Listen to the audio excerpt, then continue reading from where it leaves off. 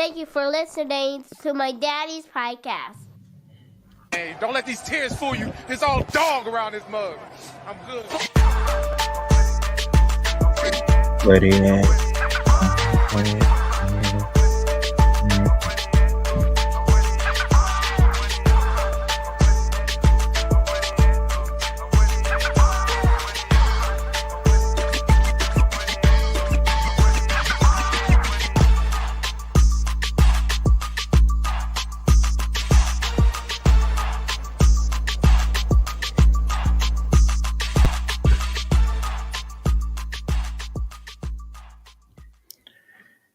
Hey, what's going on, Who Dat Nation? It is yours truly, TJAY Jones. I am the host of the State of the Saints podcast. Thank you all so much for checking out the State of the Saints podcast, where we talk New Orleans Saints. And this is the moment that we all been waiting for, Who Dat Nation. The NFL draft for the year 2024 is upon us. And it is the 6th annual SOTS live draft reaction show. But thank you so much for being here. If this is your first time checking out the live draft reaction show, thank you so much. If this is your 6th time or 5th time, I really do appreciate it as well. This is a live interactive show. We will be answering questions, reading comments throughout, and we will be here for the entire time. I mean, from draft picks number 1 to 32, doesn't matter. You know, the Saints have the 14th pick. We still will be paying attention to other teams around the National Football League, and of course, giving our takes and our opinions on the picks from other teams. But special shout out to everybody in the chat right now, everybody that's here. I mean, it's going absolutely crazy, man. It's jumping. So you have a lot of people filing in. I ask that you hit the like button. I ask that you subscribe. Man, come on, man. Sit back, relax, grab your cold beverage, wherever it may be. It can be water. It could be a little bit of that yak. Whatever you got, man. And enjoy the NFL draft with us. I got it on my television right here in front of me. And we're going to be breaking it down. You know, as we know, the New Orleans Saints have the 14th pick in the draft. A lot of members of the Who Dat Nation have their reservations, their thoughts about what the Saints should do with the 14th pick. Me personally, I feel like they need to go offensive lineman, but we know that the Saints are full of surprises. They never leave us without any entertainment, whether it's good or bad. So I'm looking forward to seeing this. I'm looking at the screen right now. They did the introductions for those that actually showed up to Detroit for the NFL draft. Caleb Williams, the projected number 1 overall pick, is pretty much a foregone conclusion. You got other players out there, Jayden Daniels, Drake Maye, you have Marvin Harrison Jr. Where would these guys land? We're going to find out all together here on the State of the Saints podcast. Let me go ahead and read some of your comments. Special shout out to Ivan that's here. I see Robin. I see Dana. I see Salute Beats. I see Vito. I see Tyrone. I see Chosen in here. I see Charlie, Chemo, Linda, Tim, Adrian, Keen Arthur is here. Robert is here. Kadro is here. So we got so many different people filing in right now. If you want to be a part of the show, all you got to do is chime in by typing in the chat. We also do accept super chats here. You know, your super chats will be read as well as your questions throughout. I'll open up the phone lines a little bit later in the show, so I'll be hearing from different members of the Who Dat Nation, your thoughts on the NFL draft, and getting close to the 14th pick. You know, we'll get reactions to how you see that coming. Well, Who Dat Nation, how do we get here? Well, we know that the New Orleans Saints, they finished the season 9-8, missing the playoffs for a 3rd consecutive year. If you are a true member of the Who Dat Nation, you know that the Saints underachieved this past season. 2023 was supposed to be a season where the Saints had at least double-digit wins. And if you look at the way the schedule set up for the New Orleans Saints, you would have thought they would have had that. But of course, we know that the Saints don't make anything easy. So they finished 9-8 behind the Tampa Bay Buccaneers, who won the division with the same record. And now the New Orleans Saints are trying to figure out what's next. You have Dennis Allen, the head coach of the New Orleans Saints, which many members of the Who That Nation, fans and onlookers alike, feel like he's not the answer to the New Orleans Saints' future. But this all can change if you come out here and you have a pretty good draft. And we see Roger Goodell approaching a podium, getting booed. It has become almost like a like a tradition now. You got Eminem coming out there, native of Detroit. Eminem, multi-platinum recording artist, doing something with Roger Goodell here. Looks like maybe they got Eminem out there so the first pick can be heard, because we know that he's going to get booed. But let's go ahead and go to the podium and see what Roger Goodell has to say. Let's go, Big D. How you like that? I was just kidding about the rap battle. I feel so bad for Roger Goodell because, to be honest with you, I mean, we all know he just basically just a guy who does everything. It's really the owners.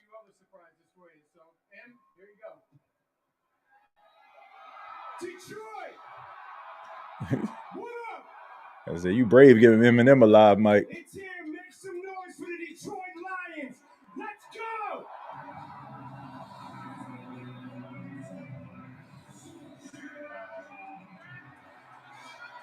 I said they are very, very brave giving Eminem a live mic. Okay, got Aiden Hutchinson coming out there, former Michigan Wolverine a couple of years ago. Oh man, they got Megatron out here, greatest Detroit Lion, arguably of all time. Okay, they got some heavy hitters out there. I feel happy for Detroit though, man. I mean, when you've been in the basement, and shouts out to Barry, man. Barry always looked like a science teacher. Like that science teacher always show up, had that motorcycle or moped, and he always had that Letterman jacket. That's what Barry is. Oh man.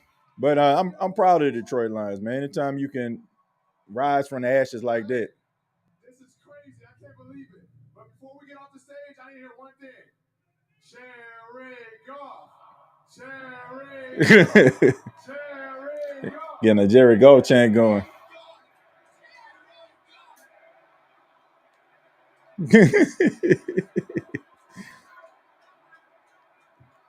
What's up, Detroit? Let's go, baby. Hey, Detroit, let's turn up tonight, baby. Let's get it. They're excited, man. I'm excited too. I know y'all excited, man. I mean, it's a pretty obvious pick here. I mean, I don't know what. Oh man, you got to hear from Barry. You got to hear from the GOAT now. Okay, you got to hear from the Detroit GOAT. What's up, football fans? Thank you for showing the world how we do it here in Detroit. Great job, guys. No, Barry ain't about all the hoopla. Never have been. Oh yeah, you got to have that Megatron. One thing to say. What up, though?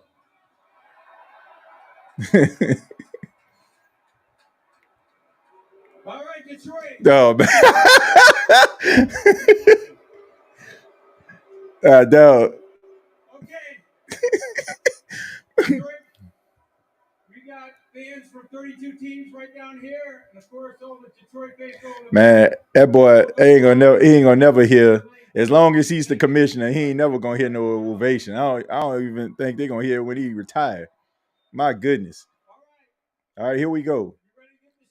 I mean, I don't know what they stalling for. Everybody and their mama know who the first pick is. This man got an office in Chicago. With the first pick, ain't even no need. The Chicago Bears are now on the clock. So I don't know why they on the clock for. He might well just stay up there. Everybody know what's about to happen. Who y'all think this is going to be? I mean, come on, man. I think we all know who this is. Don't need to waste anybody's time. I mean, you could keep on just letting it, let it roll. Oh, yeah. Linda says, TJ, please tell people TVs are faster to not text the pick. Yes. Who that nation? Yes. Who that nation? Yes. Who that nation? Do not, if you find out first who the pick is, do not disclose it. Okay. We're going to learn together. All right. And I am going to ask the moderators, just out of fairness, for those that go ahead and give the pick before we announce it here on the show, to put that person in timeout. I feel like that's only fair because I'm telling everybody that we're going to learn together. If you know, get happy, but we're going to announce it here on the show. Moderators need to get on your job. If somebody announces it first, guess what? Time out. Don't block them. Time them out. All right. We don't want. As a matter of fact, I'm also asking moderators too.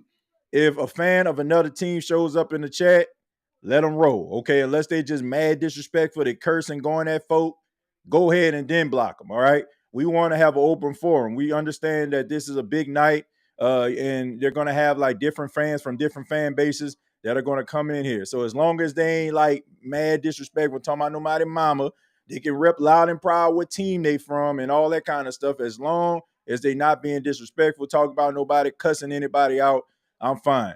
And all those that are new that probably rolled up to the channel, that's how we roll. Okay, we're pretty PG here. We'll let a damn slip, a hell slip, but we ain't about all them big F words and all that kind of stuff. I understand there's a forum for that type of stuff, and I understand people have the right to free speech and all that. I respect all that. But I'm also asking people to respect the fact that you have young kids that watch this show. All right. So I'm just saying that to the people that are new, people that may not know this show. We keep it pretty family friendly over here. Okay. You can, like I said, you can let a hell or a damn loose every now and then. Okay. But we ain't about to just go wild and crazy on that. And plus, trust and believe the moderators will be handling business if it gets mad disrespectful. All right. Other than that, have a good time. Enjoy yourself. This is a very interactive show, like I mentioned at the top of the show. Feel free to put your comments and your questions down in the bottom so we can hear what you all have to say. All right. But I mean, the Bears on the clock right now, but like I said, it's pretty much for TV purposes. Everybody know Caleb Williams is going to go to the Chicago Bears. You got to be absolutely insane not to believe that's not going to be the case. I already said that. JJ McCarthy said Dalton. I like I like the sarcasm there.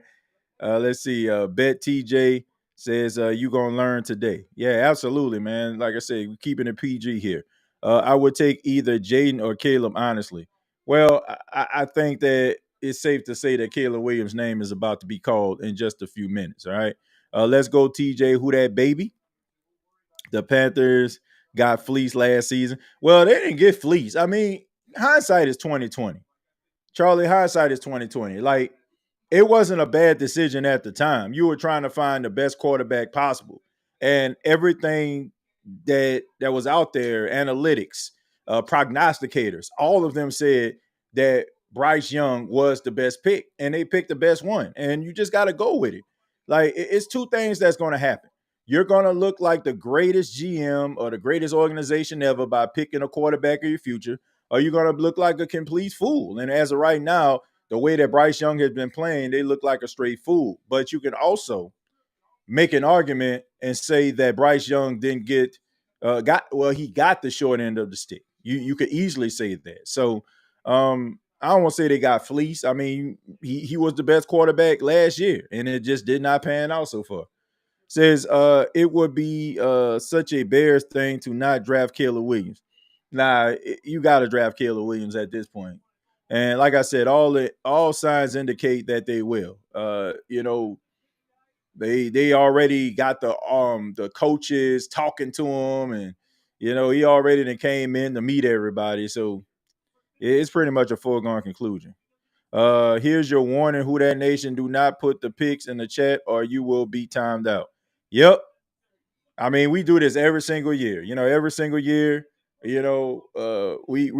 say it, but we don't really enforce it. This year, we will be enforcing it because we just want to we want everything to play out fairly. Okay. It's great that you'll know first. I know we live in this world where everybody want to get something first to tell everybody.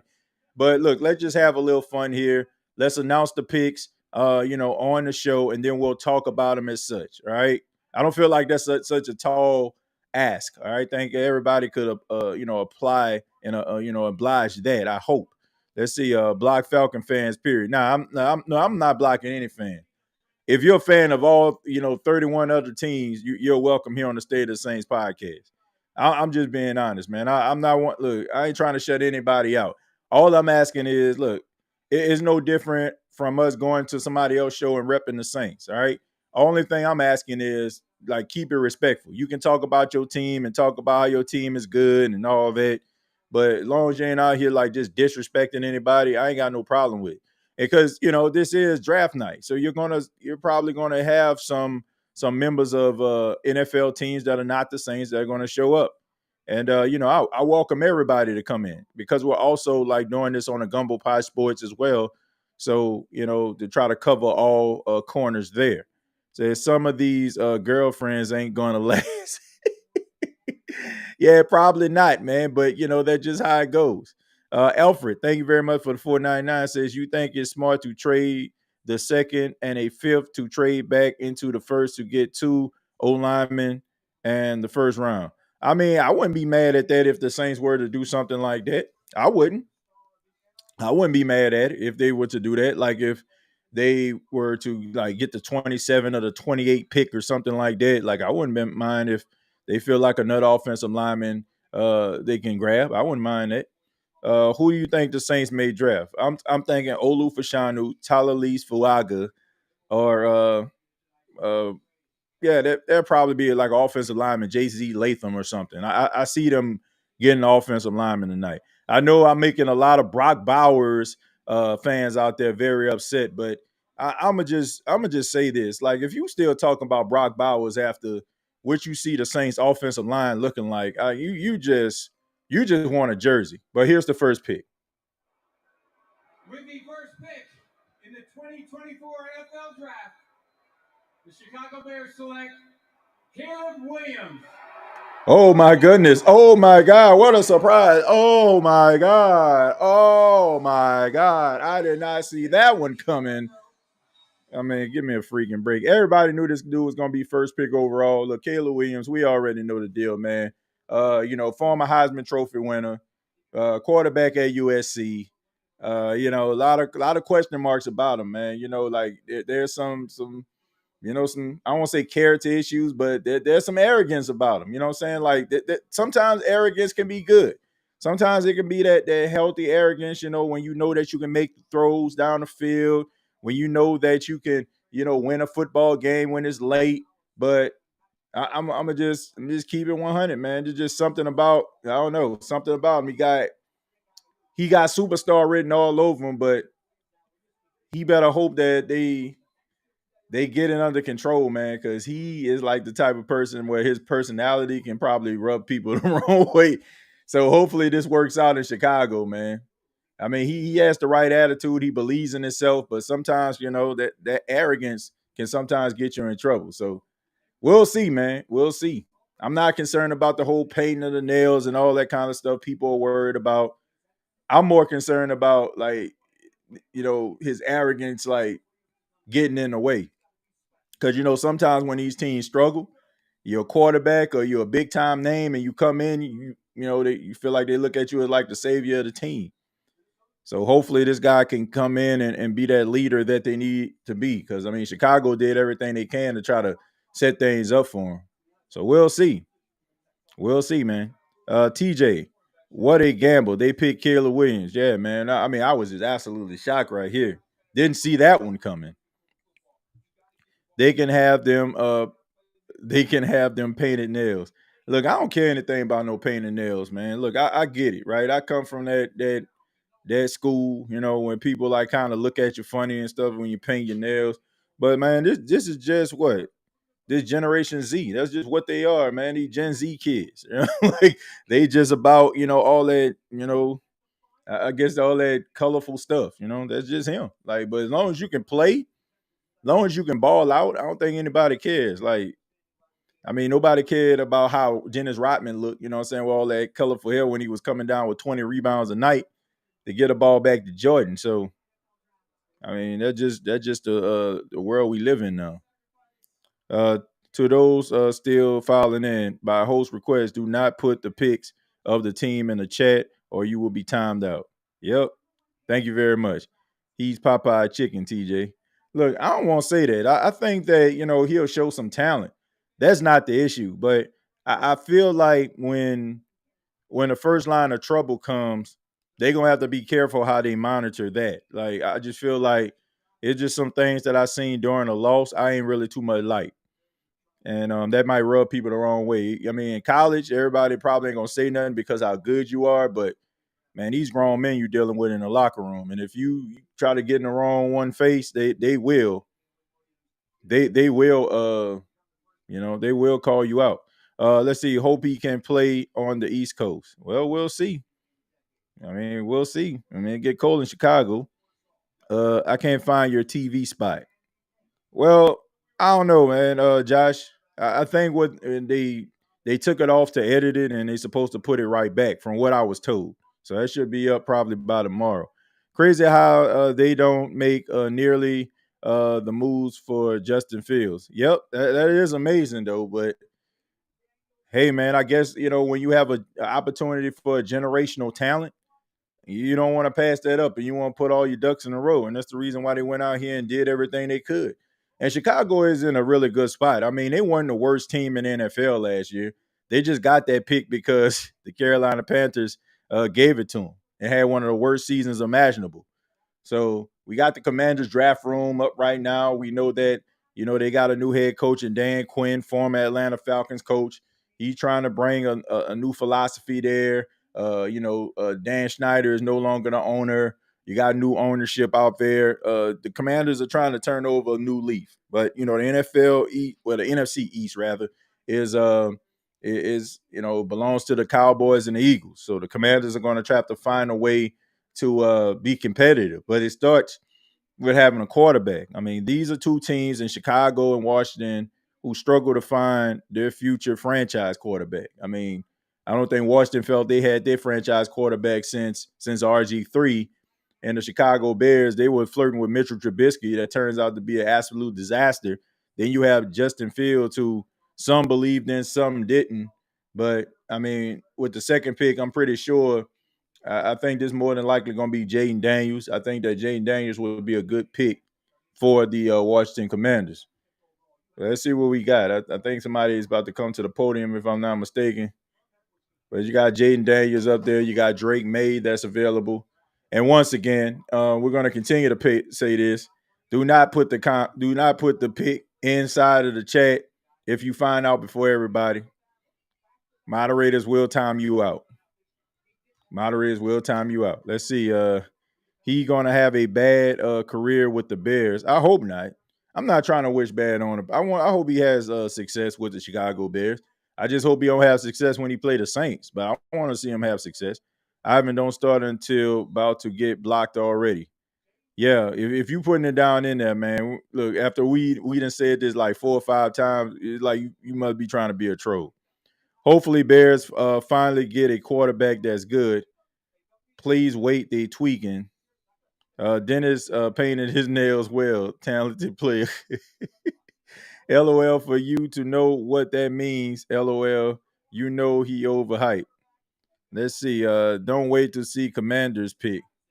Well, the pick is in already. We'll figure out who it is in a minute. Let's see. How are you genuinely feeling about the Saints season coming up? Man, I'm just watching it. Like I honestly don't feel like the Saints are going to generate any success until Dennis Allen is gone. So, I mean, I'm just watching TV. Like anything else other than that, if they make the playoffs, I'm highly shocked. But I don't look for the Saints to do anything as long as Dennis Allen is the coach. I just don't. I don't feel like they're going to live up to their potential until he's gone. That's just me. But, I mean, he's the coach, so we got to roll with it. But here's the second pick. With the second pick in the 2024 NFL Draft, the Washington Commanders select Jayden Daniels. There you go. Jayden Daniels, LSU Tiger, off the board. Second pick overall. Went to Arizona State. Everybody remember that classic viral video where dude was talking about when he was cleaning out his locker and his teammates said he trash anyway? Well, that trash just became the second pick overall in the NFL draft in Arizona State. Sun Devils did not have a good season. So I guess we know who won that exchange. But Jayden Daniels, we know what he means to the state of Louisiana. I'm pretty sure a lot of LSU Tiger fans out there are extremely excited to see Jayden Daniels going to the Commanders, man. I mean, this is a good fit for him. He's going. I'm genuinely concerned about how things might turn out. I mean, Dan Quinn is more of a defensive minded coach. So he has some playmakers around him, man. I mean, you got Terry McLaurin that's still out there. You got a adequate running game with Brian Robinson. So you got some talent out there. I mean, it's just a matter of like trying to utilize it. But it should be interesting, man. Like, looking at the NFC East, man. The NFC East. I don't want to put I don't hate it, but you got 3 African American quarterbacks that's representing these franchises out there. You got Dallas with Dak, you got Washington now has Jayden Daniels, and you have Jalen Hurts out there in Philly. And and if Michael Penix wowed everybody the way that I think the Giants might have Michael Penix, so you might have 4 African American quarterbacks starting in the NFC East, man. So that's pretty incredible right there. You know how things have come, how far things have come. So I'm happy in that regard. Gen Z says we be painting our nails. Thank you very much for the $2. Look, I don't care what you do as long as you can ball out. All right, I don't care what you look like. Everybody, looked at Alvin Kamara when he first came into the league and had that nose ring in. And everybody was talking about Lil Uzi Vert. Now look at Alvin Kamara. Like nobody even pay attention to the fact that he has the earring in his nose anymore. Like I barely even notice it now. But that's just the way things go, man. People make it a big deal, but then all of a sudden, nobody cares. Like as long as you can play, nobody cares what you look like. Nobody cares what you wear. Should I pick Moore or Allen for fantasy? They might be some sleepers. Pick TJ. I need to win this year. Yeah, I mean, yeah, you probably can. It won't hurt. It won't hurt. TJ, I doubt we make 9 picks. Do you think it's likely that we package picks to move up? If they do, if they do, I'm not mad at it. Look, this is a draft. This is probably the most laid back draft I think I ever been a part of. Like, I didn't spend countless hours figuring out what the Saints are going to do, getting myself all worked up to talk about what the Saints need. We all know what the Saints need, but they got so many other needs to a point where you can't even get upset whatever angle they go at. Like I wouldn't get upset with what the Saints do, for the exception of getting a running back. That just wouldn't make any sense. What channel are you watching the draft on? I'm actually watching the draft on the ESPN app right now. Jayden or Caleb, who you think is better? I think Caleb Williams' arm talent is better. I think Jayden Daniels, his decision making and his clutchness is better. So if you took the arm talent and abilities combined with Jayden Daniels' clutch performances and his ability to make clutch plays, like you had yourself a perfect quarterback. I think that Caleb Williams kind of shrinks under pressure a little bit. I really do. Like I got to see him in the clutch. I didn't really see that. Like most of the time when I seen him in the clutch, it didn't really work in his favor. I can't stand Roger Goodell. I can't stand him at all, TJ. It's obvious that he constantly hating on our team about the no call. And 5 years ago, they booed the NFL commissioner. They boo him every year. They boo him every year, Whitley. They just do. Like mostly because he's the mouthpiece for the owners. And, the owners look like they are the greatest thing ever, and he looks like public enemy number 1. But what people aren't understanding is when they make all these rules, the owners have to agree on them. He's just the one that goes out there and tells everybody what the rules are, and we get mad at him. But, he basically is he's the bulletproof vest, right? He's the bulletproof vest. When a bullet starts flying, they hit him first, before they penetrate any skin or flesh, like that's just who he is. And that's the reason why people hate him. I'm excited. If we have even an average offense, we should make a deep playoff run because Dennis will have the defense rolling. Yeah, I don't deny that Dennis Allen is gonna have the defense on point. I just don't trust him as a head coach in crucial situations. All right, so right now we got the 3rd pick in the draft coming up. We got Roger Goodell at the podium. 23rd pick in the 2024 NFL Draft, the New England Patriots select Drake Maye, quarterback, North Carolina. All right, so the NFL draft pretty much going the way that we all expect. You know, everybody expected for Caleb Williams to go number one. The majority expected Jayden Daniels to go number two and Drake Maye to go number three. So there you go right there. You know, they got the quarterback that they wanted. You know, North Carolina guy. You know, like, I mean, big arm, good talent. You know, I mean, this could be the dude. You know, no Mac Jones, no Bailey Zappi. This is Drake Maye right here. This is Drake Maye's team. This is Drake Maye opportunity. And he also has he doesn't have the pressure anymore. He doesn't have the Tom Brady pressure. He doesn't have that anymore. You know, to be able to have.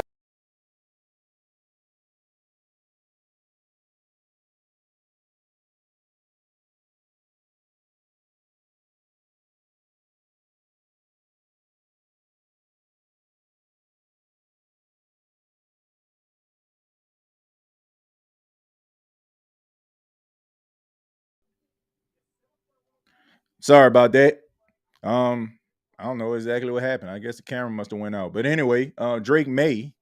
Uh, Drake Maye, you know, he has he's in a really good position because he isn't the man after the man. You know, that was you know, Mac Jones. You know what I'm saying? Like Mac Jones was the one that came after the man. So right now, you know, Drake Maye is the man after the man.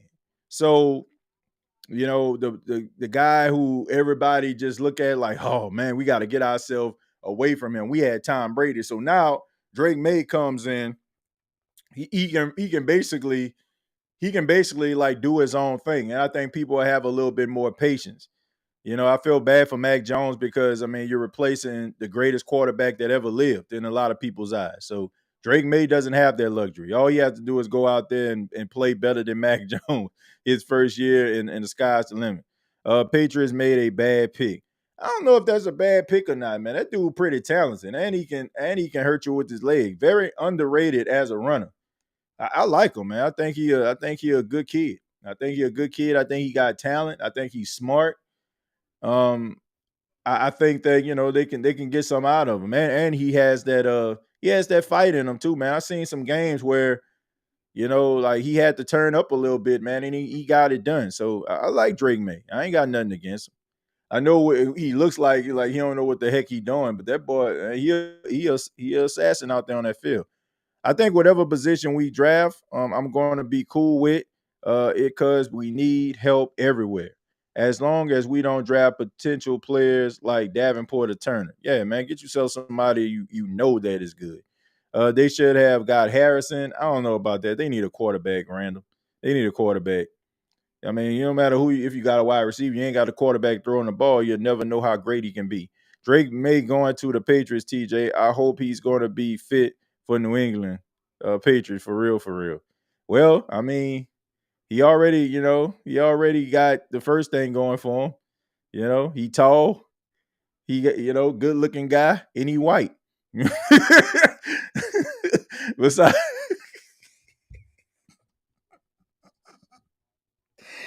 I mean, besides for the exception of Cam Newton and a sprinkle of Jacoby Brissett, they've always had the Jimmy G's, the Tom Brady's, the GQ magazine boys. You know what I'm saying? Look, man, y'all know what I'm talking about. I mean, it seems ironic, right? I mean, I don't. Maybe they don't just go for that type, but it does seem like they have a type. TJ, just check the bat signal. You're not fooling us, LOL. We know you fight crime at night. Yeah, I definitely don't fight no crime at night. The only thing I'm fighting at night is sleep. So for the most part. Let's see. You're right, TJ. I'm hearing a lot in my classes. I'm hearing a lot in my classes about how the NFL works. Goodell doesn't have any control at all, really. He doesn't. Yeah, I'm like, this man get told what to do. He is a buffer. That's what he is. He's an advocate. He does all the talking, and the other people behind the scenes can be absolved of any blame. Like that's the first thing people say, man. Roger Goodell, man, I'm tired of him. Like, why?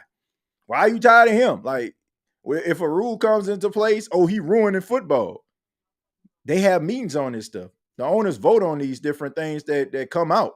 So he just go out there and say, okay, this year we're going to do this. This year we're going to do that. Like, we get mad at the wrong person. Need to get mad at these owners for having some of these rules in place. I mean, I'm just saying, like, I mean, he is just a voice. All right, he's back at the podium. The Cardinals pick is in. Let's see what they got. With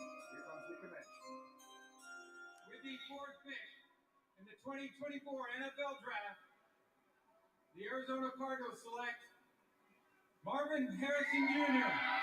I mean, this draft is going exactly the way everybody is saying it's going. Like, no shocks right now. Everything is pretty standard here. I mean, you got Marvin Harrison Jr. I can't believe, I mean, I'm old enough to remember his dad in his prime, and now I'm watching his son walk across the stage, man. That, like, it made me feel old as dirt. But, yeah, Marvin Harrison Jr., we all know what he is, man. He's a talented guy. Kind of reminds me of Julio Jones, man. He got a Julio Jones type, big frame, good catch radius, a little bit of a bully at times. The only thing, you know, that bothers me about him sometimes is and sometimes I feel like he becomes disinterested sometimes. You know? Sometimes when you're so good, you're better than everybody, you become disinterested. So they're gonna have to find ways to keep him motivated. He's a quiet guy. Not as quiet as his daddy was, man. His daddy was like weirdly quiet, but him, like, he has like a little personality. Yeah, he has a little personality to him, but he's like, you know, he's not too much of a rah guy. You know, kind of have that demeanor and demeanor like his dad, but he probably a little bit more like, I say a little bit. He has a little bit more energy on the field than his dad. Dad, like, okay, let me run this route, 60-yard touchdown, make about 5 people miss, and then go to the end of the bench and don't say nothing. You know, but you know, he just has that big frame, man. Like I said, it reminds me of Julio Jones. When he's going up to the 50-50 balls, got a little Dez Bryant in him. So I mean, he plays nothing like his dad. He doesn't remind me of his dad at all. His dad was like really fundamentally sound, one of the best, right? One of the best route runners. I say top 5 all time. Like, people don't talk about and know just how great Marvin Harrison was, like, as a route runner. Like, they're showing a little bit of him on TV right now, man. I used to love Marvin Harrison, man. I used to love this man. Like, I just loved everything about him, the way he approached the game, the way, like, he'll just do dudes 30 and just act like it wasn't that big of a deal. Like, his body control was off the chains. I mean, his discipline, everything about Marvin Harrison was just incredible, man. And I think that his son is going to be really, really something special for the Arizona Cardinals. Don't know exactly what happened to my television. Keep on going out. Internet keep on having issues here. But all in all, you know, I like Marvin Harrison Jr. They needed a wide receiver. And hopefully he can give them what Larry Legend gave them all those years. Roger Goodell got it made, big money, easy job. His daddy said that about him. That's why his dad said, ask for the bowl. So do the Chargers go O-line or first lineman off the list? You know what? They need a new wide receiver. I mean, you don't have Keenan Allen anymore. You don't have Mike Williams. You got Quentin Johnston, but he didn't move the needle last year. You know, you have to ask yourself, you know, do you feel like Quentin Johnston is the future of your team? You know, you no longer have Gerald Everett. He's with the Chicago Bears now. So to me, I think you have to go Malik Neighbors here. You got to go receiver. I mean, even like Brock Bowers, you know, you can go Brock Bowers here if you want to. Like, if they feel like Quentin Johnston is the future and maybe they want to add Brock Bowers here, they could, you know. We'll see. But I would go Malik Neighbors here in Los Angeles. Let's see, TJ, what are your thoughts on the Ayuk situation? Well, I think Brandon Ayuk is talented. I think that he wants to go to offense where he can be featured a little bit more. I think he feels he has a lot more to offer than what the San Francisco 49ers offense is all about. But I think that if he were to get traded, a team would get a really good, talented wide receiver. I think he's very underrated. Very underrated as a receiver.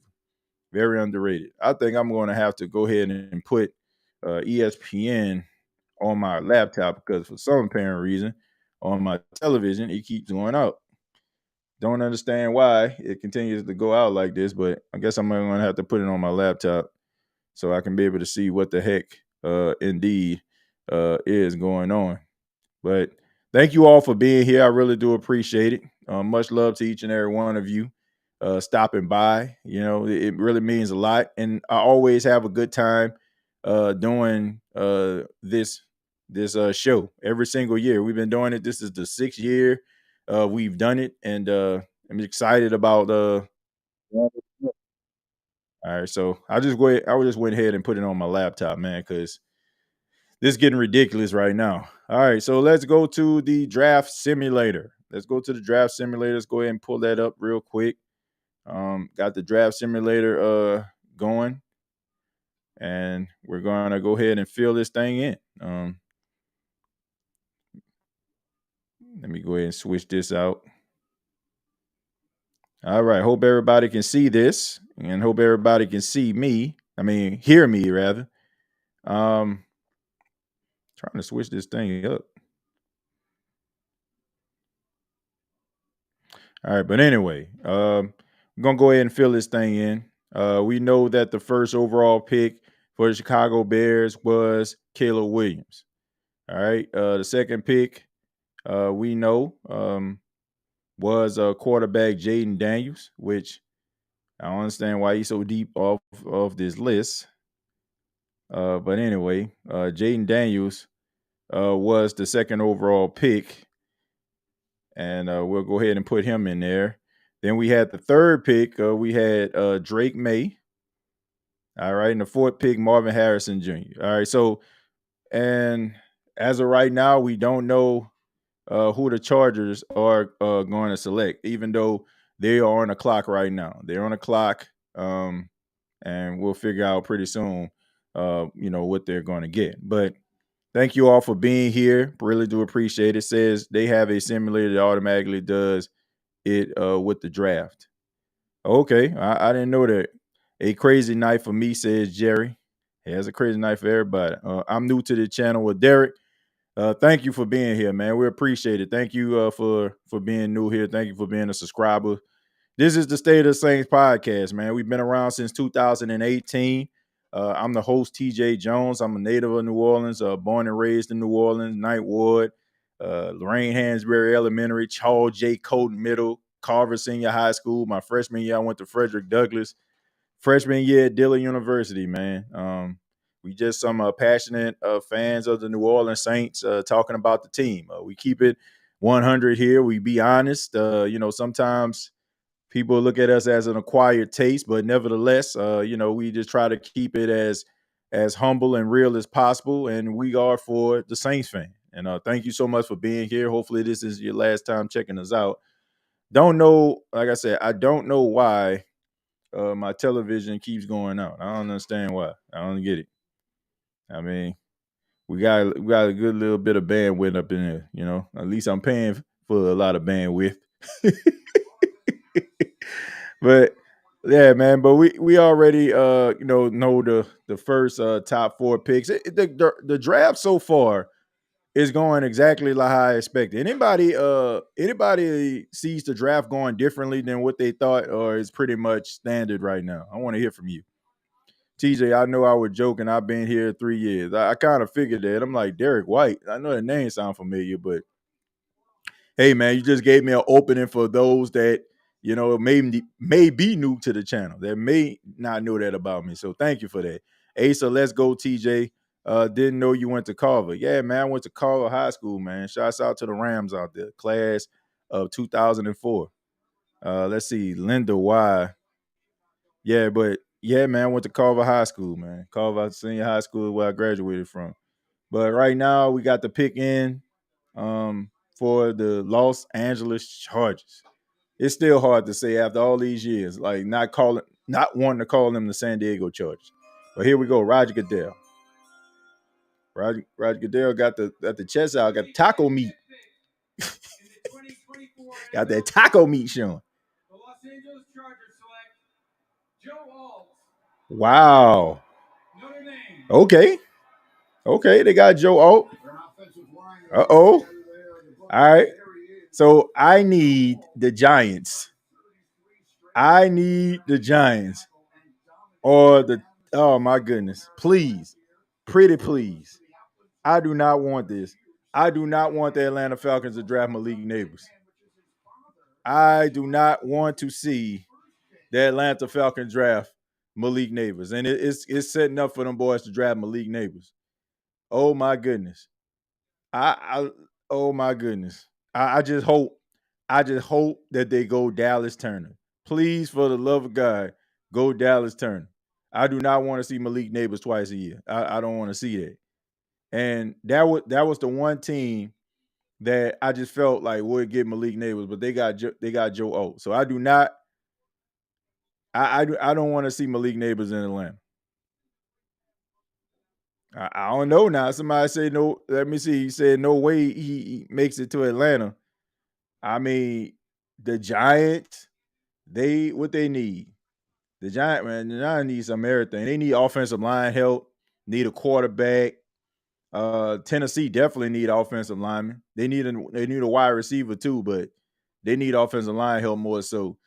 Atlanta might end up getting Malik Neighbors if the Giants don't draft him, but I don't think the Giants are happy with the quarterback that they have. So I'm just wondering what's going to happen here. What y'all think the Giants are going to do?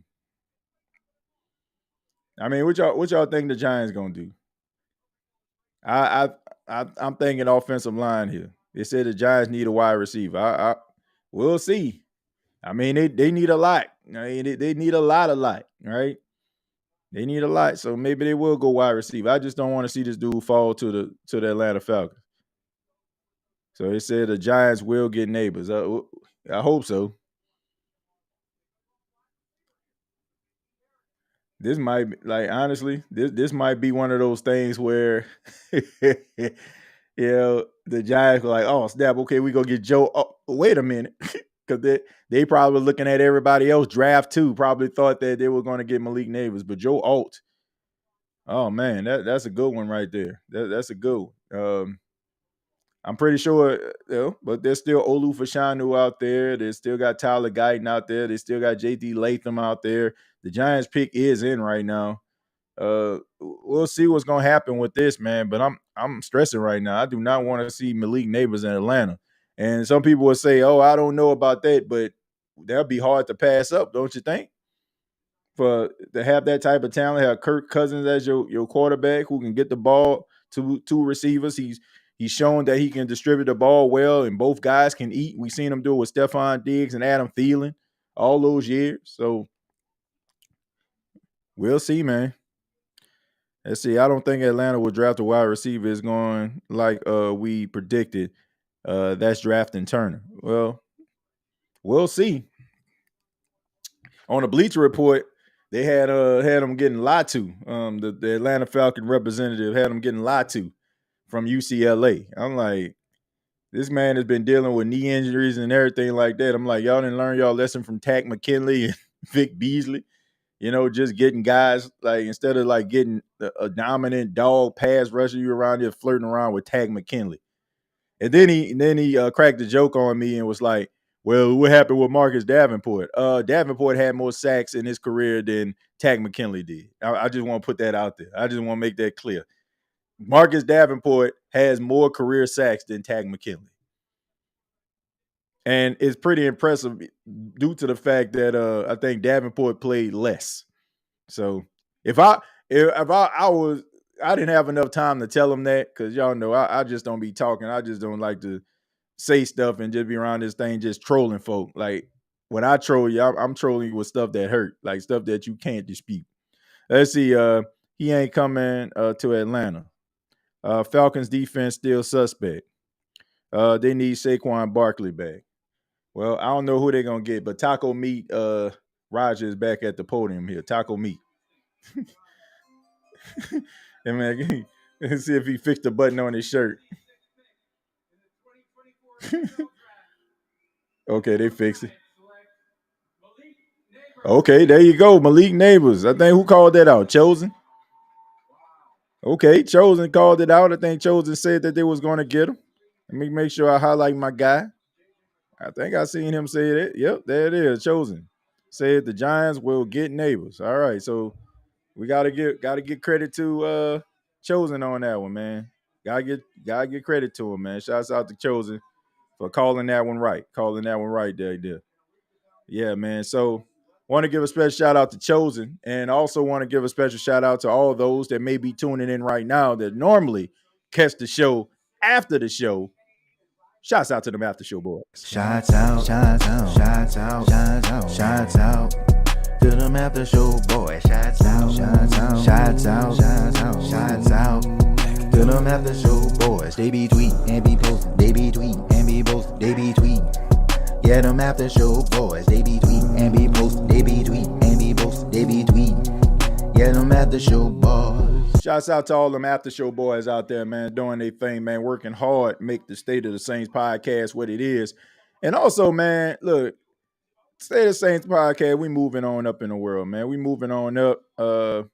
We got ourselves a new official State of the Saints podcast logo. I don't know if y'all can see that, but it's in the upper right hand corner of the screen. Yeah, new logo. To symbolize a new season, man. We've been doing this since 2018. Thought it would be right, to bring a new logo, something that's catchy, something that that we're gonna be putting on some t-shirts and some merchandise really, really soon, man. So already have some shirts that's available right now. Bonfire.com. You can check it out. I'll make sure I put the link up in the comments. So you all can check it out, man. But the new logo of the State of Saints podcast is now on the screen, man. So thank y'all for making the show what it is, man. We've been growing for, a long time. We've been grinding for a long time. And, I enjoy doing this show, man. So shouts out to all those people out there that's been supporting this show and making it what it is. LOL TJ played that DA walk. I don't have the DA. I don't think I have the Dennis Allen walk on this new platform anymore. Let me see. I don't know if I had it. Yeah, I don't know if I still had that on here. Let's see. No, I do not. I don't have it in there. When he just walking off, I don't have it anymore.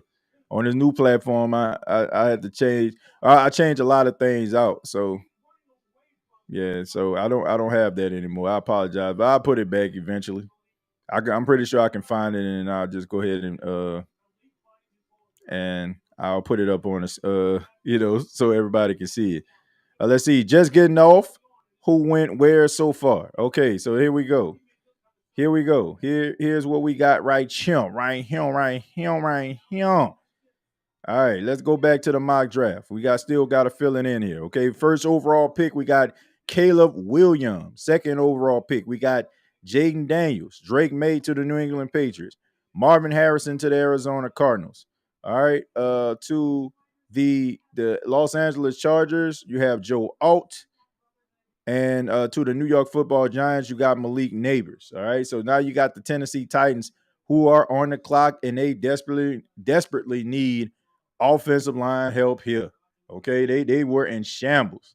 And we all know that the Tennessee Titans are known for their offensive line and running the football. So they're going to have to run the football, man. Hell nah, shirts with Uncle Face, TJ.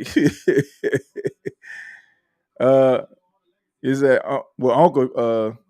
Uncle Face on there? Well, what? I don't know, man. I had to see about that one. Let's see.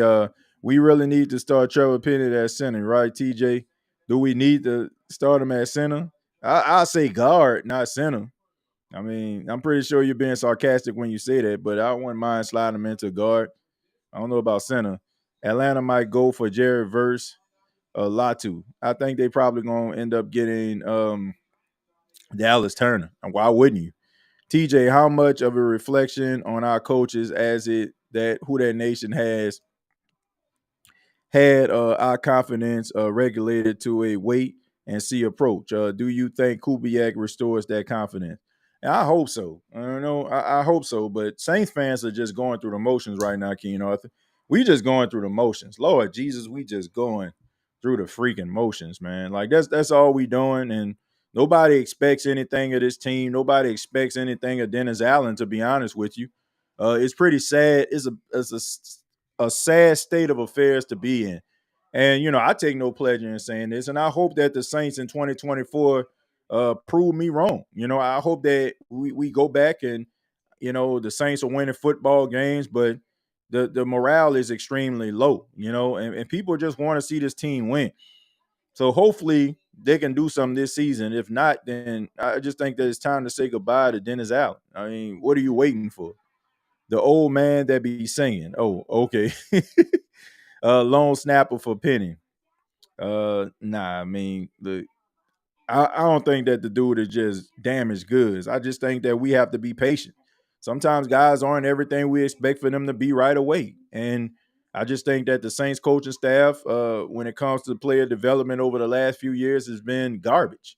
And I just think that we can't, on one hand, blame the coaching staff and know that they leave a lot to be desired on one hand, and then get mad that the players aren't developing the way that we want to on the other hand. Like, these players are a reflection of the coaching. And if the coaches aren't getting the best out of these players because we've been questioning the coaching, then why are we sitting up here expecting for players to be all pros? Like, we have to understand, man, the coaches are one of the main reasons why these players aren't really living up to their expectations too. But we never seem to take that into consideration. If a player just comes out and he just throwing interceptions here, there, everywhere, we just like, oh man, he's sorry, he suck.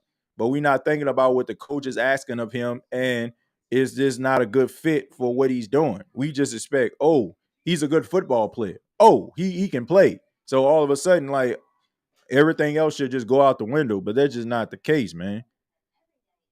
Like, these teams are picking in top 5, top 10 for a reason. It's because they're not very good. Damn, Brock Purdy on commercials now, which, I mean, he should be. I don't see no reason why. Mr. Irrelevant has been to the Super Bowl and the NFC Championship game in his first 2 seasons. I mean, he should be on a commercial. Should we bring Hendrickson back home since he requested a trade?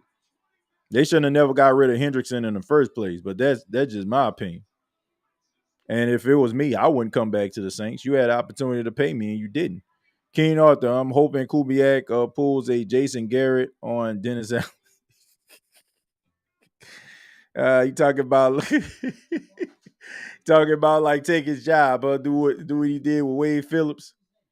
Hey, but hey, Dennis Allen was Jason Garrett. Was he not? Wasn't he the guy when Sean Payton left? He became the guy. So I mean, it's a good night if we come away with a starting tackle and all of our 2025 draft picks. I agree. All right, so we got the best available. We got Roma Dunze, we got Brock Bowers, we got Dallas Turner, we got Troy Fatanu, we got J.C. Latham. Where's Olu Fashanu at? He must be going off the board because he must have got drafted by the Titans. For him not to be on there, this got to be the name that they about to call, and this is going to suck. This is going to suck. In the 2024 NFL Draft, the Tennessee Titans select J.C. Latham. Oh, thank God. No offense. J.C. Latham is good, but whoo, come on, man. All right, guys, looking good. It's looking good. The only team we got to be concerned about now is the Chicago Bears, because they'll probably be trying to accommodate Caleb Williams, because Caleb Williams is a huge fan of Olu Fashanu, his former high school teammate. So let's hope that it don't pan out the way that it did. Can y'all still hear me?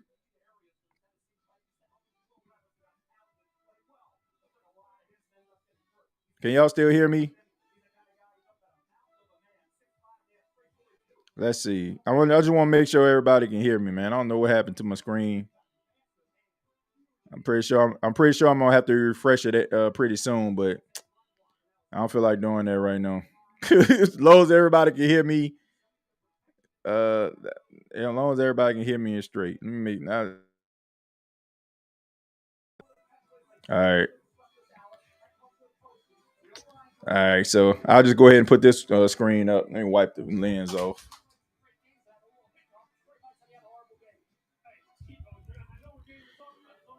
All right, here we go. All right, here we go. There it is. All right, so I got us on the laptop camera right here. All right, I don't know what happened with the I don't know what happened with this camera. Okay, there it is. I don't know. I guess it wanted to take a little bit of a break. But anyway, let's go ahead and fill this in. Let's go ahead and fill this in since we know who we got now. No trades right now. Everybody pretty much stand in place. Uh, Stand in place and going with who they know. Okay, so we got another offensive lineman off the board. We got J.C. Latham. All right, going to the Tennessee Titans. So the Atlanta Falcons are on the clock. The Atlanta Falcons did some really good things in the all season. Went out here and got Kirk Cousins as their quarterback. They supposed to win the division. We didn't heard all the smack, heard all the talk. Blase, this, that, and the third about what they're gonna do every single year. We hear this. Maybe they're gonna be for real this year. We'll see. You got Arthur Blank in the background.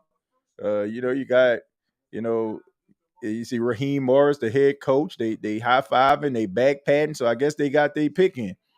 Let's see who they selected to to be able to take on the Saints all world quarterback Derek Carr.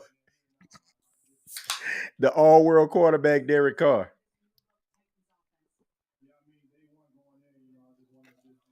Somebody said I'm frozen. Well, let's see if I'm frozen. Let me go ahead and take that off. Probably because I'm probably frozen because sometimes like that camera, man, it'll kick on from 1080 to 4K, and sometimes that 4K needs a delay. Yeah, man. I mean, I got several cameras in here now. I haven't really set everything up. That's for the regular season. All right. You got the Tennessee Titans. They're excited about their pick. They're excited. The Atlanta Falcons, they up next. You already know, man. It don't matter what the Falcons get. It's still 0-2 in the division. Nah, G, you going smoothly. I appreciate that, Albert. Says you wasn't frozen. I wonder why we would say that. Why would you say I was frozen? Maybe I was frozen to him. You're good, TJ. Well, I'm glad I'm good. Okay, I can go back to my other camera then. All right, there we go. Good. Come on, man. Why'd you? Okay, we got the Falcons on the clock. All right. The man out here, why they got him on TV like this? And why he got them 3D glasses on?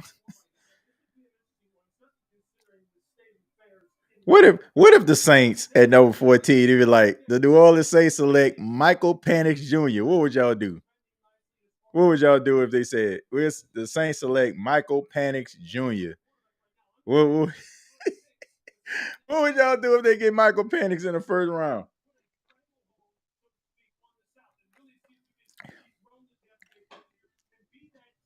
What if the Falcons get Brock Bowers? What if they draft Brock Bowers just because they know the New Orleans Saints want Brock Bowers? It ain't gonna happen. I'm pretty sure it ain't. The Falcons getting Penix, I assume. Well, we'll see. I wonder why. Like, what's taking them so long? Like, if you already know what the pick is, what's taking y'all so long to come out here and call it? Like, I don't know what the heck going on in the back. Like, if you know what the pick is, we already know. All right, once again, do not put the picks down. We can do speculative picks, but if you bust out, man, they got this. We like I said, moderators, they gonna get on your job. All right, we all gonna find out together. We got Taco Me Roger back at the podium now.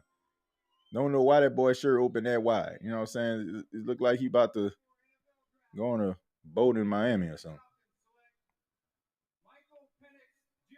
Oh, wow.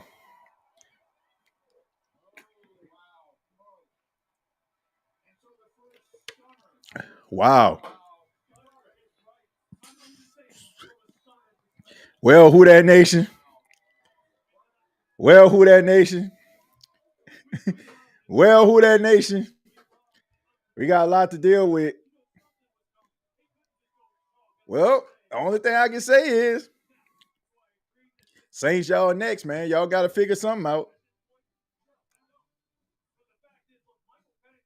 Man.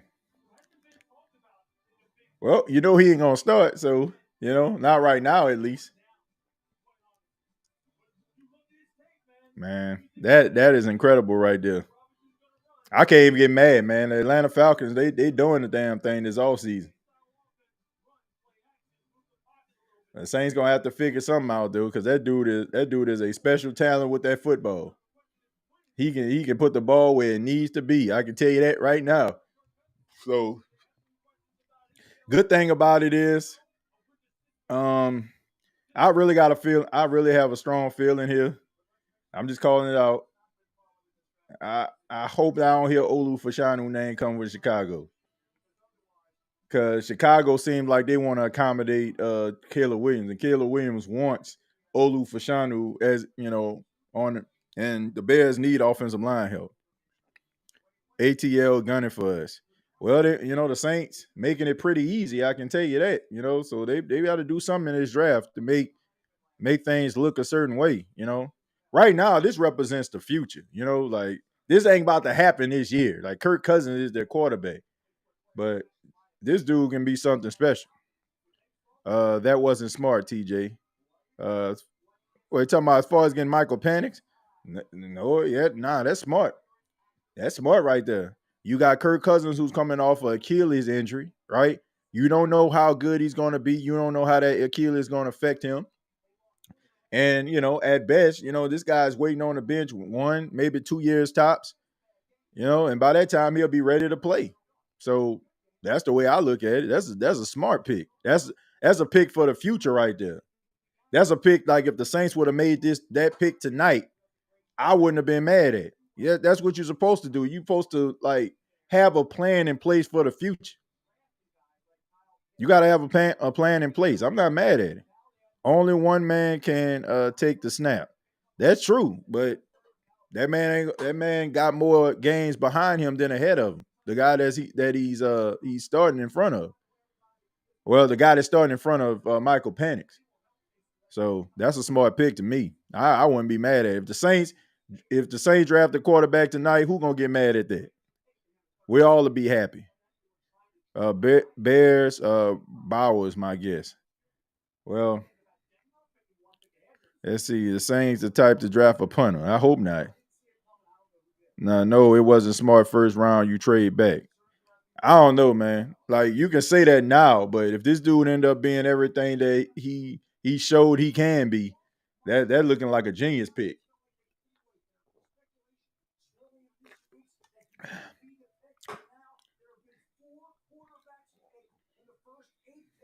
Yeah, we'll see. I say, man. I mean, that's what they wanted though, and I will say this: they draft the players that they want, but man, there's a lot of talent still on this board. You got Olu. Like I'm gonna be honest with you, if you're the Saints and Olu Fashanu name comes up, and you're not in love with Taliese Fuaga or Fatanu, like go with Brock Bowers. Like go with one of these other pass rush, like Jared Verse or Dallas Turner. I wouldn't be mad at that at all. If the same draft one of them, I wouldn't be mad. Because you can get offensive. This is a deep draft. You can get offensive line as talent. All right. Somebody calling me on my cellular phone. Who is this? Okay, so they got Roma Dunze. All right, so that means Olu Fashanu is still up for grabs. Taliese Fuaga is still up for grabs. What y'all think? Y'all think Brock Bowers going to the Jets? TJ, what you think about Dallas Turner? I think that Dallas Turner is incredibly talented. But when you look at the board, okay, you got Chicago. They just picked Roma Dunze, which you got to fill in this draft, folks. I apologize. They have a lot going on. So go ahead and fill in this draft board here. This is what we've been doing throughout the show. All right, so the Atlanta Falcons Went out there and shocked the world. First shock of the night. Went out there and got Michael Penix. All right, and the Chicago Bears went go get Rome Odunze. So you got the Jets up next. They had a lot of talking heads. Had them taking Brock Bowers. You had Minnesota. They said J.J. McCarthy would be there. Then you got the Broncos. They need a quarterback. Will they draft a quarterback? Then you got the Vikings. So there's still a lot of talent on this board, man. But what if this is one of those times where I guess maybe Mickey Loomis can call up Sean Payton and the Denver Broncos and be like, we need a favor. Can we move up to 12? This could be like one of those situations, man. We'll see. All right, so let's see. Somebody said trade. I don't know exactly what you're saying. Oh, you want us to trade a pick or do you want us to trade? I'm not too sure about that. All right. All right, but anyway, the Minnesota Vikings on the clock. They mad in the Atlanta chat. Well, I mean, that's not what they feel, but they probably felt like they needed a pass rush. But if that guy end up being like good and talented, like they're gonna be somewhere like, man, I knew it was a good idea. I knew it. Y'all know the Atlanta Falcons, when the first line of trouble happened, they ain't nowhere to be found. But when somebody started winning, man, we got that dude that everybody thought we was crazy. But they forget the part when they say include us. But but y'all know how they go. Don't nobody grandstand like an Atlanta fan. Like, I don't know if it's just because it's just a huge melting pot and you don't have a lot of people that's from that area. There's a lot of tourists that come from different places. So maybe they just hop on the bandwagon. I don't know, man. But it's just hard for me to take an Atlanta Falcon fan serious sometimes. Like some of them, like I can roll with. The ones I knew been Atlanta Falcon fan for a long time and they love is not conditional. I mean, it's unconditional. Like it's but you got a lot of these Atlanta Falcon fans, man. They just go to Atlanta and it's just something to do when they winning. That's why I don't even really take half of their fan base serious. What's happening, TJ? I'm glad to be here on the podcast again for the draft, bro. Well, Jules, I appreciate you for being here, man. Says they passed on the D-line help. Yeah, I don't know what was up with that. I don't know.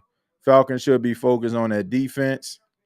Hey, man, maybe they feel like Davion Yamada about to get double-digit sacks. May 170, only 79 likes. What are we doing? Who that? Hit stick the like button. Yeah, I agree, man. Look, I don't ask people, to donate and all that kind of stuff to read comments. The only thing I ask is you hit the like button. I appreciate everybody for donating. I really do.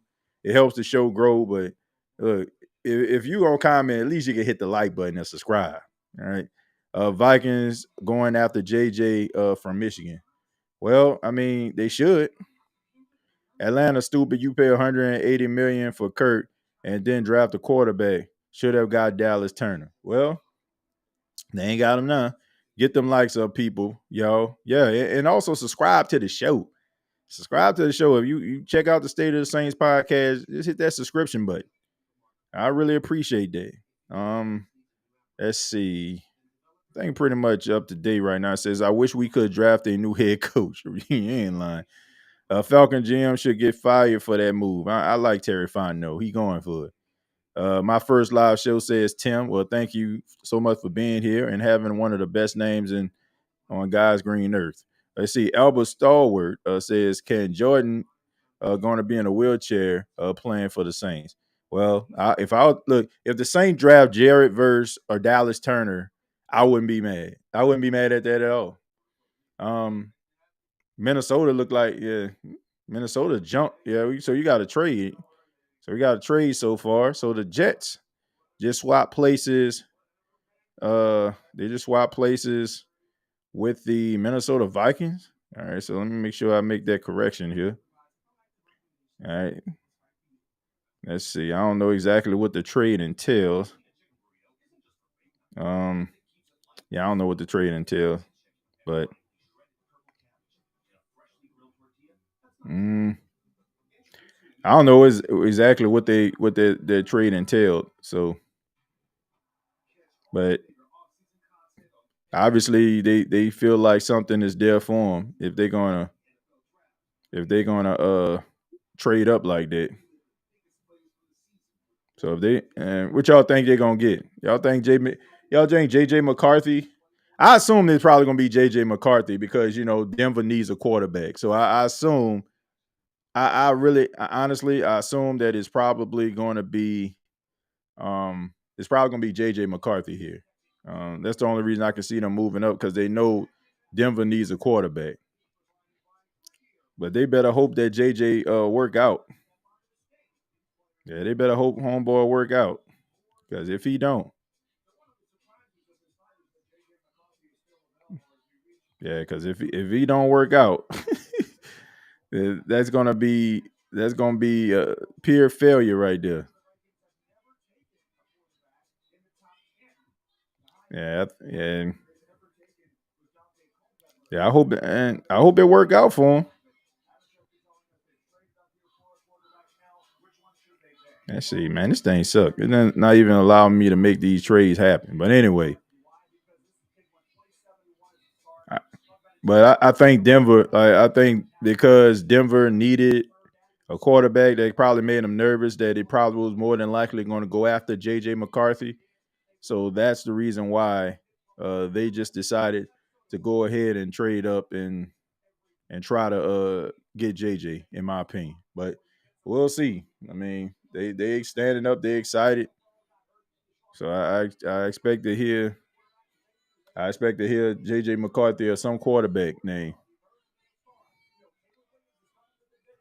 I mean, they want these quarterbacks, man, and this is working out beautifully for the New Orleans Saints.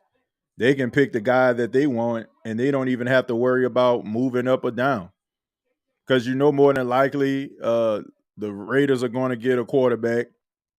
Denver more than likely going to get a quarterback, and you sitting there needing an offensive line help, so you'll get at least a top 3 offensive lineman at 14. So this works out perfectly. I mean, if the Saints draft the offensive lineman, but why wouldn't they draft the offensive lineman? I mean, you need one like like a kid need a bottle right now. So I don't know, man. You gotta do what's best for your team. You can't be around here trying to make people all excited and stuff. Like that's the Atlanta Falcon thing to do. I don't want to hear a Lattimore trade. Nah, they're not hearing no Lattimore trade. All right, we got the Minnesota Vikings pick coming up. Once again, I'm asking everybody, do not put the pick in the chat. I repeat, do not put the pick in the chat. Okay, we're not doing that. We're gonna find out together. If you know beforehand, great. Mazel tov. I just figured it out, but we're gonna talk about it together. All right, here we go.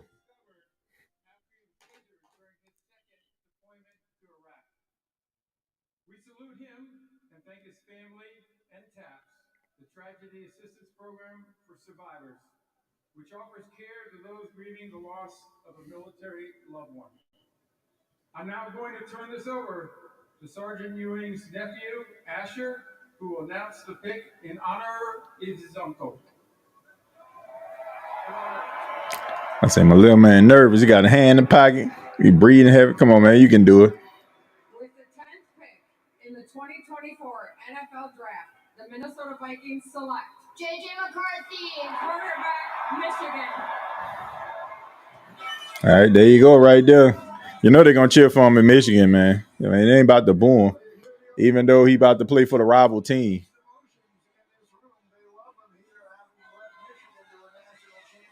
Man, that's mixed emotions right there, right?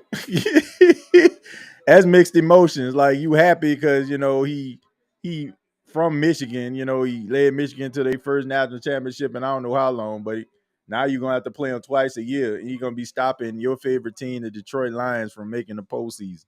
Like mixed emotions there, right? All right, so here we go. We got I think we pretty much covered, man. And I refreshed this, so for those that are just tuning in, been living under a rock, or probably just wasn't interested at the time, Caleb Williams was the first pick overall going to the Chicago Bears. Jayden Daniels, second overall pick going to the Commanders. Drake Maye, third pick going to the New England Patriots. Marvin Harrison Jr. going to the Arizona Cardinals. Joe Alt going to the Chargers. Malik Neighbors to the Giants. J.C. Latham to the Tennessee Titans. The shocker of the night, Michael Penix Jr. Going to the Atlanta Falcons with the 8th pick. Rome Odunze, he was on a lot of people's mock draft board to go to Chicago. And now J.J. McCarthy, a quarterback out of Michigan. So there was a lot of reporters that were linking J.J. McCarthy to Minnesota. So there you go right there. J.J. McCarthy, the new quarterback of the Minnesota Vikings. The Jet pick is in. I don't know exactly who this is going to be. I know a lot of prognosticators said that they will more than likely draft Brock Bowers, but we'll see. And don't take it off the board that Brock Bowers could possibly land in number 12 with Sean Payton in the Denver Broncos if he don't go to the Jets. So, I mean, there's a lot there. There's a lot there. So we'll make sure that we check that out and see that as that develops right there. I'm kind of during the NFL draft, during the simulator, but oh man. But anyway, I think that more than likely, if I look at the New York Jets, Brock Bowers would be a good pick here.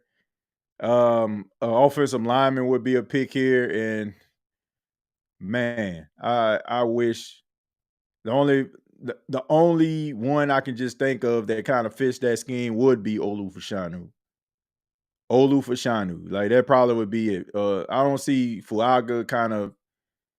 I don't really see them fitting that fit. The Jets probably are going to go after Brock Bowers or Olu Fashanu. Those are my two picks right there. Those are my two picks, and I hope, Lord knows, I hope that I'm wrong. But if that's the case, if you're the New Orleans Saints and you are not in love with any other offensive lineman, then and Brock Bowers is available, then you go after Brock Bowers. But I'm wondering if Sean Payton would be willing to resist that if Brock Bowers doesn't get picked by the Jets as of right now. But I really feel like they probably going to go with Brock Bowers or Olu Fashanu because Olu Fashanu fits a New York Jets type offensive lineman. So that would not shock me at all if they draft Olu Fashanu here or if they go with Brock Bowers. It's going to be one or the other. That's my humble opinion about that. So we'll see. All right. So the Jets pick is in. I don't know if are we going to the podium? Are we going to the podium? I don't understand why people be calling me during the NFL draft. They know what I'm doing. Why people be calling you during the NFL draft? Let me see. With the 11th pick in the 2024 NFL Draft, the New York Jets select Olu Fashanu. Oh, well, that stinks. That was my pick. That was my guy. I wanted the Saints to get this dude badly, and now he's going to be protected. Aaron Rodgers, God dog, man, my goodness, this stinks, man. Like, so I mean, you still got Fuaga out there, still got Fuaga, but man, that dude was different. He would have been a difference maker. I'm wondering, did the Saints try to make a phone call? All right, you got the Denver Broncos on the clock. Like I said, they need quarterback help. If Brock Bowers can get through murderous road between these next two picks, I mean, unless you in love with Fuaga, maybe Fuaga was the one that you wanted the whole time for Tanu or Tyler Guyton, like I don't know, man, but we know Sean Payton. He loves himself a gadget guy. He loves a a player that he can like line up in all different type of ways. So I don't know, man. Brock Bowers might be very interesting to him, especially if this is not this is not one of those situations where he can get the quarterback that they wanted. Maybe they wanted JJ McCarthy. Hell, maybe they wanted Bo Nix. We don't I really don't know, But I mean, knowing Sean Payton mind frame, getting a talented player like Brock Bowers, if you probably had your heart set on maybe JJ McCarthy or Michael Penix, you're probably going to go with the best that you can. Or, I wouldn't be surprised if they get a pass rush. If they get a pass rush, I wouldn't be shocked about that at all either. So there's some ways they can go about this. But I think that if you look at it, you really want a quarterback. You want a quarterback. You want pass rush. But you really need a quarterback, man. And the only quarterback that's available, I would say Bo Nix. Y'all think they're gonna get Bo Nix with this? I don't know, man. Like, I don't know. Like, are you gonna get Bo Nix here? That's interesting. I wonder if they. I guess look. I'm wondering like if they can pass up on Brock Bowers. I don't know that, right? I don't know if that's the case or not. I don't know if you can. But I tell you this. You need a quarterback. So we'll see. We'll see. Let's see. We might as well get Turner. Then there's still a lot of players the Saints can get. You still can get Jared Verse. You still can get Dallas Turner. You still can get Fuaga. Like, you still can get those guys. But I'm still like concerned, like, okay, JC Latham, Futanu, not Futanu, Olu Fashanu. Fashanu is gone. Alt is gone. Like,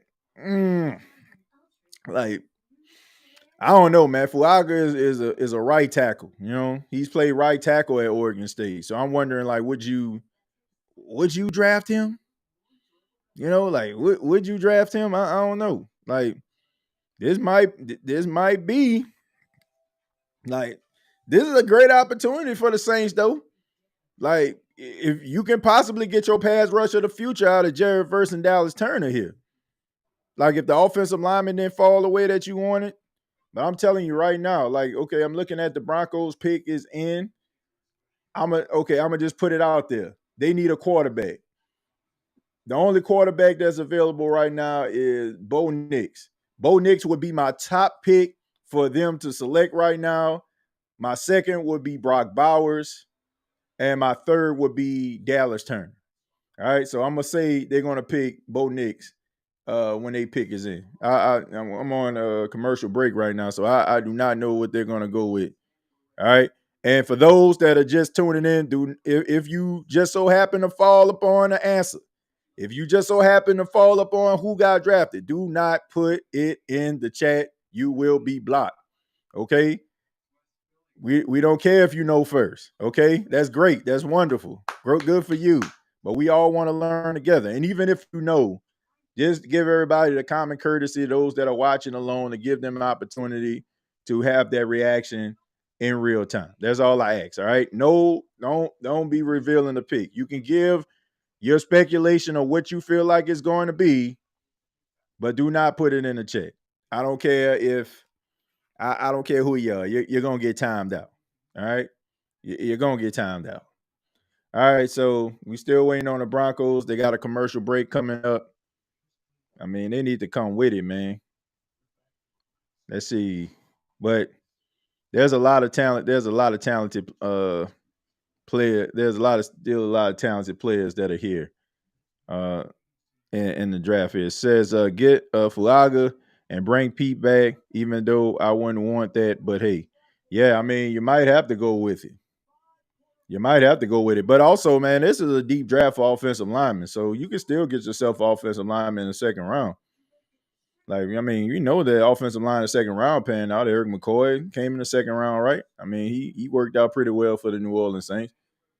All right, so we got the Broncos. All right, the Broncos. They look like they ready. Got Sean Payton. All right, Sean Payton trying to find his next Drew Brees. All right, will this be Bo Nix? Will it be Bo Nix? We're gonna find out really soon as Taco Meat Roger comes to the podium and tells us who the Broncos pick. See, if Bronco Nation gonna be excited or they gonna be frustrated? We gonna see. We are going to see.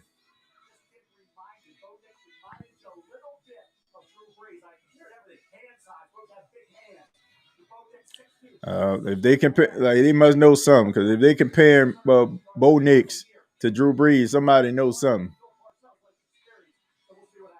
Let's see what we got. Let's see what we got. With the 12th pick in the 2024 NFL Draft, the Denver Broncos select Bo Nix. Oh, yep. So there you go. I said, man, they need a quarterback and they got him. I mean, 6 quarter. I ain't never seen no stuff like that, boy. 6 quarterbacks off the board already. All right, so we got the Raiders, and then we got our very own New Orleans Saints that are going to be picking really soon. They're going to be picking, and it should be exciting times. So it's just like Sean. Sean Payton happy as hell right now. I'm pretty sure he is, man. He got the quarterback, hopefully, of the future. I mean, I've seen Bo Nix play. I mean, when he was at Auburn, wasn't much to sneeze at. But you know, most of his highlights and most of his abilities and everything that he developed was at Oregon. You know, I mean, he a fighter now. He a grinder, but he'll carve you up. He's very knowledgeable. So if you put a system around him, he'll make some plays, and he can make some plays with his legs if necessary.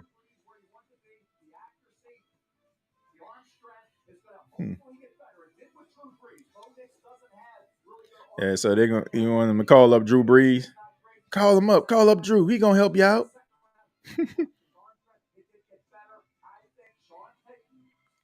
We gonna see, man, because Sean Payton gonna have to like really get this thing together, man, because now he's starting to get that Belichick type reputation. Like, were you just good because you had all-world Hall of Fame quarterback at your disposal, right? 233 in the chat. Yeah, we got 409 people watching this right now. And I asked that all 409 hit the like button. All right, I asked that you hit the like button. Let's get them likes up, man. Let's get them likes up. Get them likes up, man. Subscribe, like the show. We're trying to grow here. Okay. I hope everybody enjoyed the content. I'm glad everybody enjoys the content. I'm glad you enjoy the content, but please hit the like button and subscribe. All right. All right. So we got the pick being in for the Raiders. I mean, Raiders need a quarterback too. So all the quarterbacks are gone. So what are they going to do? What are they going to do? Well, I guess if all of the picks quarterbacks are gone, you got to go with the next best player. So probably Brock Bowers here. Probably gonna get Brock Bowers. I would think. I'm thinking Brock Bowers here. I mean, they need a quarterback, and if all the quarterbacks are gone, that was supposed to like be first day starters, potential first day starters. I mean, you probably have to go with Brock Bowers right here. I mean, he's the next best player available. So or that. Well, I think they're good at pass rush. So yeah, they probably Brian Thomas or Brock Bowers. I'm gonna say Brock Bowers. I'm gonna say Brock Bowers. I'm gonna say they're gonna go. They're gonna. I think they're gonna get Brock Bowers here. They about to take a lot of people off. They about to take a lot of Saints fans off. I'm sure. This is such a Saints thing. Like, oh, we go. Oh no! Watch this hard. Like, watch. 2024 NFL Draft, the Las Vegas Raiders select Brock Bowers, Georgia. Oh my, that is such a, oh man, that is such a New Orleans Saints thing. Like, say,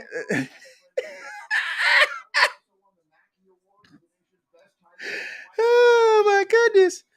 Oh man, you can't make this stuff up, man. Oh my goodness. Right there, a pick before you got the pick, and oh my goodness. Can you imagine, like,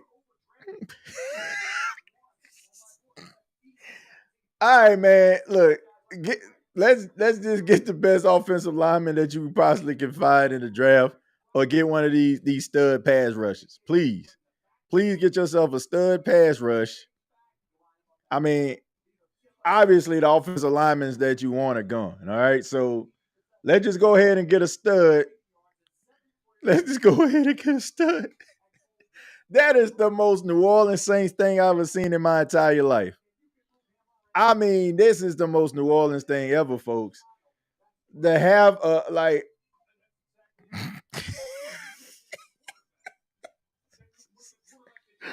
oh man, that is the most New Orleans thing ever right there. You're a pick away from getting a guy who is like uberly talented. And the next thing you know, like the team before you picks it. I mean, it happened like this is 2017 all over again right here. But we'll see, man. We'll see what they need to get here. Um, New Orleans Saints. I mean, you still got some talent, man. You got some talent. Oh my goodness, man! Just on brand, the New Orleans Saints. Like, look, man, you got to go with Fuaga. You got to get offensive linemen, man. You have got to get offensive linemen. You got to get offensive lineman right here. I mean, Brock Bob, right? A pick before it's time for you. You know, like how this draft is going. You knew the Saints more than likely were going to draft Brock Bowers.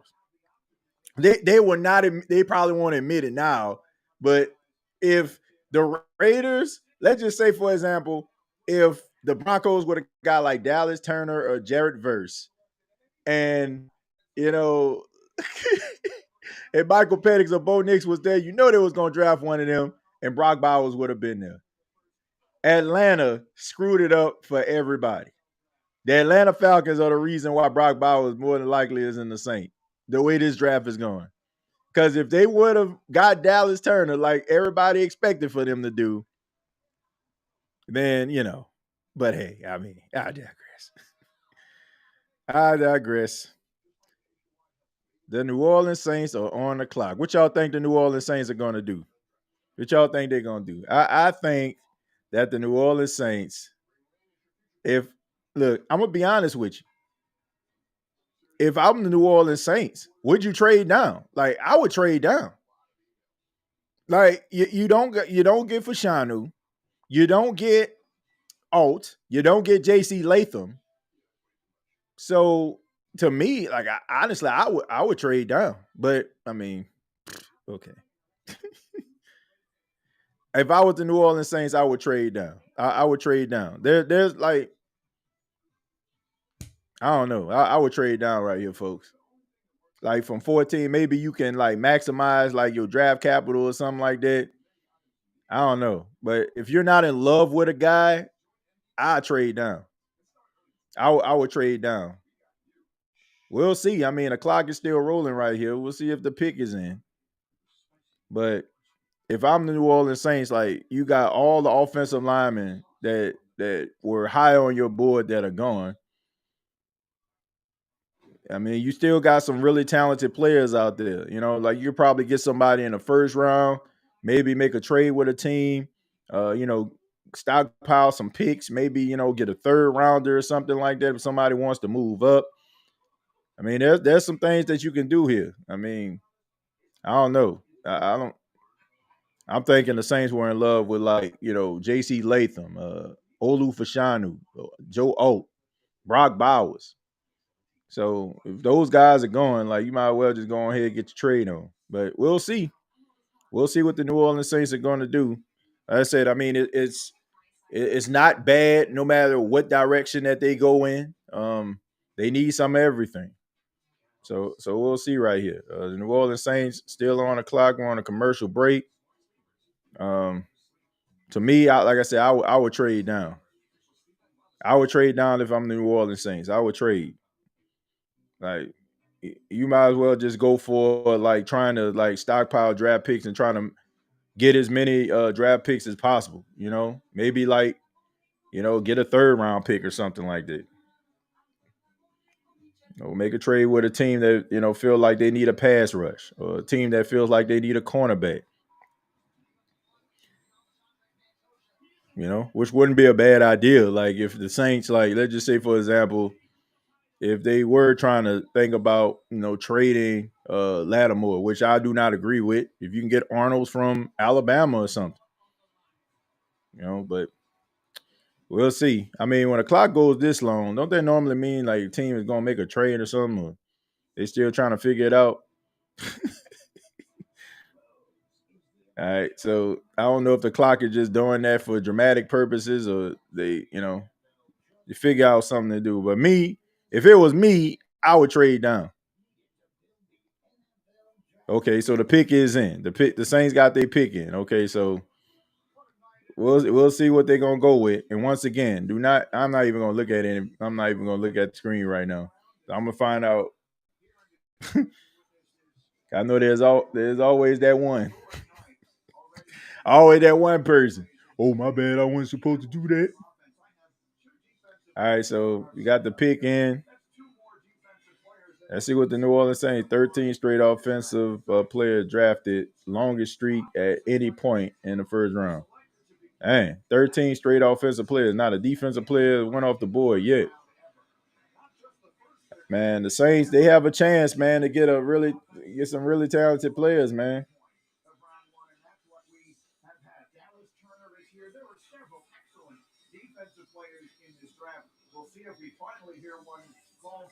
I don't know if Yeah, like the defensive secondary as well. You'll bet Terry and Arnold and Quinton Mitchell and Cooper DeJean, 3 really good cornerbacks, and Dallas Turner and edge rusher. But a heck of a year. Will Anderson Jr. will go into. Well, I feel like if you, I say like I still say offensive lineman, but I'm wondering like if you are going to pass up on, you know, getting a guy like Jared versus Dallas Turner. You didn't know if these guys were going to be there at this point.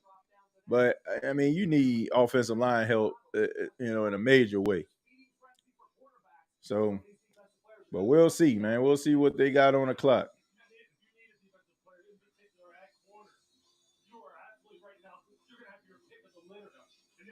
I mean, because all those offensive players went off the board so quick, all those quarterbacks, man, they got so much talent, man. Y'all just don't know. Like, this is perfect for the New Orleans Saints, especially like since they got that 2nd round pick, that early 2nd round. Man, they can get a really talented player in the first 2 rounds.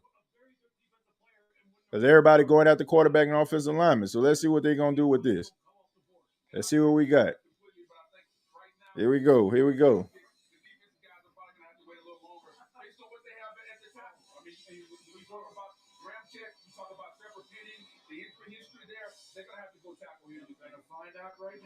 Yeah, you gotta go. Yeah, you gotta go off in the line, man. Come on. With the 14th pick in the 2024 NFL Draft, the New Orleans Saints select Taliese Fuaga. There you go. Good pick right there. Good pick. Wonderful. That's what I'm talking about, man. Bloodline right there, man. Put the ones up. Put the ones up in the air. Put the ones up for the bloodline. Put the ones up for the bloodline, man. Put the ones up. Where my folk at, man? Put the ones up in the air, man. Put the ones in the chat. Put the ones in the chat. Bloodline right there. Acknowledge him, man. The tribal chief. The new tribal chief. Acknowledge this man. Acknowledge him. Acknowledge him, man. Y'all make sure y'all acknowledging y'all new chief, man. Y'all acknowledge y'all new chief, man. Y'all make sure y'all acknowledge y'all chief, man. All right. Make sure y'all acknowledging y'all chief.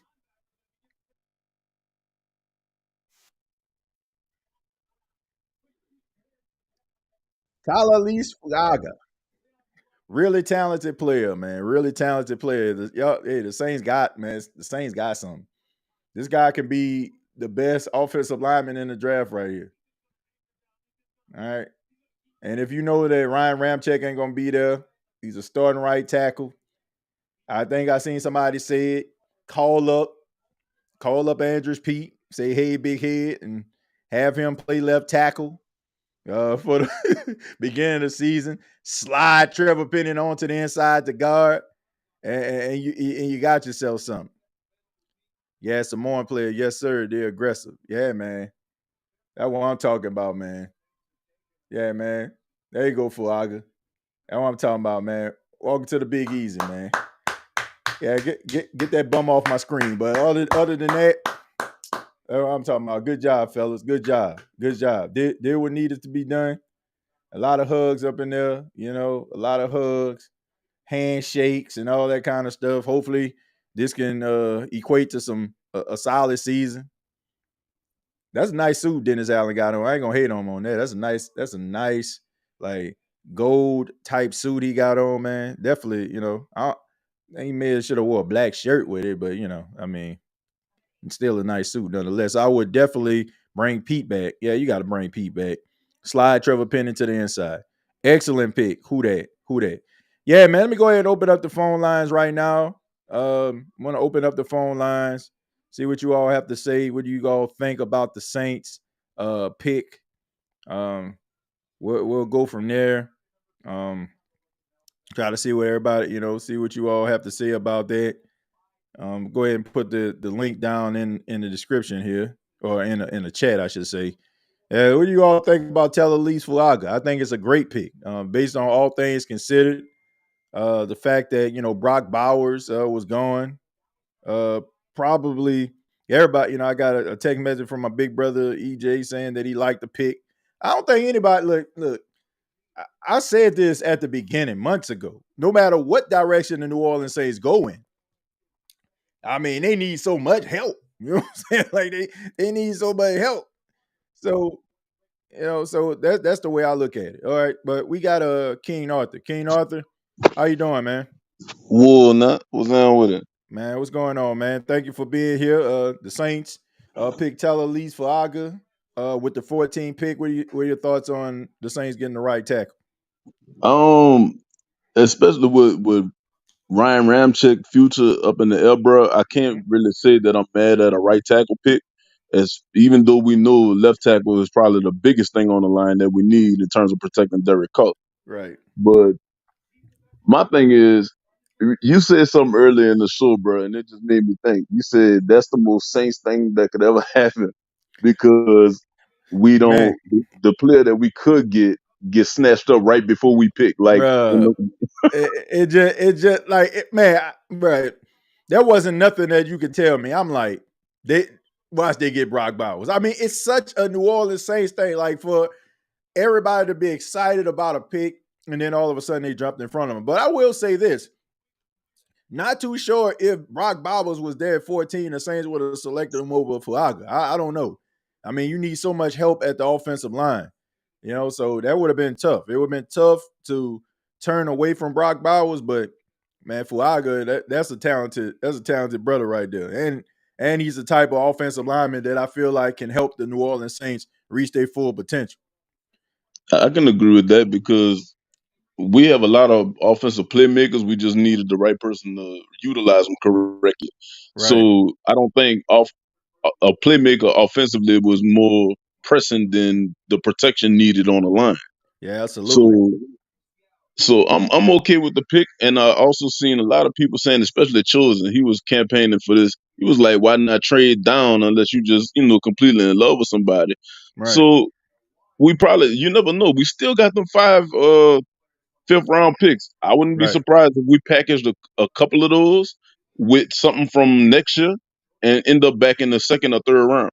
Well, I mean, I wouldn't be mad at that, but the way that this draft is going, King Arthur, I mean, the Saints still gonna get a really good second round pick, like because because the first round was like so top heavy with quarterbacks and old linemen. man, you still got Brian Thomas out there. You still got Braden Rice out there. You still got McConkey out there. You still got so many different wide receivers who name we haven't even heard yet. And we know that the Saints still need pass catching help. So, man, the Saints gonna get a really talented wide receiver rather they get him in the second round or the later rounds. It's gonna be pretty good for the New Orleans Saints. But I agree with that. this is the best case scenario right here, getting offensive linemen. You got to be insane. Like, honestly, you have to be insane at this point not to draft the offensive lineman. With all the holes that you have. You got James Hurst retiring. You got Ryan Ramczyk on the brink of retirement. Like, you gotta fix the offensive line. Man, I can definitely agree with that. Somebody But said, boy, you can't package no fifth and move into the second round without trading next 2 years. Well, I mean, you can package something in a player, of value. You can do that. You can get like a second or third round pick. The Colts pick is in right now. Hold on, Keno.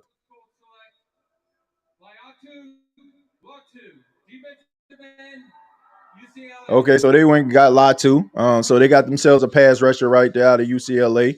Not really sold on him. I mean, has anybody ever heard of a UCLA pass rush that actually ended up being good outside of Jason Taylor? Then didn't Jason Taylor go to UCLA? Or he went to Pittsburgh? I can't remember which one, but I don't really remember too many really good pass rush coming out of UCLA. Can y'all think of one? Because I can't. Can you? You know, I mean, I'm trying to see.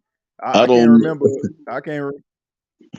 I ain't gonna lie to you. The last memorable thing to come out of UCLA. You said UCLA or USC? Well, UCLA. No, I'm just saying. Oh, Nah, he went to. I'm sorry, he went to Akron. Okay, so Jason Taylor went to Akron. He didn't even go to UCLA. He just looked like he fit that mold. But nah, man, I ain't never seen like who a beast coming out of UCLA as a pass rush. Everyone that I ever heard of have been a flop. All right, Tag McKinley, flop. Haloi Kakaha, or he went to Washington, didn't he? I mean, yeah, he went to he, Washington. he played like he went to UCLA. You know what I'm saying? Like I said, Anthony Barr, like good, but didn't live up to the potential. Like they got some suspect like pass rush. They be beasts in college, but they don't do nothing in the pro. Yeah. Somebody said, "How you feel about the Falcons pick?" I think the Falcons pick was well, I think it was a smart pick for the future, and I think going to generate some excitement if that guy ends up being good. So yeah, I think that wasn't a bad pick. Anybody draft stood out to you, man? King? To be honest with you, what stood out to me, I was not expecting Atlanta to draft Michael Penix, bro. That was a shock to me. Yeah, me neither. I didn't expect that either, but that's the amazing thing about it. But right now, I'm not really seeing too many like shocking moves, and I think everybody. I think like the first couple picks was going to be like the shocker of the night. I don't think you're going to see too many shocking things the way that this draft is developed. Like you're going to see some really talented players like go in this bottom. So anybody that actually hears the name called from this point and you get the player that talent, you're excited about it. Well, So I ain't gonna hold you up, big dog, but I do want to ask you this: Are you who we got? Pick 45. What we at? I think yeah, number 45. I think the Saints got the 45th pick, if I'm not mistaken. Are you taking a receiver? Yep, pass catch. Yeah, I'm taking a wide receiver. Okay. Taking a wide receiver. I would say a quarterback, but they ain't got a quarterback good enough for you to be, flirting around with. That you can wait for like the fifth round. Like if Jordan Travis or something like that is available in the fifth round, maybe you can grab him. But I'm thinking wide receiver. I'm thinking wide receiver in the second round, or if you feel there's a really talented tight end that you can get your hands on, feel free to do so. But I don't think I don't think there's a tight end at a second round pick worthy. You got anything else, man? Nah, bro. I'm just waiting to see how the rest of the night gonna shake out. But I'm okay with the first round pick. I would have been okay if we'd have traded back and got some more draft capital too. But Yeah, I agree all with in that. all, I'm cool. Yeah, I ain't got no problem with it. King Arthur, thank you so much, man. Thank you for chiming in. I appreciate you, bro. All right, no problem. Yeah, man. I mean, this was the best case scenario. We know the Saints needed offensive line help, and that's what they got. And like I said, I don't want anybody to get upset. Upset with the tell. Man, look, man, we should no, man. Look, I know offensive line ain't always people's top priority and stuff like that, but hey, man, this is what the Saints needed, and I never argue with what a team actually needs, and they needed that, and you got plenty of time. Like you still got Adonai Mitchell out there. You still got Brian Thomas Jr. out there. You still got Troy Franklin out there. You got Lad McConkey out there. You got Keon Coleman, Roman Wilson.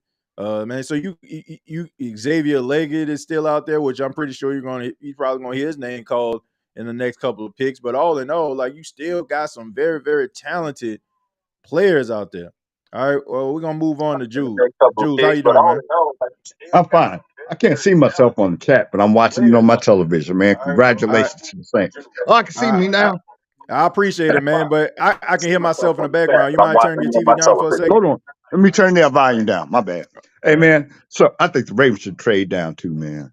I'm glad to be off, man. Glad to be here, man. I always man, I was telling my boss, I was like, get off early from work, watch the show. Like my boy from back home was doing a draft show, man. You're doing a fantastic job, man. I appreciate you, man. I really do. Man, appreciate you, man. I thank you for that, man. It means a lot to me, man. I appreciate you supporting me. I thank you for that.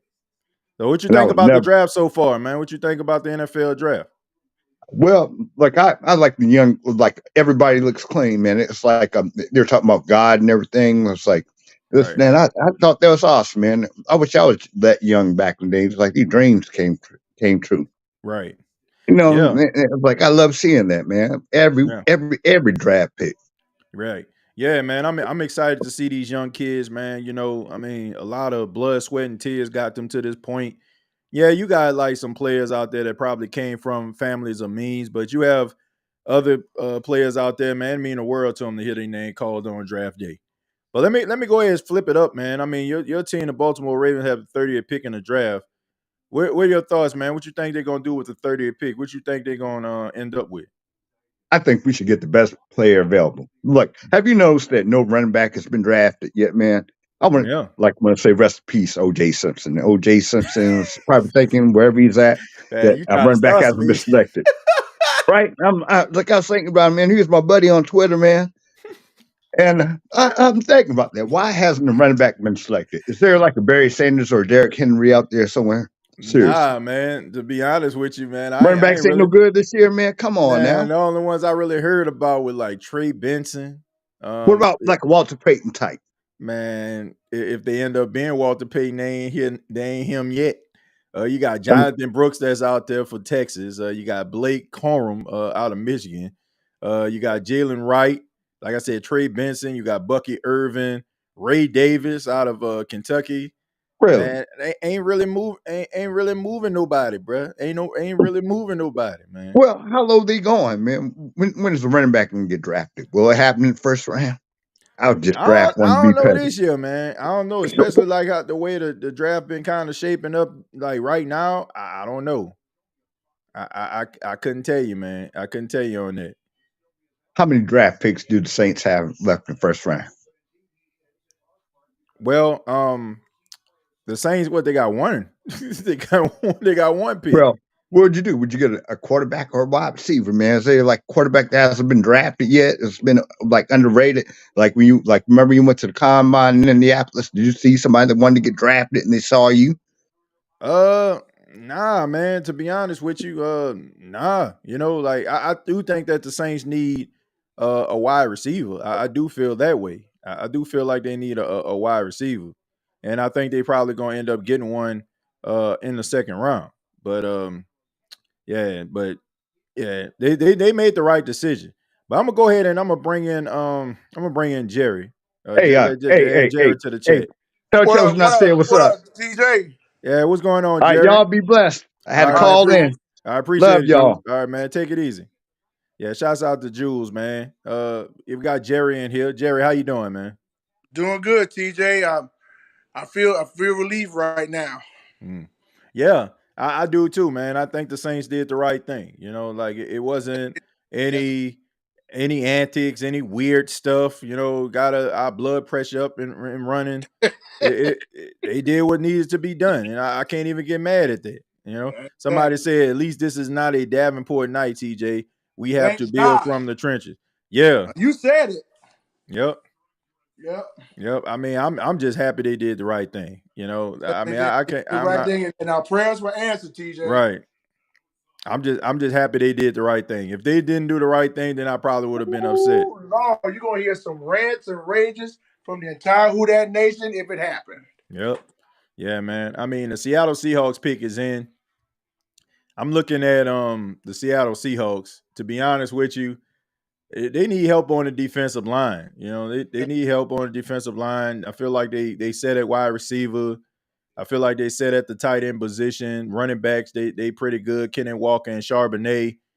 I'm gonna say they're gonna get a defensive lineman, and I say so too. They got some dogs. I'm gonna say they're gonna work on the interior here. What's that dude from Texas?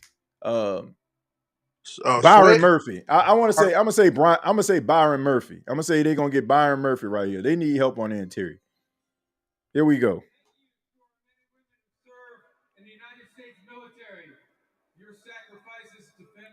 All right, let's see what they're gonna get here.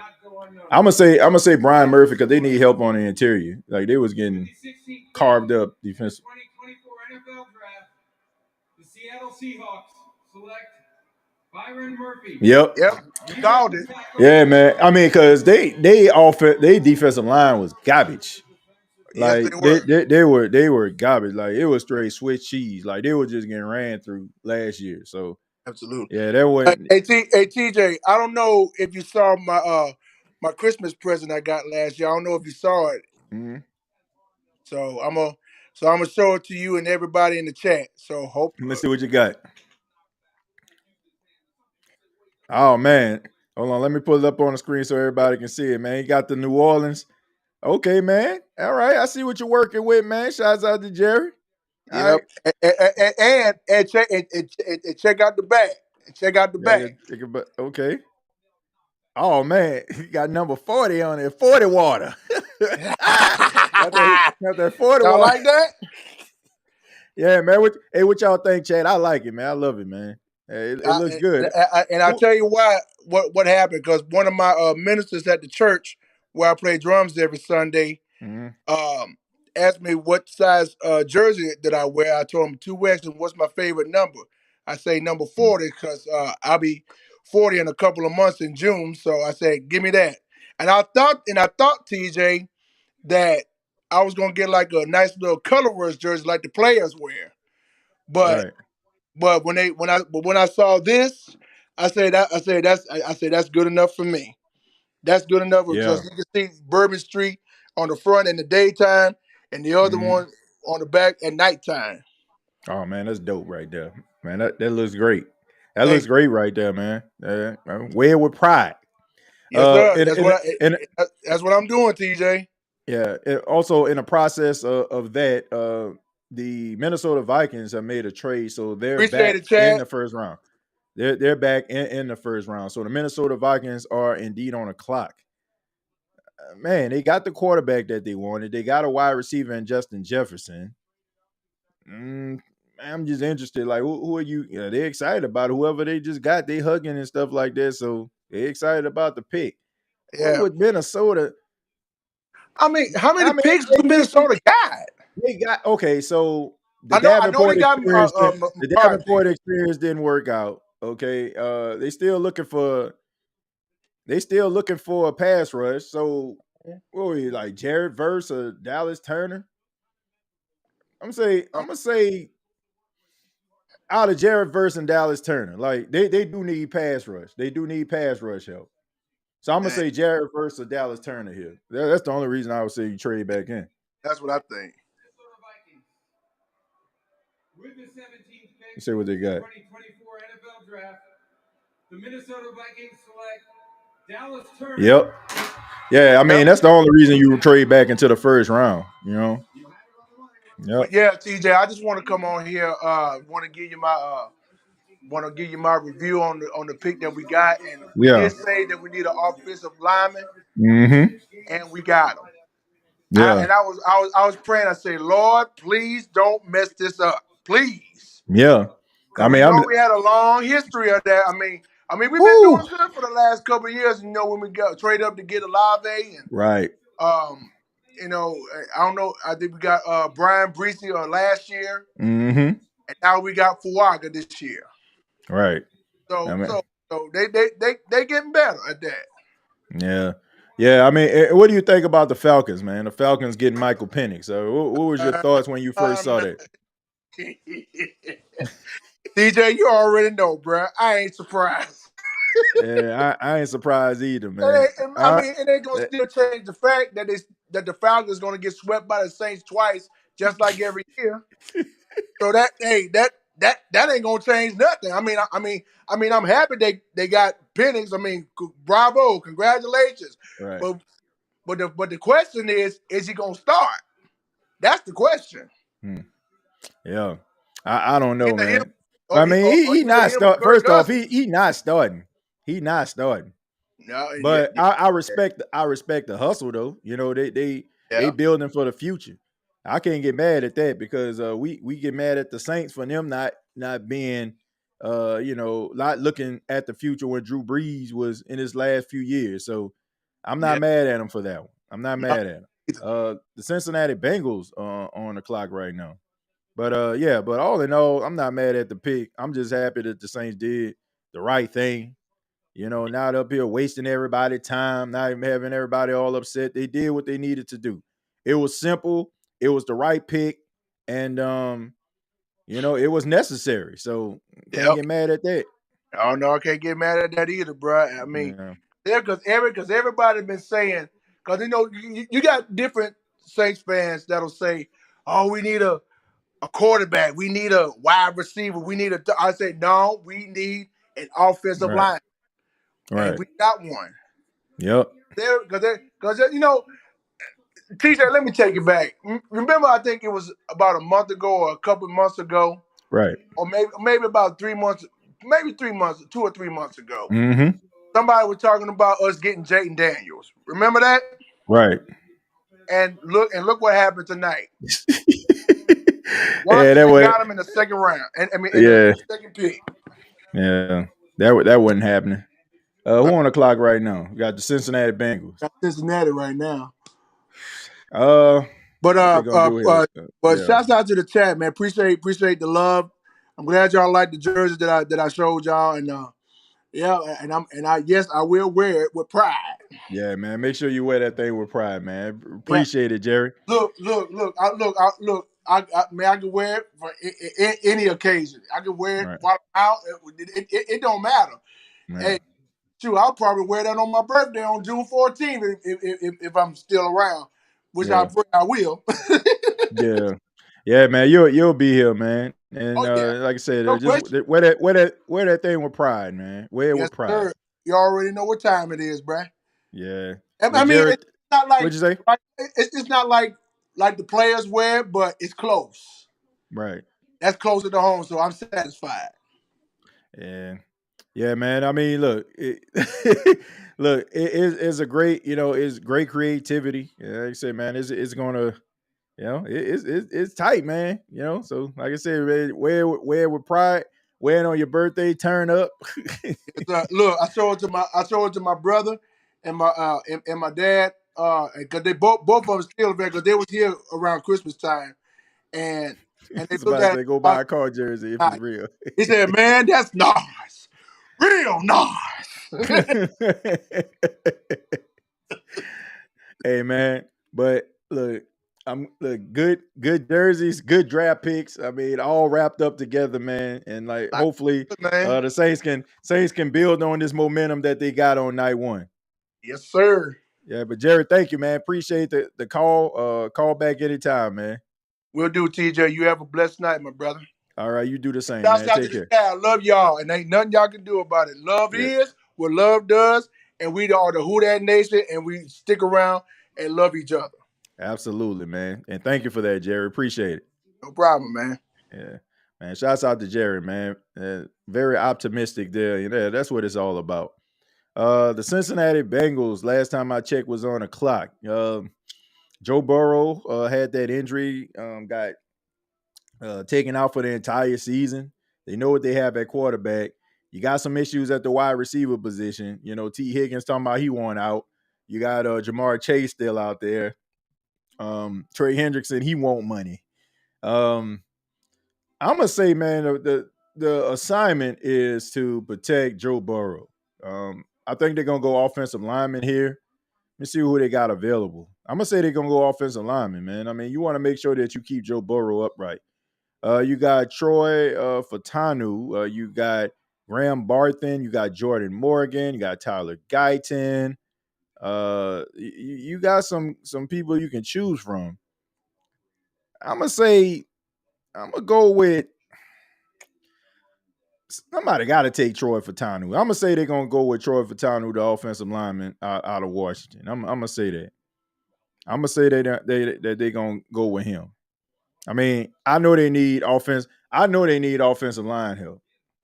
So I don't know. Like cornerback, Arnold would make sense here also. But I'm gonna say like they need to protect Joe Burrow, and their offensive line has been straight garbage for the last couple of years. Even though they spent last all season trying to repair it after Joe Burrow almost, all them sacks he took. Y'all remember that game against the Tennessee Titans when they got sacked 9 times in that game in the divisional round. So yeah, you don't want that. But I'm gonna say that they're gonna go offensive lineman in this. Let me read some of y'all comments. It says TJ, who's the best edge rusher available right now? Jerry Verse. Love the new logo. Keep in mind the Bengals have 2 players that have requested trades. Maybe they are used as trade bait. I don't know, man. I don't know, E. I think they're gonna go offensive lineman here. I think they're gonna go with I think they're gonna go offensive line here. I mean, you still got some very talented. Not too many wide receivers have come off the board right now.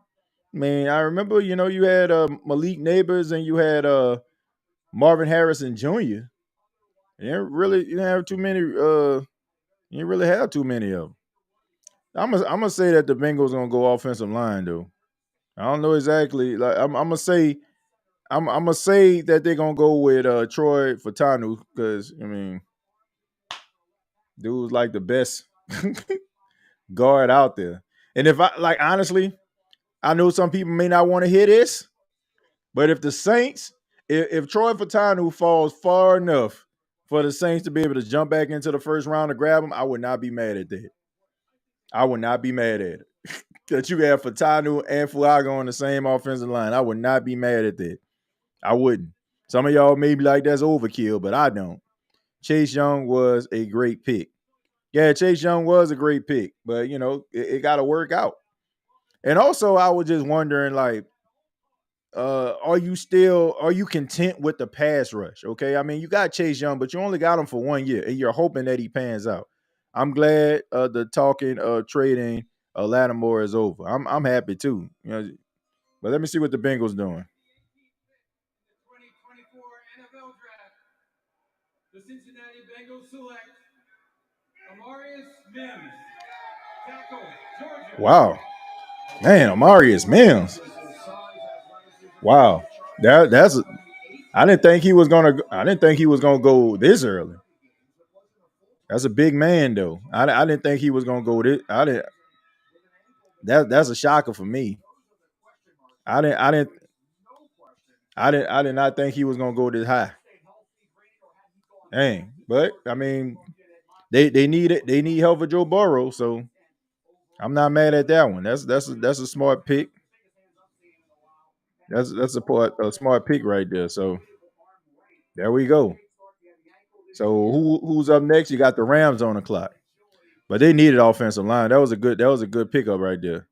Okay, TJ, Saints missed on Mims. I don't know, man. I can't say they missed, man. I think Fuaga is gonna be good. I think he's gonna be good for the Saints. I think a lot of y'all gonna be talking about Fuaga and being an anchor for the Saints for years to come. Like I really feel that way. I feel like that dude gonna be a beast, man. The Saints' new tribal chief. All right, put y'all ones up in there. Put the ones in the chat. Put the ones in the chat for Fuaga. Put it up there. Put it up there, man. Put it up there for my boy. Don't make me do it, y'all.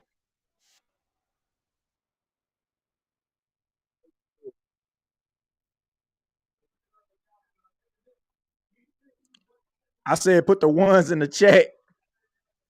Put them up. Put them up. Put them up. Put the ones up.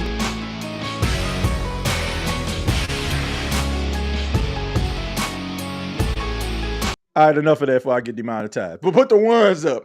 Put the ones up in the chat. Put the ones up. Bam, bam, bam. Hey, y'all know what it is, man. Put the ones up. I said that's enough. Roman Reigns, millions of dollars. TJ ain't got millions of dollars. All right. If I did, then just play along. Play away.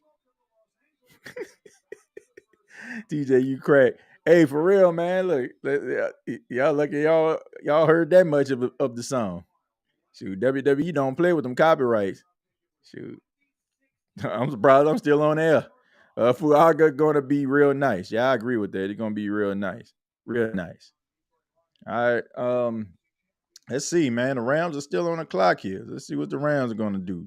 This is very unconventional territory for the Rams because I forgot the Rams knew how to pick in the first round. Like they basically give away all their first round picks in order for them to be able to,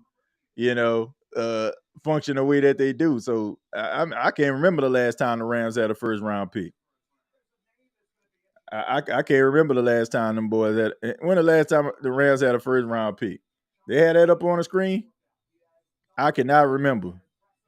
I mean, but the Rams, we don't really like them. Yeah, y'all know, man. We don't really like the Rams.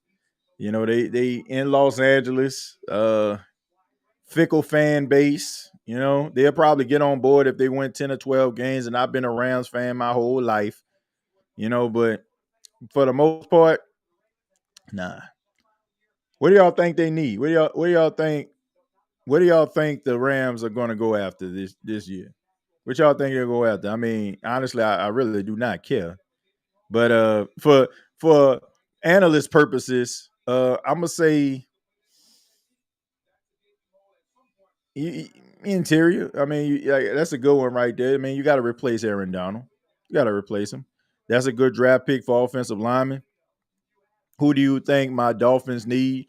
I'm hoping Brian Thomas. Yeah. I don't know about wide receiver help, man. I don't know about that. Cornerback, maybe. I mean, y'all got some talented cornerbacks, but I mean, add some more, or y'all get like a linebacker. I mean, if Jared Verse there, go after him. I'm late, bro. What y'all thoughts on this pick? I think it was a good pick. Acknowledge me in the Roman Reigns voice.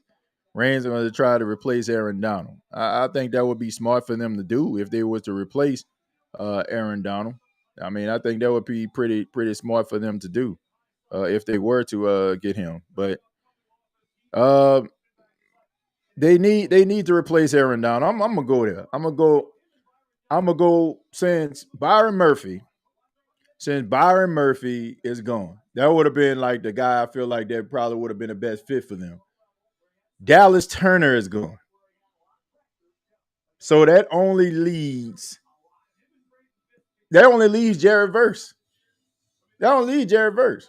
Like I can't think of any other interior lineman that would have gave you that type of production like Byron Murphy.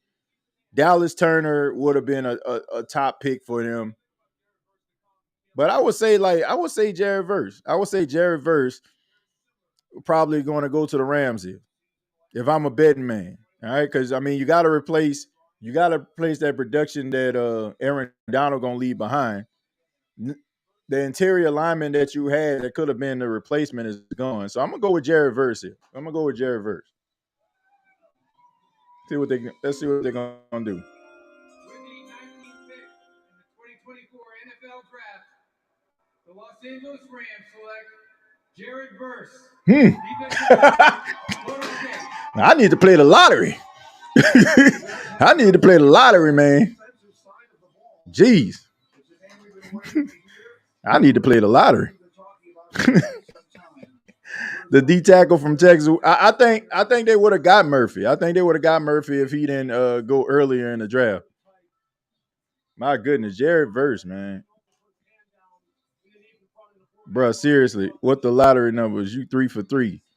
Yeah, man. I'm like, and honestly, I'm just doing this based on what I feel like these teams need. Like, shoot.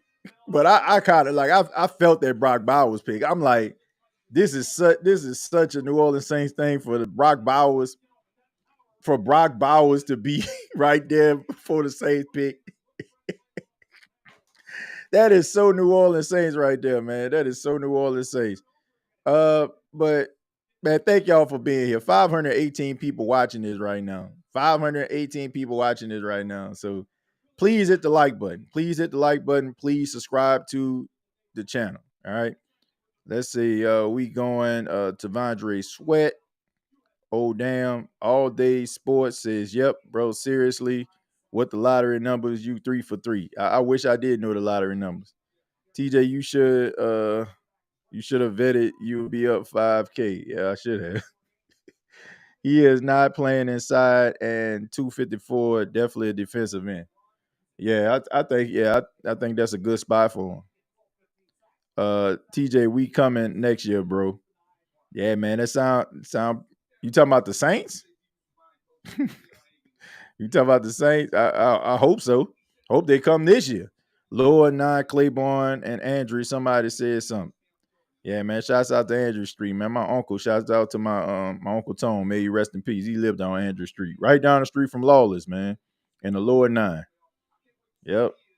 TJ, you on the money. All right. I mean, all right. Oh, they comparing Jared Verse to Cam Jordan. That would have been a good pickup for the New Orleans Saints.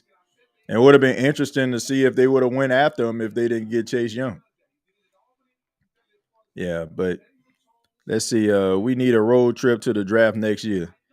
Yeah, man. Depends on where it is. I wouldn't mind going. I wouldn't mind going to the draft. I get opportunities to go. All I can do is fill out a form. But I rather do these shows than to like actually go to the draft. To be honest with you. Andrew Wright off St. Claude. Yeah. Let's see. The Falcons doing what's best for the Falcons, not what's best for Kirk's feelings. I respect it. I wish we did the same for Carr. They ain't trying to make mistakes Saints made with Drew at the back end of his career. I agree with that, man. I definitely agree with it on that. Who on the clock right now? I see the Pittsburgh Steelers are still on the clock. Pittsburgh Steelers, of course, they picked up Russell Wilson and they got Justin Fields with a late pick. The Pittsburgh Steelers, man, they still trying to figure it out. They offensively, they were struggling. They decided to move on from Kenny Pickett. I don't know what happened with that. Normally, when situations like that occur, it normally means that there were some issues like from within. So don't know exactly what the Pittsburgh Steelers are going to do. I mean, I know they need help at the wide receiver position. They need cornerback help. I mean, they can go so many different ways, man. With this, what y'all think the Pittsburgh Steelers are going to do? What y'all think they're going to pick up in this draft? They say Kirk is tick right now. Well, forget him. Shoot, this is a business. Shoot, anybody care about nobody's feelings? Let's see. I had a feeling the Falcons would get panics. I ain't mad at them because I know the Falcons. Falcons don't know how to do jack with nothing. So, then whatever. I heard that the Falcons might go for Hendrickson. I wish we got Fields. What are your thoughts about the NFL draft grades for our team, young players? Taliese Fuaga. I think Fuaga was the best offensive lineman available, and that's what the Saints got. and I'm not mad at it. I am not mad at it at all. So I mean, I know we should have got this. We should have got that. Like, nah, bro, we should have got offensive line. And they did just that. I'm letting people look. I'm letting people let me know what they feel like the Steelers are gonna do with the draft pick. Like I said, they need so much help. Wide receiver, they need help. They decent on pass rush. Cornerback. I mean, I feel like they probably can use another cornerback on the offensive line. I mean, Steady could use some help on the offensive line, maybe. But I would say, man, you need a wide receiver, right? I mean, you ain't got Deontay Johnson anymore. I'm gonna say they gonna. This could be Brian Thomas, or this can be an offensive lineman. This can be an offensive lineman. What offensive? Let me see what offensive linemen are available. All right. You still got Tyler Guyton. Man, Fatanu's still out there? Oh man, this is okay. If Fatanu's still available, like what the problem is? Like, why everybody passing up on this guy? This guy's like one of the best offensive linemen in the draft. Arguably could be the best. I don't know. I'm gonna say Brian Thomas. I'm gonna say Brian Thomas, or I'm gonna say Fatanu. I'm gonna say Fatanu or Brian Thomas Jr. It's one or the other. I would even throw in. I'd throw Leggett in there, dude from South Carolina. I'd throw him in there too. I'll be honest. Like I would say Fatanu, Brian Thomas, or Leggett right here. I don't see why. Like if you need offensive line help, and you don't want to add to your offensive line, like why not draft a guy like Fatanu? Is my question. But I'm gonna say Thomas, Leggett, or I'm gonna go with Fatanu right here. Those are my three.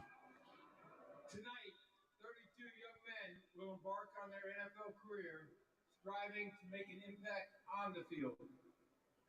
But their impacts will be felt far beyond their field, but in their communities.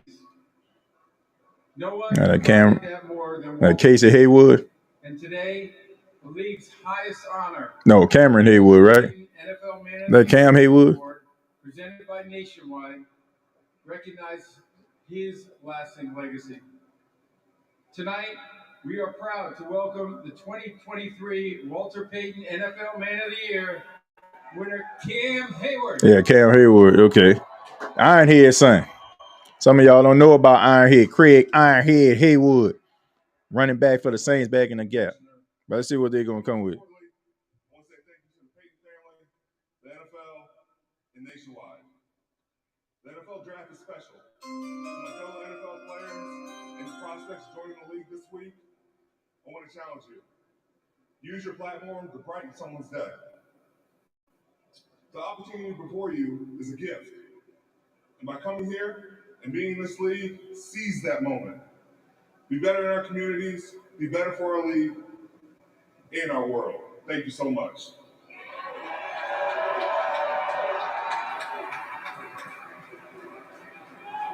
Here we go. And with the 20th pick in the 2024 NFL Draft, the Pittsburgh Steelers select Troy Fautanu, tackle. Yeah, that makes sense. I was about to say, why is this dude not off the board? But yeah, I mean, look, wide receiver would have been my top priority, but yeah, getting help with Fatanu, that would have been great. I'm not mad at the Saints pick. Cam Haywood looks old as hell. I mean, been in the league for a long time. I think he's been in the league about as long as Cam Jordan. I think they came in at the same time. Wide receiver, yeah. Yeah, I was like, man, why in the world, like, the fact that he got picked at 20th is just amazing to me. All right, so next on the clock, we have the Miami Dolphins. I mean, the Miami Dolphins are the epitome of offensive efficiency right now. I mean, they are doing it, right? I mean, just the only thing, is you got to play in the playoffs. And when you play the playoffs, you actually got to win the games to keep in the playoffs. And that has been the issue with the Miami Dolphins for the last couple of years now. So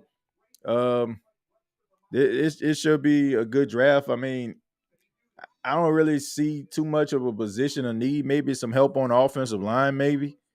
They don't really utilize tight ends the way that you normally would. Maybe you can add a pass rush in here, maybe an offensive lineman. I look at you got good running backs. You got, a decent offensive line. I mean, you got a good defensive line, right? I mean, you still got, what you got? Chubb out there. You lost some players. You lost some players, but still, still talented. So, you might want to address the defensive line here, maybe. Or, this could be a good spot for you to be able to trade down a little bit. Maybe get somebody else in that place. Maybe somebody else want to move up. I'm thinking cornerback Arnold or Mitchell. Yeah, cornerback would be a top pick too. Like I said, if you want to kind of spruce up the offensive line a little bit, you might want to add another young player on your offensive line. Maybe that'll be helpful for you. This team is pretty good, man. Like they get in their way a lot more so than what the opposition is doing. So this is a talented team, but let's go ahead and put it in a chat. Let me see what you all got. Let me see what you think the Miami Dolphins are going to do with this 21st pick. What y'all think they're going to do? I think we got a fans fan in the chat right now asking us what we feel like the Miami is going to do. Miami's okay. So Charlie says they're going defense. Yeah, got some talented players out there. You can get like one of the top defensive players that were out there, on the board. There's still like several defensive players that are available right now. Let me go ahead and look at this list because I really didn't hear too many. You got Isaac from Penn State out there. You got Ellis out there. You got Chop Robinson that's still out there. That would be a good pick. The interior, you still got Newton out there from Illinois. He was ranked pretty highly. That was a shock that the Rams didn't maybe think about getting Newton. But I just think that Jared Verse was just somebody that they just couldn't pass up. Then you got a couple of second-round guys that have been projected. Chris Jenkins. You got Michael Hall Jr. This could be help on the defensive line or the offensive line. I don't know. They got some decent defensive players out there, but I'm not too sure about what they can do with this. I don't think they need a wide receiver, so I'm gonna say they probably gonna go defense. They'll probably get a defensive. They'll probably get like a defensive end or a linebacker with this pick right here. And they had a few that was left, but after Jared Verse and Dallas Turner, there's a little bit of a drop right here. You still got Cooper DeJean that's out there, the cornerback out of Iowa. You got Terrion Arnold who's out there still, and you got some really good picks. And I'm pretty sure you're probably going to hear Arnold or DeJean name get called pretty soon because Philly, they definitely need some cornerback help, and so does Jacksonville. But if I'm a guessing man, I'll just go ahead and do it. Okay, it's the Miami Dolphins. I'm gonna say they're gonna go defense. I say they're gonna go defensive lineman. I don't know who, but based on like what their team is, what the need is, how stacked they are at other positions, the only position I can just truly think about that they would probably address is the defensive line. So I'll say they'll probably get a defensive lineman or a linebacker with this pick. I'm about 5 seconds ahead of you on the picks.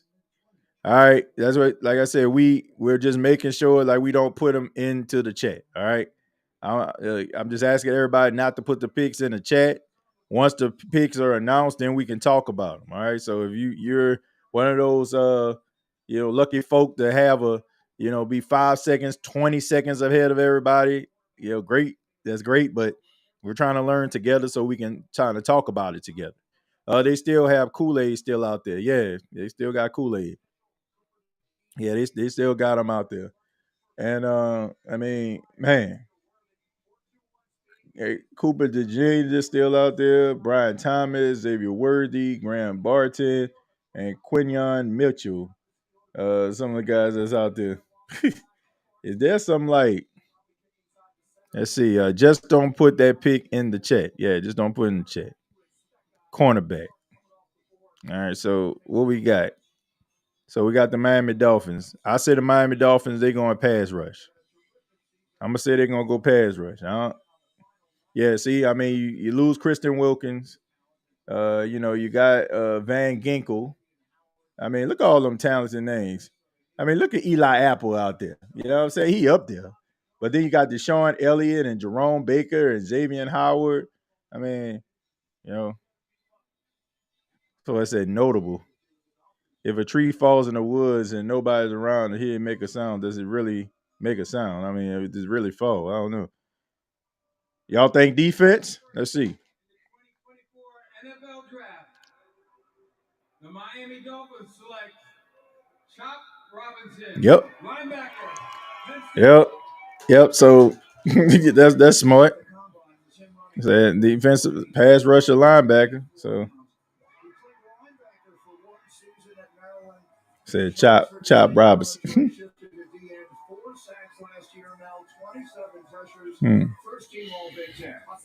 Man, he don't even look that big, huh? He look pretty small, but them dudes be like nothing but muscle. Look at that, 6'2", 254. He don't even look 254. That's crazy. I like his name, Chop.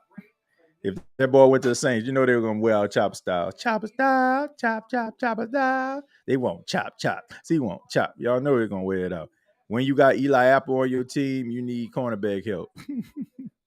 I ain't gonna lie, man. Eli Apple, man, he been balling a little bit, you know what I'm saying, the last couple of years. I mean, like salvageable, like he ain't locked down and nothing like that, but I've seen worse. Somebody said Foskey. Well, look, man, I ain't ready to wash my hands with Isaiah Foskey yet. I'm a little concerned that, he got a cold motor.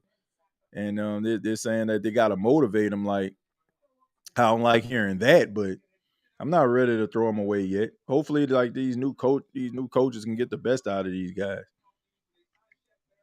All right, folks, we only got a few more picks left. All right, we got the Philadelphia Eagles. We got the Jacksonville Jaguars. We got the Dallas Cowboys. We got the Green Bay Packers. We got the Tampa Bay Buccaneers. We got the Arizona Cardinals, Bills, Lions picking late in the draft for the first time in I don't know how long.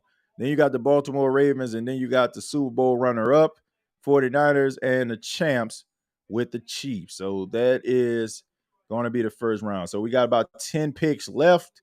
Philadelphia Eagles are on the clock.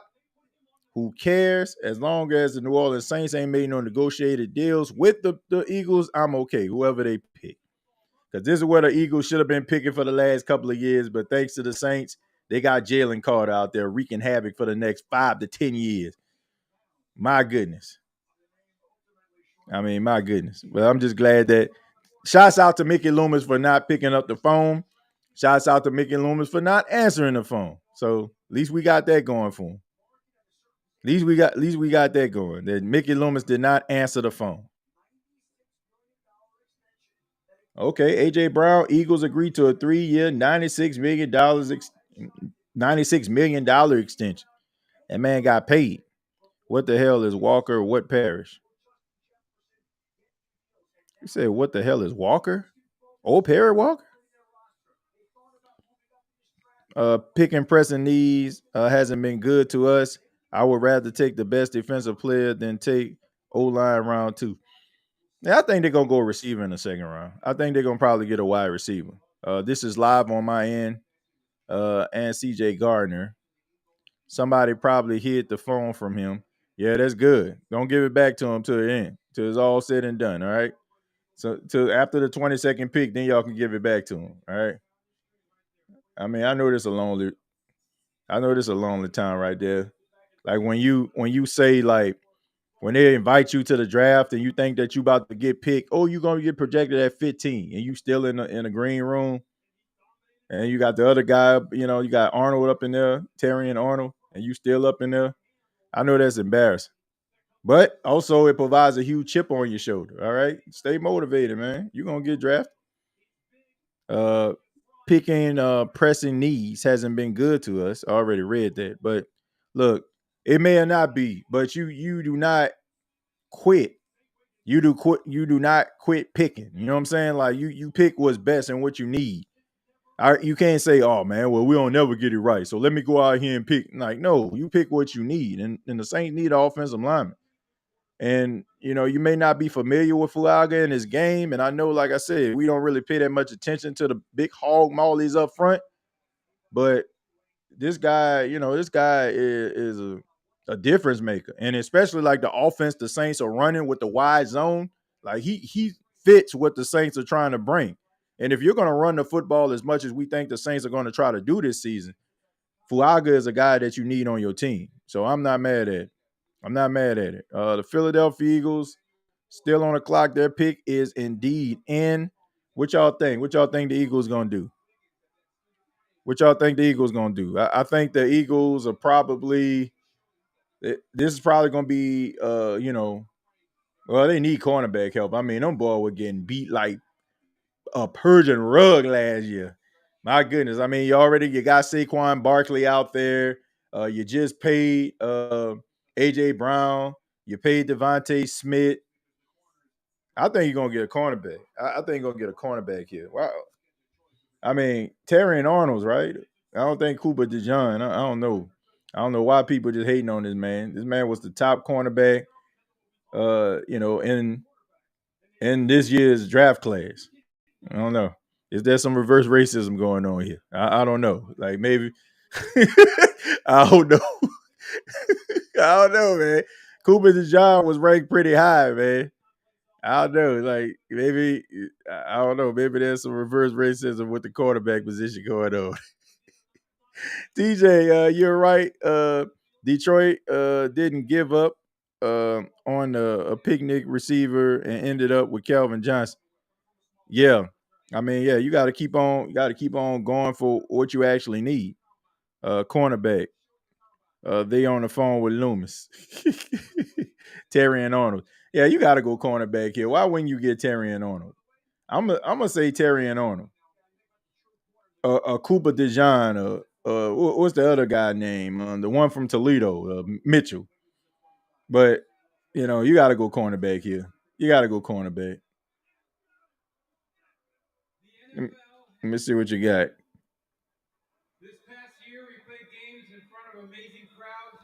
Man, they booing the cheese out that boy. God dog, man. Let the man live. I know that got to be like, man, y'all still booing? And then we've been there about 2 hours. Well, 2 hours and 44 minutes at least. No, they drunk. No, they been drinking. So they ready to boo that boy. Boy, got that tan turned up, boy. Boo! Boo! He said, boo! What we booing? I don't know. I just heard everybody else doing it. That boy ain't coming to New Orleans for the draft. Man, that boy gonna go up there with a bulletproof vest on. Saints get Keon Coleman in the second round. Boy, if they get that, boy, that'll be magical. But man, Saints, we can't have two nice things, right? We can't have two. We can't have Fuaga and Keon. Good evening to those of you from the beautiful land down under. With the 22nd pick in the 2024 NFL draft. No, he recorded that 2 hours ago. Well, I guess he couldn't, right? Well, I guess he couldn't. I said, I guess he couldn't. Got that. I guess he had to read that in real time. Like, yeah, Mitchell, man. Yeah. Say you wilding out. Hey, y'all know that boy. Man, y'all know they booing that boy and they drunk. Y'all know these folk ain't sober, man. Y'all know these people lit, man. They lit like a Christmas tree. I wouldn't mind TJ Tampa in round 2, but I hope for Keon Coleman. Well, I mean, you got the Jacksonville Jaguars coming up. Shouts out to Tony Khan. Hope he has a speedy recovery. I heard he got power drive last night, but nevertheless, I mean, Jacksonville, good team. I don't know what the heck happened. They started off, they was hotter than fish grease. And then all of a sudden, like they just lost like 5-6 games. Like I think if Philly didn't play as trash as they did down the stretch, I think that would have been a talk of the NFL. Like how they just kind of fell off, right? And you got the Toledo Torpedo up here, out there playing right now. Shouts out to Lance Moore. And you know how talented you gotta be to be on a team that is about as mediocre as a C+ in the Toledo Torpedoes and be a first round draft pick. You really have to be something special. But hey, man, I mean, congratulations to him, man. He come from a smaller school. You're up there. You're a first round pick. And I know, man. You can tell he fighting back tears, man. He thought he was gonna go higher, but hey, man, that check still gonna spin, homie. Still gonna spin. Still gonna spin. Cornerback, yeah, but let's see. Saints get Keon Coleman in the second. Look, if they got better cornerbacks out there than Keon, man, I'm not just in the business to get no Keon Coleman because he a Louisiana native, man. They got some really talented dogs out there that's probably gonna be in the second round. Let me call out a couple of them for y'all. I know we fall in love with the Louisiana boys. Man, you got Donnie Mitchell name ain't been called. Brian Thomas name who ain't been called. Troy Franklin, a dog, name ain't been called. Lad McConkey, more like a New England Patriot type receiver. Little scatty guy, right? But he's still a dog. Roman Wilson out there. Jalen Pope, Xavier Leggett. Man, these boys some dogs, man. And no disrespect to Keon, but man, them boys some dogs, man. Don't sleep on them now. Don't sleep on them. I know some of y'all taking Unisom on these cats. God is good, TJ. Oh man, all the time, all the freaking time. Man, get them Eagles off my screen, man. That's how they be clapping when they be finessing Mickey, man. Get them off my screen. Get them off my screen. All right, get off my screen, man. That's how they be. That's how they all be standing together for Nago and Mickey. They got them all on speakerphone, and they just want to hear them sweat. I'll call you right back. What I do? Take it? All right, you got a deal. Oh, man. Get them boys off my screen, man. Let's see. I forgot about Troy Franklin. Troy Franklin, a dog, man. A dog. Saints don't draft LSU. So, I mean, hey, that's Sean Payton, New Orleans Saints. That's not Mickey Loomis and Dennis Allen, New Orleans Saints.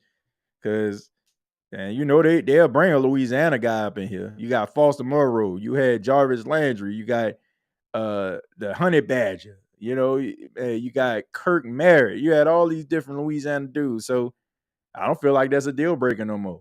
You could hear Brian Thomas. You could hear Brian Thomas' name called. I don't know. But I mean, the Jacksonville Jaguars are indeed on the clock right now. And I mean, like I said, had a decent season. But still need some wide receiver help. And I think that this would probably be Brian Thomas right here. This would probably be Brian Thomas because they need you don't have Ridley anymore. You don't have a number one guy. You don't have a number one guy. So to me, this is gonna be Brian Thomas. You got to get Brian Thomas in this. You got to get Brian Thomas with this one. You got to get Brian Thomas. So that's who I feel like they're gonna pick. Brian freaking Thomas. Get Brian Thomas up out of here, man. You need a wide receiver. You need a dog. That's your guy. So the only other name that I would accept would be Xavier Leggett because y'all kind of familiar with him because he played right up the road. But this better be Brian Thomas. If this is not Brian Thomas, they're insane. Let's see. Somebody said I forgot about it. Should the Saints double up on the O-line. Wouldn't be mad if they did it. If they did that, I would not be mad. No, I feel like people would just wouldn't want to see back-to-back offensive line draft picks, but honestly, I don't care if those two guys are going to be beneficial. Man, let's go ahead and see Jacksonville Jaguars act like they got some sense and draft Brian Thomas. This better be Brian Thomas or Xavier Liggins, but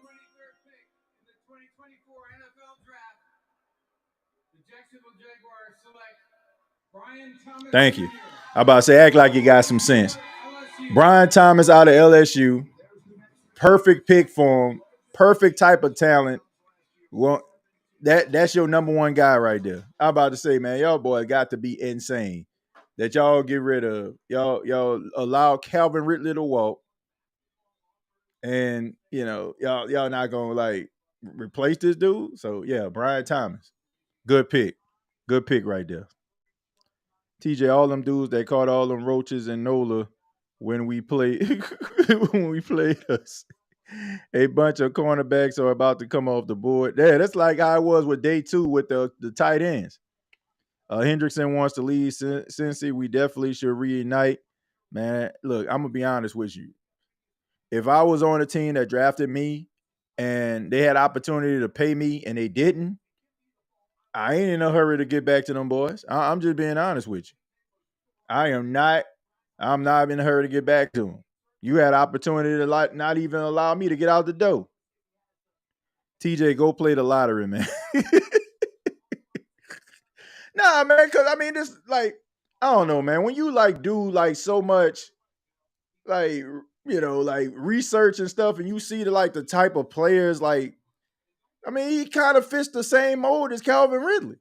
So why in the world wouldn't you want to get a guy like this as talented as he is?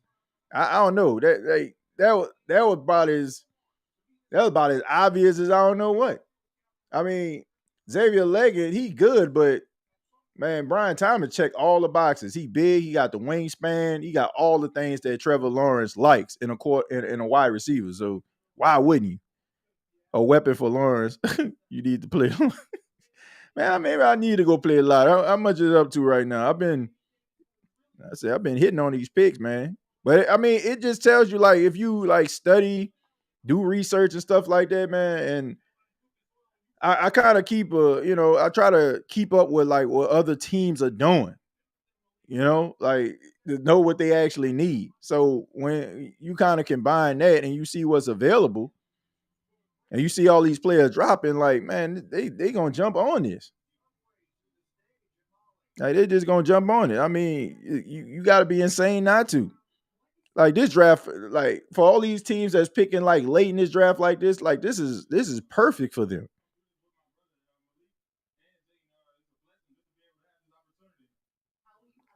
Let's see. But thank y'all for being here, man. I ask that you hit the like button if you have not already. I trust your word. Let's see. I think Thomas going to the Bills. Yeah, I mean, he could have. And I'm pretty sure that the Bills are more than likely going to go after a wide receiver. They got to be foolish not to. But here come them Dallas Cowboys. Like, yeah, they know they got the camera on. Look at how he looking. Ready to get another 12-win season and an early first round elimination. That's what they ready for. That's what they ready for, man. They ready for that first round exit. Kurt, Gabe Davis, and Brian Thomas. That's a nice trio. That's what I'm saying. Like honestly, Gabe Davis is your possession guy, right? But he ain't stretching the field like Brian Thomas can, right? So Brian Thomas is your number one guy. Gabe Davis is like your 1A. I feel like it's an Alvin Harper type thing when it comes to Gabe Davis. I don't know if some of y'all football historians, y'all may know I'm talking about some of the historians, but Alvin Harper was the number 2 receiver for Michael Irvin, right? Michael Irvin was, the number 1 receiver for the Cowboys, and then Harper was the number 2. And when the Cowboys won the Super Bowl, Alvin Harper got paid, if I'm not mistaken, by the Buccaneers, right, to be a number 1 guy, and he never panned out. And I look at Gabe Davis like that. Like, everybody remember Gabe Davis for that divisional round game when he played, they played the Kansas City Chiefs. He had 4 touchdowns in that game. They called him Big Play Gabe, and they should have. But I'm still kind of reluctant to give Gabe Davis that number one notch. I feel like Brian Thomas can't be that number one guy. I really do. I think he has that type of talent. And it was just one of those situations where you had Malik Neighbors on your team and he kind of overshadowed like Brian Thomas, in a way because he was so talented. But I honestly feel like Brian Thomas can be that number one guy because if you look at it, man, even in LSU, I mean, Justin Jefferson was like number 2, number 3 on the board. The Jamar Chase and you had Terrence Marshall out there, and you had that Thaddeus Moss, and then you had Clyde Edwards-Helaire. Like he was kind of just in the shuffle. Now I look at him like all of them like eating. Justin Jefferson eating, Jamar Chase eating, not so much Terrence Marshall. He just got a raw deal. But yeah, sometimes those guys like branch out and they go to teams where they're like the number one guy or their production goes up and they're getting called on. You see how magical and how talented these guys are. I see that the Dallas Cowboys are still on the clock, and honestly, I honestly don't care. Once again, the Dallas Cowboys, they're going to win a bunch of games. They're going to control the tabloids and the media because everybody want to talk about them. And they say, y'all want to hear about the Cowboys, so we're going to talk about the Cowboys. But in reality, y'all forcing us to really listen to what y'all have to say about the Cowboys, and ain't nothing else on TV that resembles sports. So don't just say people just want to talk about it. Like people want to talk about what y'all put in front of them, to be honest with you. But the pick is in for the Dallas Cowboys. Wonder what the Dallas Cowboys are going to do here. Interested to see what them Dallas Owl Boys. Wait a minute. Dallas Cowboys are trading their pick to the Detroit Lions. The Detroit Lions moving up in the draft. They see something that they want. I guess they like the way that the draft is going. Man, they need cornerback help. They need help on the edge. They offensive line like one of the best in football. But I mean, they need some of everything here. Shoot. I'm gonna say they need more cornerback help than anything. They need cornerback help. I mean, they got Carlton Davis. They got him through a trade.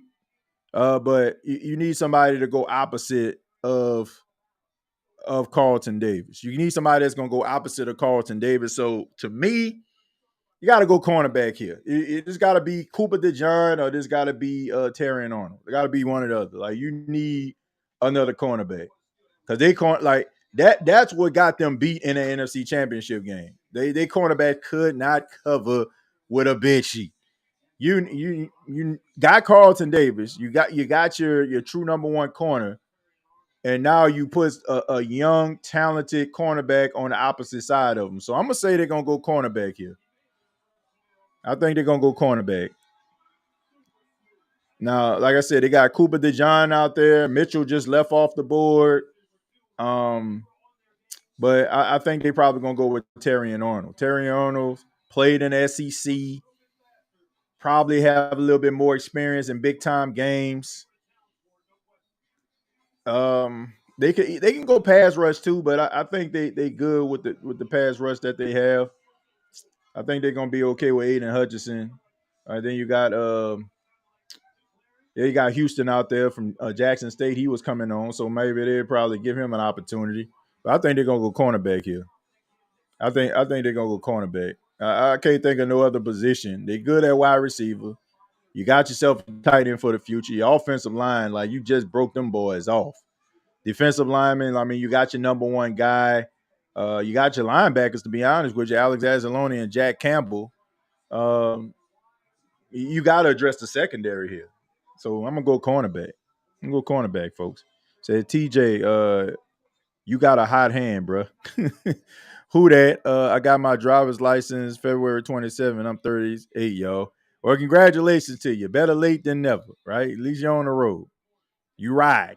You know what I'm saying? You riding. That's all that matter right there. You know what I'm saying? It don't matter how long, how long it took. What matters is you got it. They need better looking women. I don't know exactly what you're talking about here, man. Better looking women wear. And we don't want to be in that category, be judging women now. They opened up a whole different category. Saints play the Cow Wolves out here this year. I can't wait. I'm gonna be in the building. Gonna be funny to see them long faces at work after that game. Boy, you got a lot of hope. Boy, you got a lot of confidence putting your hope in a Dennis Allen led New Orleans Saints team. I'm gonna tell you that right now. For you to be that sure about a Dennis Allen led, bro, I ain't nothing a sure thing with Dennis Allen. I don't care if the Saints playing a Pop Warner team. Like, I would hope they win. I would think they win, but they're gonna call the annexation of Puerto Rico and confuse the hell out of them. All right, so we got a pick on the clock. We got some youngsters out here, man, representing their respective teams. Man, that dude number 9, that boy gonna be tall because he look young. He look like he about 12 or 13.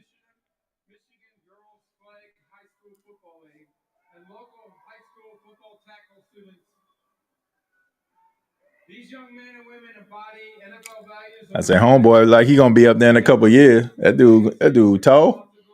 That dude got to be about 6'4", 6'5".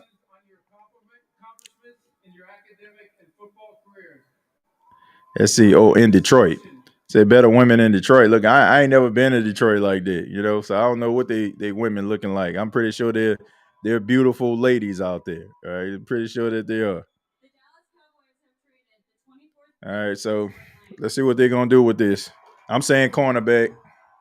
I'm gonna say Terry and Arnold's. Cooper DeJean. Yep, makes perfect sense.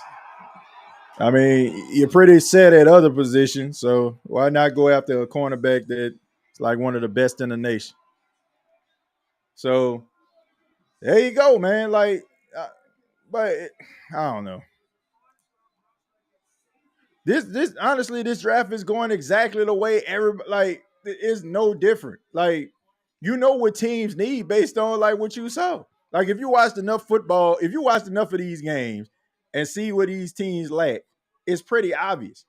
Like, I would have thought that the Rams would have probably got that interior, the defensive interior out of Illinois, or go get Byron Murphy, and Murphy went a couple of spots before them. So Jared Verse was like the perfect pick. Like, when you get a guy, or you have your heart set on a guy that you're in love with, and he goes, like, go with the next best available. Terry and Arnold's suit is ... something. That's all right, man. I mean, look, he in Detroit, man. What up, though? That's what they say, right? I watch enough BMF to know that. LSU and Bama and Georgia always have a lot of first-round talent. I mean, they recruit the best, right? TJ, when you home and I am home, we're going straight to the fairgrounds. I got the drinks covered. Hey, man, it's all good to me. His height, weight, and 40 times screen slot corner to me. Yeah, but he has the talent, though. He has the talent to play outside, but they probably start him off on inside. I agree with that. Or they probably even move him to safety. He did play safety at Alabama too. So, yeah. I mean, who on the clock now? You got the Green Bay Packers. The Green Bay Packers had a really good season, made all us smile after they slapped around them Dallas Cowboys in the postseason. They got a lot of talent out there. Honestly, I don't know. They got me on this one. I don't know what the Green Bay Packers need. Running back, since you don't have Aaron Jones anymore. Trying to see. You good at wide receiver. You got Reed, you got Watson, you got Dobbs, you got Kraft at tight end. You got Luke Musgraves. Defensively, like cornerbacks, you got Jair Alexander. You could add another cornerback. Linebacker, I think you good with Quan. I really don't know that much about their offensive line. So defensive, I'm gonna say I'm trying to look at their defensive line. I think their defensive line good enough to hold up. So I mean, they just got Von Ness last year. You could put somebody opposite of him. Preston Smith is well. I'm gonna say they're gonna go offensive line. Right here. I'm gonna say offensive line because the way I'm looking at their defense structure, I don't feel like it is a top priority. So I'm gonna say they're gonna do something with the offensive line here. So we'll see. They need a left tackle since they lost. I forgot about that.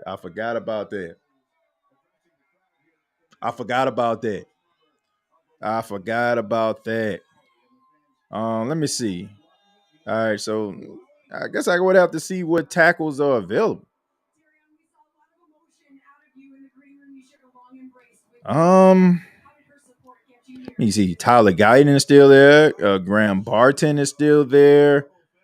Jordan Morgan is still there. Brandon Coleman. He's there. Let's see. I mean, they gonna go offensive line. I'm not sure. I'm gonna say offensive line. Don't know exactly what offensive line. I mean, Graham Barton really good. Shouldn't probably gonna get picked in the next couple of picks, but I'm gonna say offensive line. I'm gonna say offensive line. They're gonna address the offensive line of Packers. Don't know, like that was a good point right there, Brand. That did put something on my mind because I was looking at the way that their defense is structured. They played some 3-4, some 4-3. They need offensive line help, especially if you're losing Bakhtiari. I'm gonna be honest. If you're losing Bakhtiari, you need that. Terry and Arnold said he will help the Lions win a Super Bowl. Well, I mean, they were pretty close, and they should have. To be honest with you, they should have been in the Super Bowl. They were smacking around the 49ers. Then all of a sudden, I guess the Lions realized, man, wait a minute, we the Lions. We don't supposed to be winning. So all of a sudden, like I guess they just decided they were gonna be the Lions for the last, quarter and a half, because they started like collapsing really in the late third quarter. I mean that's 24-7 at halftime. That's unbelievable. But I'm gonna say that the Packers are gonna go tackle with this pick. Jerry says he's back. Thank you for coming back here.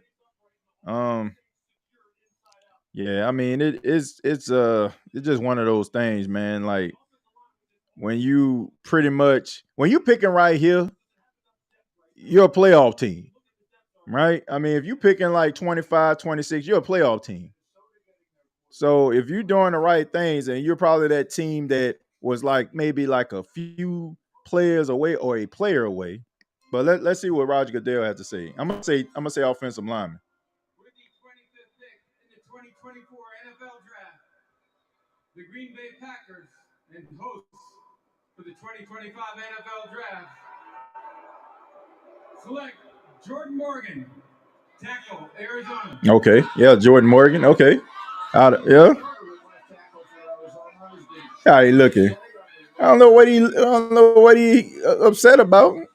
When I be seeing people like that, like I be like, man, like what the hell you know about football?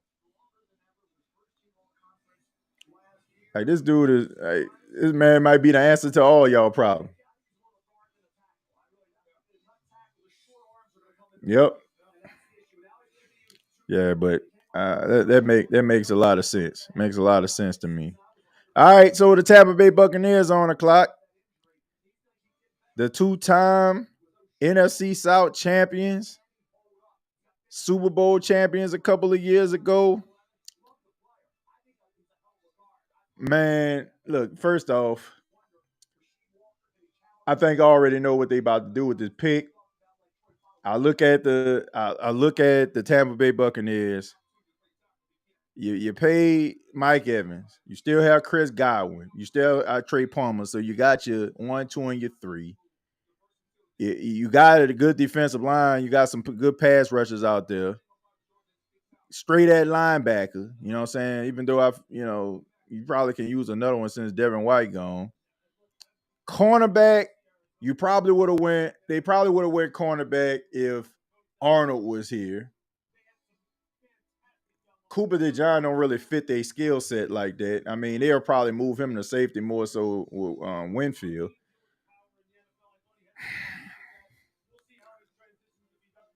I know what they about to do. I know what they about to do. I know what they're gonna pick. I know what they're gonna pick. Out of the process of elimination, you got some issues on the offensive line. You've been trying to work on that. Watch they get Graham Barton out of Duke. Watch they get Graham Barton. Watch. It's gonna be Graham Barton or it's gonna be Tyler Guyton, one or the other. But the fact that Graham Barton is still on the board and this guy should have been gone, and they need help on the offensive line. Watch they get Graham Barton. Watch. Let me read some of these comments. I know they are. I like Graham Barton. I wouldn't have, I'm gonna tell you, like if the Saints would have got Graham Barton at 14, I wouldn't have got mad. Like that dude is pretty good. I mean, I watched quite a few Duke games being around this way, and people like speak very highly of that kid. TJ, I still love the video you did on being a hater and happy the Bucks lost in Detroit. Yeah, absolutely, man. Look, I already told you. I don't mind being here, man. You a hater. Man, you be hating. Yep, sure do. Why not? I don't want to see you succeed. I do not want to see you succeed if you are known as a rival or adversary. I don't want to see you succeed. Just like I'm pretty sure you're going to be hating. Just because you don't say you hating, don't mean you ain't hating. I never understood that. Like people, man, you're a hater. Like, oh my God, I'm a hater. You got me. So I don't want to see you be successful. Why? So you can flaunt that success all in front of me? Can you imagine how unbearable the Falcons would be if they just so happen to win a Super Bowl this season? Can you imagine how unbearable they would be? Like, I don't want to see you win. I want to see them fail. Look, just like they want to see the Saints fail. Like words mean absolutely nothing to me. Because when I shut this camera off, very few people know who the hell I am. So why should anybody words care? Why would you care, right? When you shut your phone off, very few people know who you are. So what should I care? Somebody, man, you're a hater. Like, whoa, what are words, man? Like, words, especially for words that you know for a fact don't really affect you. Says TJ, if you get this right, we are going to the bottom line after the fairground. Man, I'm telling you, man, like Graham Barton is the perfect pick for these boys right now. And the fact that he fell this far in the draft, like you about to hear his name. You gonna hear his name. I don't see no other. They can get a cornerback, but like I said, Terrion Arnold probably, you know what I'm saying, like threw a monkey wrench in their plans. And like I say, if the guy that you're not in love with is not available, you go with the next best available. And the next best available is Graham Barton. Man, homeboy needs some personality, man. I guess he's supposed to be like the new Chris Mortensen or something like that. But that boy about as dry as a turkey sandwich out there. Like staying at the camera like the first round pick, they had 6 quarterbacks that were drafted early. The first time this has happened in over 20 years. Like, dude, where the personality at, man? I know you probably nervous. Shoot, but God, dog, homeboy look like he reading off the teleprompter or something. What's wrong with this boy, man? Where the personality at? Rest in peace, Mort. Chris Mortensen, that's who I grew up on, man. Chris Mortensen, one of the original OG insiders right there. Yeah, man. Shouts out to him, man. But that's the reality about life, right? The older you get, the older the people around you get, and more familiar the names get when they pass away, man. Chris Mortensen, yeah. But let's see what the Tampa Bay Buccaneers gonna do, even though I pretty much already know what this is about to be. It's gonna be tough for the New Orleans Saints to try to get to Baker Mayfield. I can tell you that right now. If this is who I think it is. All right. 2024 NFL Draft. The Tampa Bay Buccaneers select Watch. Graham Barton, center Duke. There's another one that you love now. Made 43 starts at Duke. He's played a lot. Grew up in Brentwood, Tennessee. I knew it. Career as center. They were probably high on Terrion Arnold. Detroit knew that, and that's the reason why Detroit jumped in front of Tampa and got that pick. Ain't that crazy? The team that Tampa traded with for Carlton Davis jumped in front of you and got the cornerback that you were going to more than likely pick as his replacement. Wow. Yeah, you can't make that stuff up. So they basically kind of fleece y'all twice here. But man, this dude gonna be a dog though, man. Them boys gonna have to like, yeah. He gonna be a dog, man. He don't give up too many sacks. And he's smart too. He give you a little extra after the play. All right, so okay, TJ Blue now. Didn't their center retire? I think he did. I think he did. Jensen. So he's the new Ryan Jensen. Great, pretty much. Yeah, he got a little mean streak to him, but he ain't Ryan Jensen or whatever like that. He just really fundamentally sound. Yeah. Let's see. Been reading up on a Guyton guy. Dude started only 14 games, so he is raw. I'll be shocked if he is taken tonight. But he is 6'8", 322. You never know. All right, so Arizona, I didn't even get a chance. I don't know what they're going to get. I don't know what they're going to get. The Arizona Cardinals select Darius Robinson. Okay, linebacker. Missouri. Yeah, he like an edge guy. Darius Robinson. All right. Yeah, I mean, I'm happy to. Man, this been a quick draft, man. Honestly, it's been pretty quick. We've been on for 3 hours 19 minutes. Normally, we be flirting with 4 hours quick. So they speeding through these draft picks. All right, so the Buffalo Bills are on the clock. Why wouldn't you want to get a wide receiver at this point? It said, TJ, I want those lucky numbers. Me too. At 6'5", he is a center that's crazy. With that side, it screams left tackle or right tackle. Yeah, he got good pad level right there. And see what he do. Oh, man. Oh. Yeah, that's what you need right there. I mean, Buffalo got to get a wide receiver here, huh? I mean, you lose Stephon Diggs, you lose Gabe Davis. The only one you got still is Sharif out there. You know, I mean, he be eating, but he ain't no number one guy. I think you got to go wide receiver here, don't you? You ain't got no wide receiver. You ain't got nobody for Jared Allen to throw the ball to. Let me see. Only person that you got, let me see.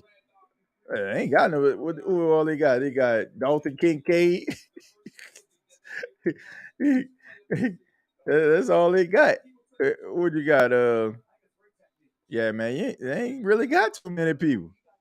Where they got Khalil Shakir? Yeah, Khalil Shakir. He had a good season, but he not a number one guy. He not number one, man. I mean, you gotta address. You gotta get a wide receiver right here, don't you? I mean, you gotta get a wide receiver. Let's see. It's been way better than the Malika Andrews draft. Yeah, where's she doing with the draft? The NBA draft? I mean, when she was doing the NFL draft, I hope not. Kincaid and Knox just tight ends. Yeah, pretty good tight ends though. DA is attending his last draft as head coach. We'll see. He wins the award for the ugliest jacket.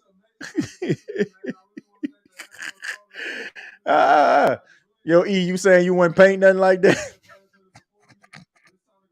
My brother EJ is in the chat, man. He's an artist, man. You wouldn't paint nothing like that? You wouldn't paint a jacket? What that boy Shaq say? Shaq say, I'm gonna buy you 2 jackets. I need you to throw both of them away. Oh man.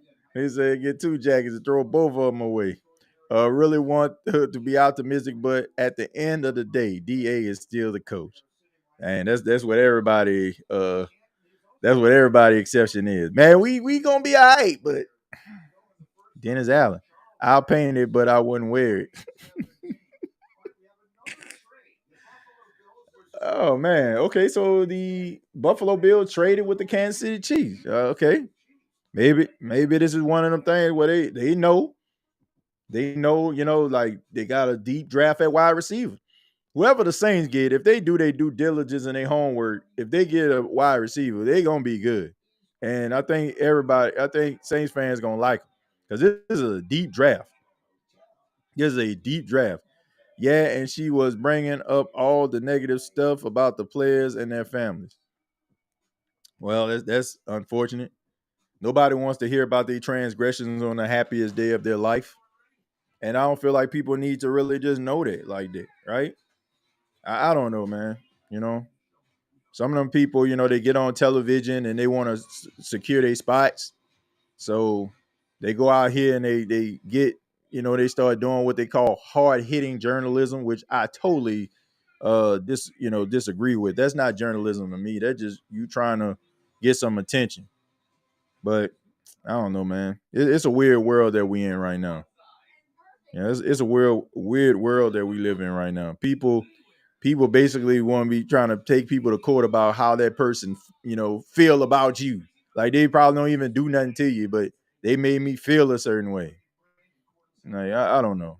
It's a weird world that we live in, man. Like it was like one time I think I seen Malik Andrews, like I think Jalen Rose, like touched on the arm or something like that. She was like, "Don't go under my armpit." Like dude went nowhere near your armpit. Just weird stuff. I don't know, man. People they always trying to make a case for something. But I mean, all in all, as far as like a reporter and stuff like that, I think she do a decent job. But I can do without the rest of the stuff. I think the Chiefs will steal Leggett from South Carolina. He reminds me of Deebo Samuel. Well, they do need a wide receiver. They do need one. I mean, they need quite a few things though. To be honest with you, man, they not all put together. That light skinned dude out there. He cover up for a lot of things. But I think one thing that they have been missing. I mean, I think they would do some help on the the offensive line. I think they need some help, in the defensive line. I still think they can use another pass rush, but I really feel like they've been missing a speedy guy. Like ever since Tyreek Hill left, I feel like they've been kind of missing that speed guy. Sky Moore was supposed to be that guy, but he just didn't pan out. I think well, depending on how everything works out with with the wide receiver they drafted, I know he had some issues in Dallas and all that kind of stuff. That's something serious, but I think they need somebody with some speed. Like I think they probably gonna get themselves like a speedy receiver here, like because I think they've been missing like a Tyreek Hill type guy. And let me see, man. Let me see what they got. I know for a fact that they got some burners out here. See what they got for some burners. Let's see the burners that are available. The ones that ran like really fast. Let me see. Donnie Mitchell. Not really. Now his teammate Xavier Worthy, that man, like that boy, like that man ran out the building. So I would say him. You can throw Keon Coleman out the way. Lad McConkey don't really fit that mold. Troy Franklin doesn't either. And some of these other guys like Jalen Polk and Kai Corn. So Xavier Leggett would be one, and Xavier Worthy would be another. I feel like they need that speedy guy. I feel like they need that speedy receiver they've been missing since Tyreek. So I'm gonna say Xavier Worthy. I think they're gonna get Xavier Worthy or they're gonna get Leggett. But you already got somebody like a Leggett already. So I'm gonna say Xavier Worthy because you want somebody to take the top off. Because you know you got a quarterback that can bomb that thing out there. Let's see what they're gonna do. But I think they probably gonna get a burner. I can see them getting a burner here. Yeah, I can see them. I can see them getting a burner. What y'all think? What y'all think about Kansas City? I think they missing a burner. I think they missing somebody that can take the top off the defense. They haven't had that since Tyreek. Whoa, now TJ, how you doing, bro? And you right, we will be all right, depending on how healthy we are. Yeah, I agree with that. Yeah, I'm gonna say with Kansas City, man, they looking for a burner here. I feel like they got a wide, they gonna get a wide receiver here. I think you good. You still need some help on the offensive line. I'm not convinced on that offensive line, but I think they've been missing that speedy guy, the guy to take the top off the defense. I feel like that's been missing. So I'm gonna say Leggett, Worthy. Those other guys like late second round picks. So those are probably the two guys that would be justified. Let's see what they're gonna do. Let's see what they're gonna do. One important wish was requested by a young man by the name of Justin Laverne, who was diagnosed with renal failure at age 15 and received a kidney transplant from his father. Oh man. Last year. Oh man, bless you, man. Wow. That's love right there, man. But I ain't gonna lie, I would do the same doggone thing. Matter of fact, I wouldn't even be here. For real. Shit. That's a father right there, man. First round draft pick for his beloved Kansas City Chiefs. I'd like all of you to join me in cheering on Justin as his wish comes true. If you're a special type of evil if you born a dude that just got a new kidney. Like, come on, man. I don't care. Like, if you don't want to. The Buffalo Bills have traded the 28th pick to the Kansas City Chiefs. With the 28th pick in the 2024 NFL Draft, the back-to-back Super Bowl champions, Kansas City Chiefs, select Xavier Worthy. Mm-hmm. Yep, that makes perfect sense. Yep, you want to get somebody to take the top off the defense.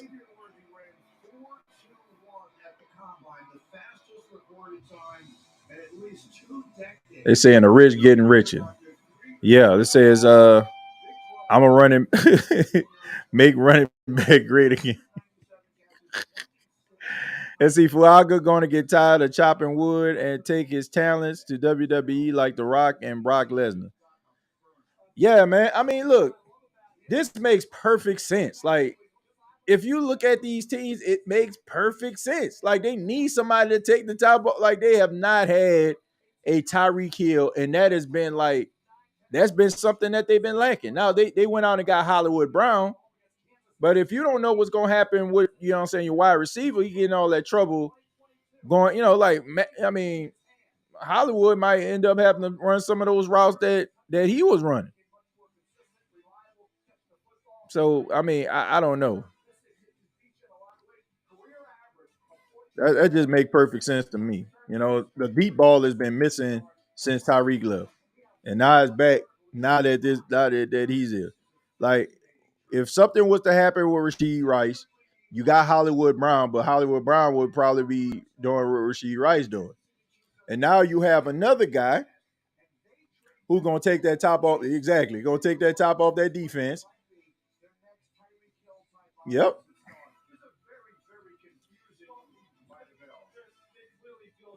they've been needing that for a while, man. Hollywood and Worthy is crazy, right? That ball, they're gonna be, might say Michael Thomas, DB. Whoa, not I already read that. All right, so they're saying DB. Yeah, man. Look, for Mahomes. Yeah, man. Look, get to do some players, man. He can air that joint out. He can air that joint out. So there we go. All right, so the Dallas Cowboys are back on the clock, and I don't know what they're gonna do. Honestly, I don't care. What do the Dallas Cowboys need? I mean, you got pass rush. Well, you lost Tyron Smith, so I guess you can go offensive lineman here. Linebackers, I mean, losing Lathan Vander Esch, you probably need some help at the linebacker position. But who's the top linebacker that's out right now? And like I said, this is a deep draft for offensive lineman. Like I said, you lost Tyron Smith. You probably want to get somebody, you know what I'm saying, to help, help out the offensive line.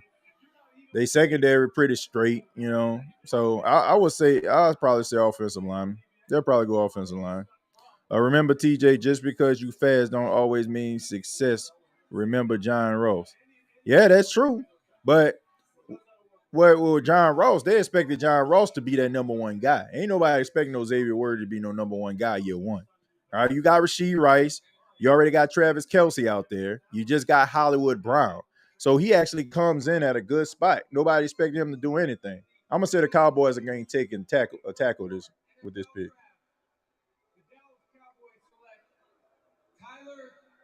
Oh, man, they got Tyler Guyton. Oh, man. Wow. And somebody just mentioned, like, oh, man, he raw. Like, man, that man a freak of nature right there. Oh, he happy about that one, boy. He happy about that one. I say he happy. Is he from Texas? I'm pretty. He went to TCU, so TCU is just right up the street. Yeah, he from Manor, Texas. So yeah, he at home.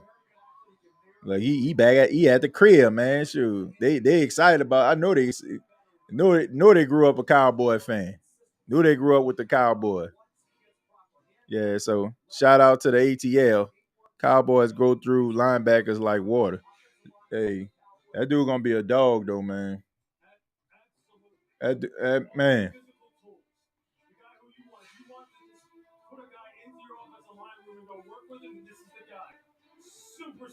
Man, that dude gonna be something special. Like if he go get with the right offensive line coach, gonna be a dog.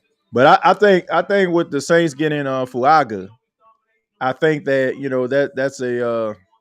that's a really good pick. That's a really good pickup by the Saints. But Tyler Guyton, y'all know how I feel about him, man. The way that the Saints are trying to run, this offense, he would have been a really good fit. But so is Fuaga.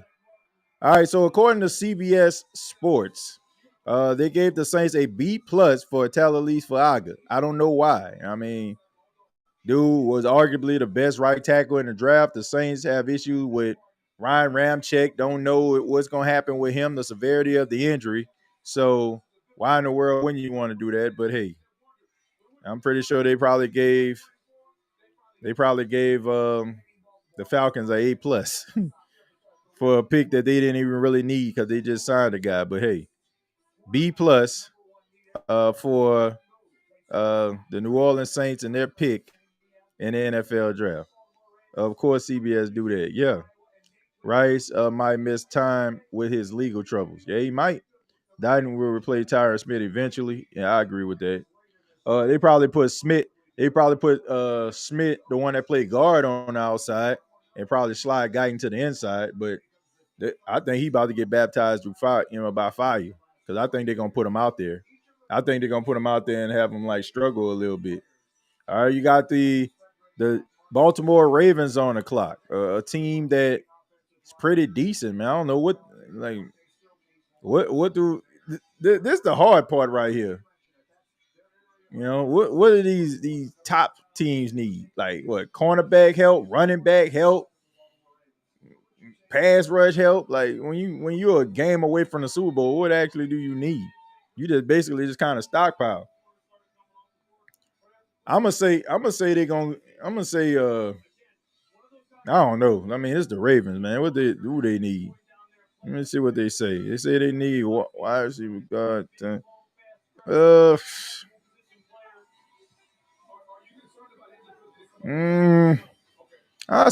I'll go cornerback here. I think they'll go cornerback.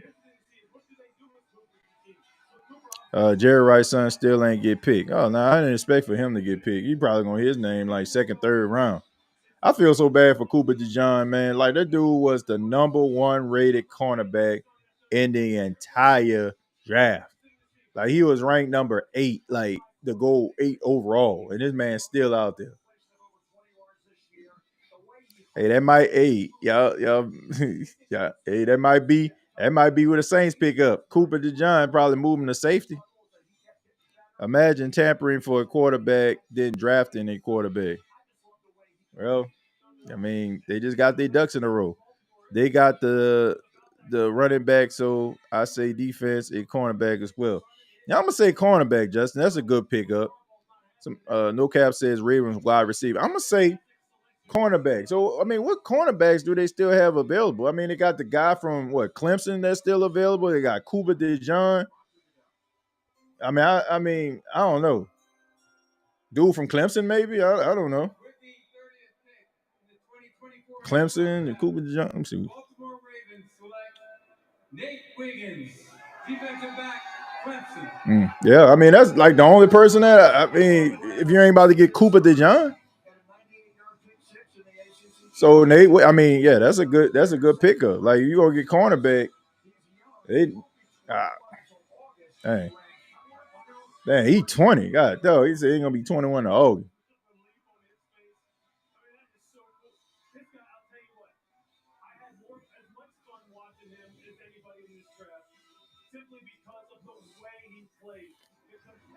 I don't know. Let me see. They might go get a wide receiver. I mean, if they got a wide receiver, that would have made sense too. But man, they love defense, right? They love defense. I mean, I feel bad for Cooper DeJean though. This man's name should have been off the board. So who on the clock right now? We got the San Francisco 49ers and the Buffalo Bills. So those are the only 2 picks that we have left, ladies and gentlemen. All right, so if you got anything to say, go ahead and put it down in the comments right now. We got 535 people watching this right now. I ask that you hit the like button. I ask that you subscribe to the channel. Please subscribe to the channel. That lady was about to go say come out that shirt. I had a Falcon fan argue me down, telling me they were getting Dallas Turner. Well, he was wrong. Defense. They might already read that, but yeah, go ahead and put your comments down there right now, because when the Buffalo Bills make that final pick, that will be the end of the shizzo. She hugging and stuff like that. Yeah, that's my brother. We about to run that ball. Why aren't they picking DeJean? I don't know. I can't tell you why. I mean, to be honest with you, I do feel like if I'm gonna say one, for one, I gotta say it for everybody. I do feel like there's some reverse racism going on here. I really do feel that way. Okay, I mean, this dude was like the best secondary player in the entire NFL draft, but I just think that he plays at a very unconventional position for a person of his skin color. Like I'm look, y'all want to. I'm not gonna sugarcoat, but I do think that's kind of playing a role, because the dude is pretty doggone good. So I don't know, man. I mean, when you play a position, ain't nobody really been as good at that position since Jason Sehorn. Might be a little tough for you, man. Round 2 on tomorrow before WWE draft and tomorrow night TJ Yeddy. Yep. But I will be on Bleacher Report on tomorrow, man, for the second and the third round. Like time, we gotta go over there to the Bleacher Report. But I will be keeping you all posted with links and everything like that, so you all can come over and check it out. I need your support, man, because I'm gonna be on that show with other members from the NFC South. So y'all make sure that y'all come on over, man. Support the show. Let's see. That ish ain't right. I mean, that's the dude didn't hurt himself. Just as good as he always been. He's ranked number 8 among players, not just the cornerback, players. Like he is the top. He is one of the top cornerbacks, if not the top cornerback that was supposed to be in this draft. And this man didn't even get drafted. I'm just saying. What time is it for? It's supposed to be at 7 when it kicks off, 7 Eastern. If he can ball, he can ball. Yeah, I mean, you would think that's the case, but I mean, I think he can ball. I think he's pretty doggone good. I don't understand why he's still not out there. Owners when have you seen a Caucasian corner? Yeah, I mean, well, didn't Sean Payton and the Denver Broncos draft a cornerback last year? A white cornerback last year. I don't like I said. I ain't trying to turn this into a a race thing, but I'm just saying it's very it's very rare that you see a white guy playing corner. So I'm just wondering does that play a role? Maybe I don't know why. Maybe that's why stock dropped. I don't know. I'm not saying that's the main reason, but I'm saying is that could be a reason. All right, you got Drew Sanders. Yeah, Riley Moss. That's who it was. Riley Moss out of Iowa, ironically. He was the number 83rd overall pick.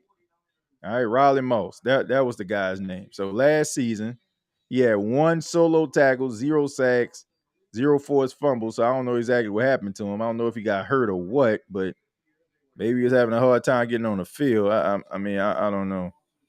So maybe it's the Riley Moss effect, right? I think we was ready, but we ain't. Though we was ready for prime time, but we ain't, right? We the 11 o'clock movie. Oh, what?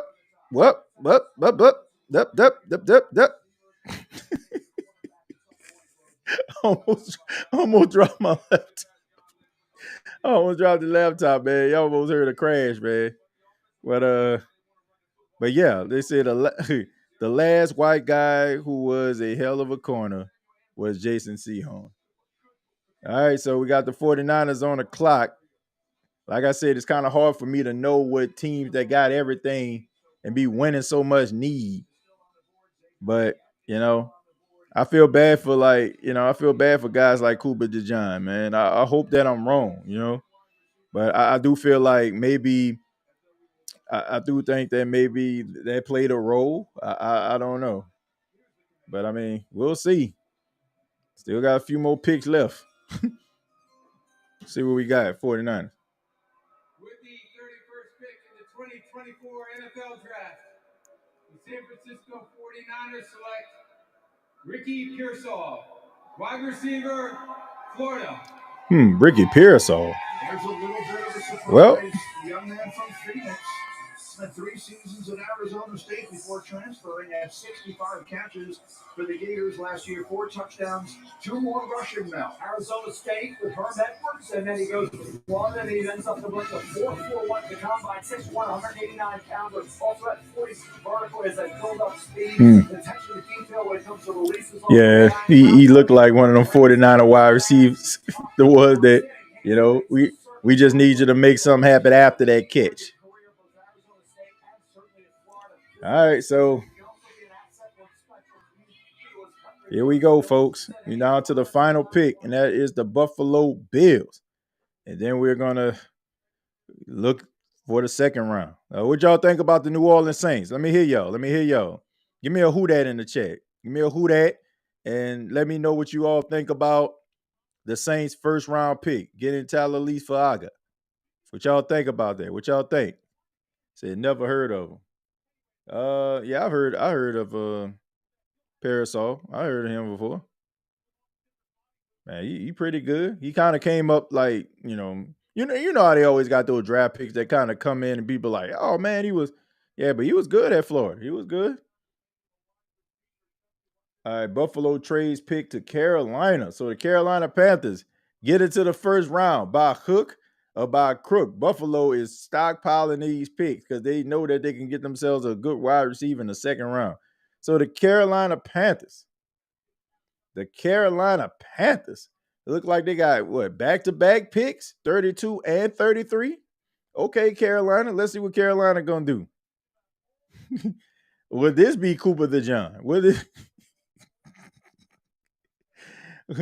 the Panthers select Cooper DeJean? Right? Will they get Cooper? Will they get a pass rush? Will they get an offensive lineman? Will they get what will Carolina get? Need everything. Need a team. Need ownership. Need running back. Need quarterback. Need Jesus. they need everything right now. This is not delivery. This is Dijon.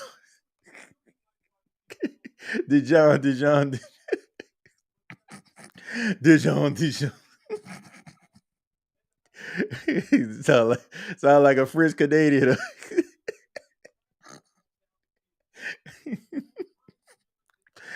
LOL need a team. Yeah, lie. They need a new owner. They need help. They need Jesus. They need prayer. They need speaking meeting. They need a prayer breakfast.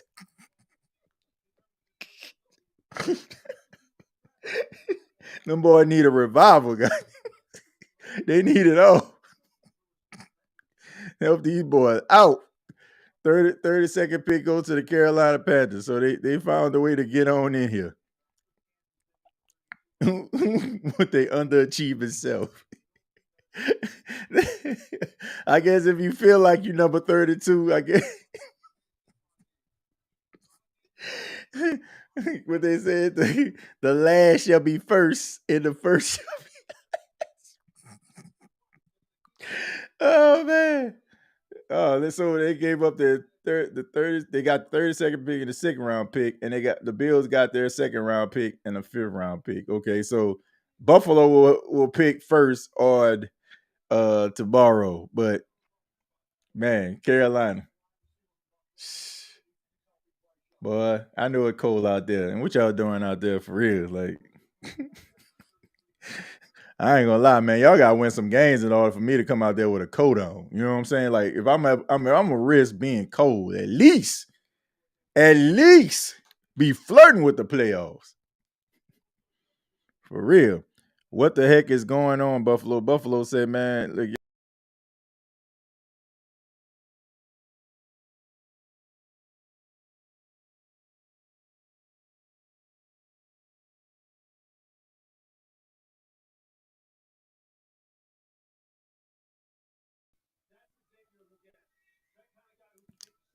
Look, ye already know. I've been saying that for a minute. I've been saying that for a hot minute. Sorry about that, folks. I know I lost some folk. My apologies, folks. Who that? Love the pick. It's only one way to go, and that's up if you're Carolina. I ain't gonna lie. And right now they up. They at the podium. I wonder who y'all think Carolina gonna get? Huh? I mean, I don't think God and Jesus are in the on the draft board. I don't know. I think they might get a wide receiver here. I think they might get a wide receiver. What y'all think? I think they're gonna get a receiver. They need a number one guy. So this might be Troy Franklin, Xavier Leggett. I think he's gonna pick a wide receiver though. Let me see what they're gonna get. See what they can get. I want to say receiver though. With the 32nd pick in the 2024 NFL Draft, the Carolina Panthers select Xavier Leggett, wide receiver, South Carolina. Yeah, that's a smart pick. I can't hate on him for that. Thank you, Detroit. Well, just like many games for the Carolina Panthers, when they go off, you just shut the TV off, and that's exactly what we're gonna do right here. But all in all, what y'all think? What y'all think, man? What y'all think? Who that nation? What you think? What you think? I think that the New Orleans Saints did an outstanding job. I think that they got what they needed to get. The Atlanta Falcons shocked the world tonight, getting Michael Penix when you got Kirk Cousins. I'm not mad at that. Preparing for the future. Tampa Bay going out here, getting Graham Barton was a good pick. Hell, even Xavier Leggett was a good pick. But I think all teams did well, for the exception of the Atlanta Shocker. But that remains to be seen if that was the right pick or not. But I mean, he's what they need though, and I guess that completely just destroys what Deion Sanders is trying to build. Right? Oh, Shador to Atlanta? Nah, not happening, Captain. All right. Especially if you got Michael Penix waiting in the wings, not happening. But who knows, Who knows where he's going to end up. If he plays well, you'll probably hear his name called really early. If he basically just be living off hype from his daddy, probably going to get passed up quite a bit because ain't nobody going to want to deal with that nonsense. For the scheme that they are trying to run, I think the Saints got what they needed. I agree. But I don't think they done. And they shouldn't be done on the offensive line. Unless Nick Saldiveri and turned on like the light that came on each channel in his inner Quentin Nelson, you shouldn't be done. No complaints from me. Wanted an O-line and got an O-line. Yeah, me too. Guess another O-line or a trade back, my guess. Not mad. It's a good pick for the draft pick on Taliese Fuaga. TJ, no big deal. Nah. Dude, Leggett gives me Debo vibes. Yeah, I mean, he good, man. He good. I mean, I watched quite a few of his games out here being around their way. For those that don't know, I mean, I stay in Myrtle Beach, South Carolina, which is like 2.5 hours away from Columbia. So watch my fair share of games like that. Now, let's focus on tomorrow. Then we're going to go ahead and get up out of here. I feel like the Saints need to go and get a wide receiver in the second round. If you don't get a wide receiver, there's one guy that I feel like you can have as a backup, just like what the Falcons did, and you can wait in the wings, and maybe he'll end up being pretty damn good for you in the future, and that is Spencer Rattler out of South Carolina. All right, that seems like the only guy that, to me, that is left that deserves at least a second or a third round pick at the quarterback position is Spencer Rattler. So I don't think the Saints are going to do that. I don't think they're brave enough to do it, to be honest with you. I don't know if they're brave enough to do that. Atlanta, they said it with their whole chest. We like you, but we ain't in love with you. Right? We ain't in love with you. All right. But you here, you our quarterback. So there you go. But I think they need to go wide receiver tomorrow. Jordan Travis, I will be saying that, Dana, if he didn't suffer such a significant and gruesome injury. I think that's probably going to cause his draft stock to fall just a tad bit. Second round is today or tomorrow. Well, in 4 minutes, my time, it would be today, but it is tomorrow for another 4 minutes. We got to get Jerry Rice, son, if he's good enough. Pratt from Tulane, yeah, Pratt been coming up the boards. That people got him projected as a late second, early third round pick. Not mad at that. Still have all our picks. That was smarter. The New Orleans Saints didn't move, stayed true to themselves. Didn't try to rock the boat. Didn't try to do none of those things, right? Just stayed right there, stayed true to themselves, went with the best available, and they got them. They got who they wanted. They got who they wanted. They wanted Fuaga. I'm pretty sure they probably wanted Joe Aldo for Shanu first, but those guys left and they didn't have an opportunity. So let's see. All right. So for those that might want to check this out, we got the Saints head coach, Dennis Allen, talking to the media about the Saints pick. And here it is. Make right now. I think we see how the rest of the draft plays out. I think we see how, there's always a little bit of a free agent period, after the draft where some guys become available. So I think we know he's going to play offensive tackle, and I feel like he's going to be a pretty good one for us. There was So you talk don't of see him possibly being a guard at this level or being projected as a guard at this level. That obviously doesn't sound like you're. Yeah, that's not where we're going to start out. Look, I think he can play. Only position that I'm not quite sure whether he plays as center, but I think he can play, either side and have some inside-outside flex. Dennis, did you guys consider moving back at all? Well, look, we considered a lot of different things, and yet you kind of have to see how the draft plays out and what's available to you when you get to your pick, and if your guy's there that you really, really want, it doesn't make a lot of sense to back up. So there was a scenario, that where we potentially could have backed up a spot or two, but that didn't play out.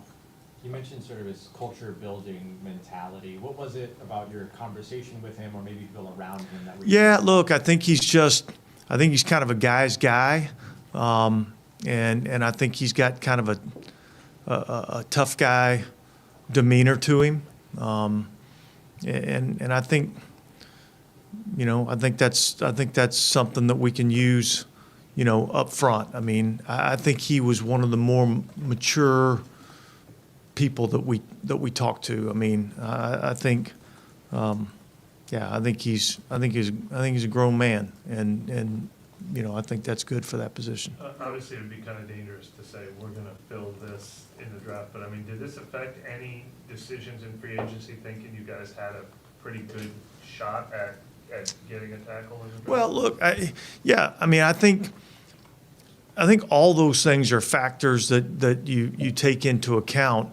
Obviously, look, with free agency happening before the draft, like, you have no idea what's going to happen in the draft. So, but yet at the same time, we did feel like, as you go through free agency and you're looking at how you're going to fill out your team, if you didn't feel like there was an offensive tackle, if it wasn't deep in the draft, then we may have been a little bit more aggressive in free agency. But yet, we felt like it was a deep position and didn't feel like we had to force anything, early on in free agency. Is a defensive guy, were you kind of surprised that first 14 picks were offense, and was there like consideration to say, I mean, I know you got your guy, but just kind of a lot of good defensive players were still on the board? Yeah. Well, look, when you have 6 quarterbacks go, in the first, 12 picks or 11 picks, whatever it was, 12 picks I think it was, there's 6 quarterbacks that come off the board, and we knew it was, kind of thought, there's a good chance Bowers might go up there in that area, and we knew there was a lot of offensive linemen that were going to go. So I don't know that I was shocked, and yet I would say that's a little unusual. Did you end up with a cloud that had, like, as you were nearing your pick, that had a Bowers and an edge rusher and an offensive tackle, or I mean? I'm not going to get into exactly how the board was, but yet Brock Bowers was a consideration for us, and the fact that he got, all the way to pick 13, wasn't it? Right? So he got all the way to 13. So I mean, there was certainly some discussion going on. So meaning that it wasn't a tunnel vision, like we're going to take the best tackle on our board. Like it certainly, if Fuaga goes 13, it might have ended up differently, or? Yeah, absolutely could have, yeah. DA, the other day, Mickey, I think, said there were still a couple of musts maybe on the roster you all needed. I mean, is it fair to characterize tackle? I mean, was this a must for you all? Yeah, I think it certainly was a must. Obviously, Ram's situation is a little bit up in the air. We still feel confident in Trevor Penning, and yet it's still an unproven commodity. So James Hurst retiring. This is something that we kind of expected and knew was coming. And so, look, we knew that was going to be a position that we were going to need to, try to address in the draft. And fortunate for us, like I said when we started this, it's not all too often that the depth of the draft and the position of need really marry up. But this happened to be a year that it married up for us. What is it about Tally that really makes him versatile to play on both sides of the ball? Both Excuse- sides of the line, I'm sorry. What's that? His ability to play on either side. What about that? His game itself gives you the confidence that he can play right. Yeah, look, I think he's an extremely good athlete for his size, and he's got outstanding feet and body control, really good balance, and so. And look, the biggest difference, I don't know that we put nearly as much stock into the left tackle versus the right tackle. So probably the biggest difference is just right-handed stance versus a left-handed stance.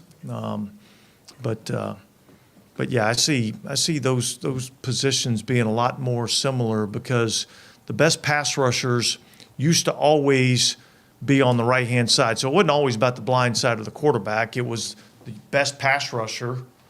Now, that typically ended up being on the blind side of the quarterback, but the best pass rusher was over there on the right, and so you needed your best protector over there. I don't know that I necessarily see it that way all the time anymore. And, teams are moving their rushers around and not really lining them up in one spot all the time. So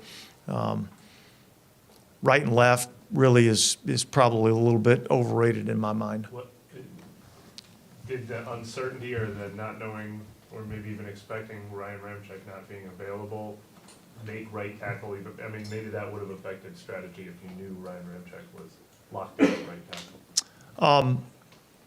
Yeah, might have affected in terms of where the initial lineup would be, but I don't know that necessarily affected any more so the need for a tackle. Taliese said that it was a bit of a surprise. There wasn't a ton of communication over maybe the last month or so. Is that a product of being comfortable in the scouting early on? When you identify somebody early on that everybody in your building loves on tape, and then you get a chance to go and see them at the combine, and you interview them, and you get a chance to talk to them, you feel comfortable with the mental and the learning ability. There's not really, once you feel comfortable with it, it's not like you have to go through a lot longer process. And so, look, a lot of times when you have a clean prospect, there's not a lot of holes that you're trying to fill in the blanks. You're better served spending your time trying to, find out some other things about some other players once you feel like you're pretty confident that you found a guy that fits your culture and what you want to do. How long did you know that James Hurst was going to retire? And how much did that further propel the need to get offensive line? Yeah, I don't know exactly when that was, but we've known for a while that was going to be the case. So that's kind of been, in our plans for a while. When 3 tackles go in the first 10 picks, do you start to get nervous as it gets closer, hoping your guy's there? Or? Well, did you get nervous? Yeah, look, I mean, you have guys that you kind of target that you really like and that you think are going to be there for your pick. And, in particular, when they start, taking other guys at that position, it's kind of the next man up. So, yeah, you get a little bit nervous, but there were some good players on the board. And so did I go into this thinking, hey, there's a good chance we take a tackle at 14 and would feel really good about it? Yes. Did I feel like we had to take a tackle or else?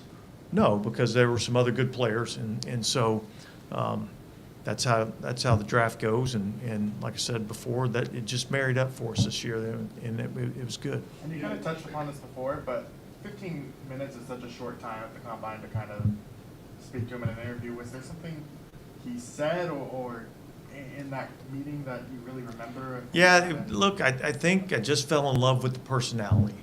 I just fell in love with, I didn't feel like this player was sitting in front of me trying to sell me something that he wasn't. I felt a genuine person. And I just felt like he was a man's man, guy's guy, dude's dude, however you want to call it, you know. And I like that, you know.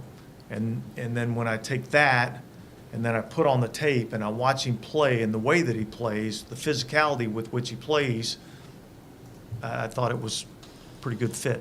Is that, I think you called him a top five SOB, is that more in like his run blocking, his passing, where do you kind of see that? I see it in all aspects of his game, yeah.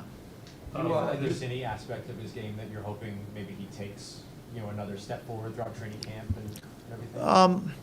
Well, look, I mean, I think his physicality is great. You know, I think, look, probably with a lot of these guys, they're probably a little further developed in terms of the run game. You know, so I think still working on his pass protection, but I think he's a pretty polished player.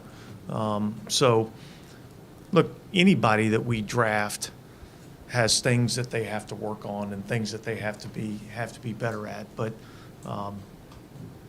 I think he's pretty good in a lot of areas. This team has obviously never been afraid to trade up, but was there any sense this year that you were hoping to hold on to the picks since you have less capital than usual to work with? Well, yeah, and yet if a player that you highly covet is in a position that you can go get him and you're maybe concerned that somebody else might be able to get that player before you, I think that's always something that you have to consider. And so, but again, like I kind of said from the outset, you know, we felt like there was going to be a run on receivers. We felt like there was going to be a run on quarterbacks. I didn't think it'd be 6. And then we felt like there was going to be, you know, a run on tackles, and we felt like there was a handful of them that we liked, you know. And then you throw in a couple of defensive players that we felt like could go in the top, you know, 10 to 12 picks. You know, we didn't feel like there was a sense that, man, we better go up. And then as you watch the draft happen, you feel a little bit more confident that some of those players are going to be there. Sort of along the similar lines of that. Go ahead. The scenario you mentioned about trading back, did another team call when you guys were on the clock and present that, or is that something you were just exploring before the board? Yeah, as not when we were on the clock, but you know, shortly before we were going to be on the clock, there were some teams that were looking to potentially move up, and so, you know, and then as we got on the clock, we decided we're going to sit here and take our pick. Mickey was saying yesterday or Tuesday that sometimes when you go back, that you risk it's like too far back where you would miss the player. What were kind of the offers that you received maybe that too far back range? Well, look, yeah, there were some that were pretty close and some that were a little further back. And again, when it got time and we were on the clock and it was ready for us to pick, you know, there's really not any sense screwing around. Got the guy you like. It's in a position of need. You know, let's don't overthink this. Let's take the player, and that's what we did. You just looking ahead to tomorrow. I think a few years ago, Mickey said that he felt like there was like a top 20, and then there was like 20 through 50 grouping. Picking at 45, do you feel like there's still a lot of really good players that you all be able to potentially get? You know, yeah. Look. Well, obviously, you know, when I get done here, we'll go up and kind of look at the board a little bit more, and we'll do a little bit of that tomorrow. But yeah, I mean, I think we got the 13th pick tomorrow, so there's going to be 12 players that are going to go off the board before we get an opportunity to pick, unless we do something. So we'll see where that's at, and but there's some good players still left. And I had a follow-up question. You referenced it a couple of times. You've been doing this a long time. Is there a moment on any team that you kind of all look at each other and go, wow, I can't believe that happened? If you want to read between the lines on that, you can. Yeah, look, there's always picks that are kind of surprising to you, but I think I just focus a little bit more on what we need to do and how we need to improve our team. Atlanta will make things interesting for you as a defensive coach. Just got 2 new quarterbacks on their team this year. Yeah, look, I mean, we'll see how that goes, but I don't think that's anything that's kind of uncommon. I mean, we've seen that, throughout the league.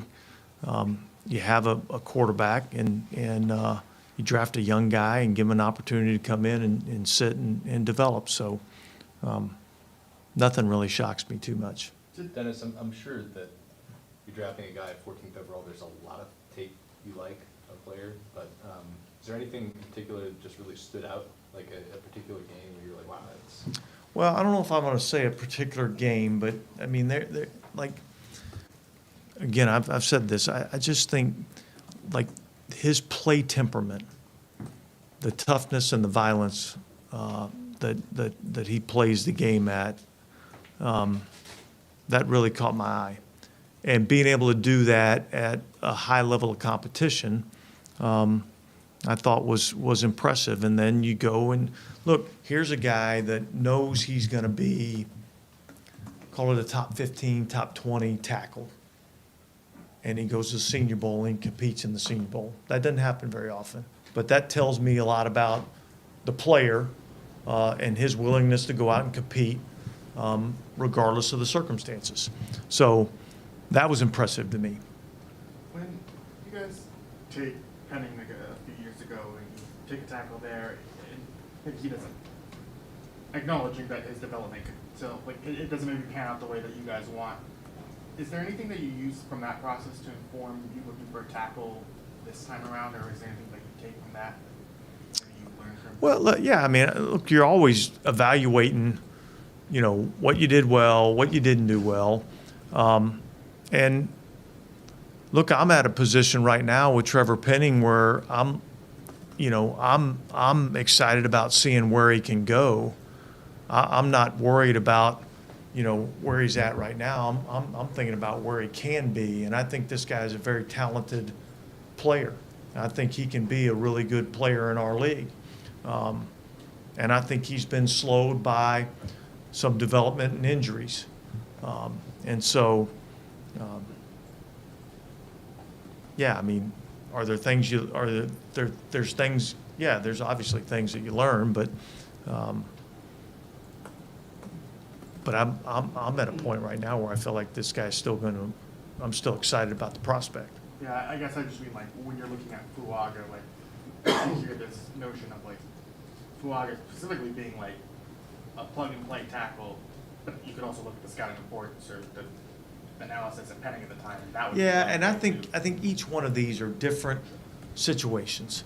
You got a guy that played in the Power 5 conference versus a small school guy. There's more development that happens in that type of area. So I think each one's kind of a totally different situation. Yeah, no, I know you're still in the middle of it, but what's the draft process been like with the new offensive staff? I mean, has it been stimulating to some degree or invigorating in any way with new ideas and fresh kind of way of looking at things? With Yeah, it has been. I mean, the process itself hasn't changed. But obviously, new scheme, kind of new philosophy. And so with that maybe comes a little bit of a change in the type of player that you're looking for. So it's been good to go through that process. Obviously, look, there's a learning curve that goes along with this. Like I listen to and hear what these coaches have to say in terms of players, and yet I don't know exactly where they're at as evaluators until you kind of go through the process and you start to learn as you go through. And obviously we're biased, so the more they see it the same way I do, the more I think they're a better evaluator, and vice versa, I guess. So But yeah, look, I think it's been fun. It's been exciting to see these guys come in, the way they've worked, the way they've really tried to be detailed in everything that they're doing. And look, I can't wait. We're going to start football school on Monday, so it'll be really kind of the first time that we've really had an opportunity really to meet with the players and kind of get into the schematics of what we're going to do. There were some early kind of critical evaluations of Fuaga based on his arm length. And I'm just curious about how much stock do you really put in something like that when it's a reasonable disparity from what the ideal prototype might be? Yeah, well, I would say he's not as short lengthwise as maybe the way you're describing it to me. I don't know what, I mean, obviously, look, anybody can use whatever prototypes they want to use. We've got our standards that we think, is prototype in our league. And yeah, his arms are a little shorter than maybe we would like. So if we want to punch a hole, let's punch that hole. But yet, there's good players that maybe don't have quite the length, and so I didn't see that. There's times where you watch it and you say you see it on tape and you see where it's a problem, and then there's times where you're like, I don't really think that's a factor. And look, all these players have things that negatives, I'll call them, right? But it's like, can they overcome those deficiencies? And he's certainly been able to do it. Just to be clear, too, when you mention that there are times where you watch it and you can see it, and there are times where you watch it and you don't necessarily see it, are you saying that there's times on... I'm saying more or less when I'm watching players and you see a lack of length show up, not this player in particular, I would say I don't really see it show up as much on his tape. All good? All right, thanks, guys.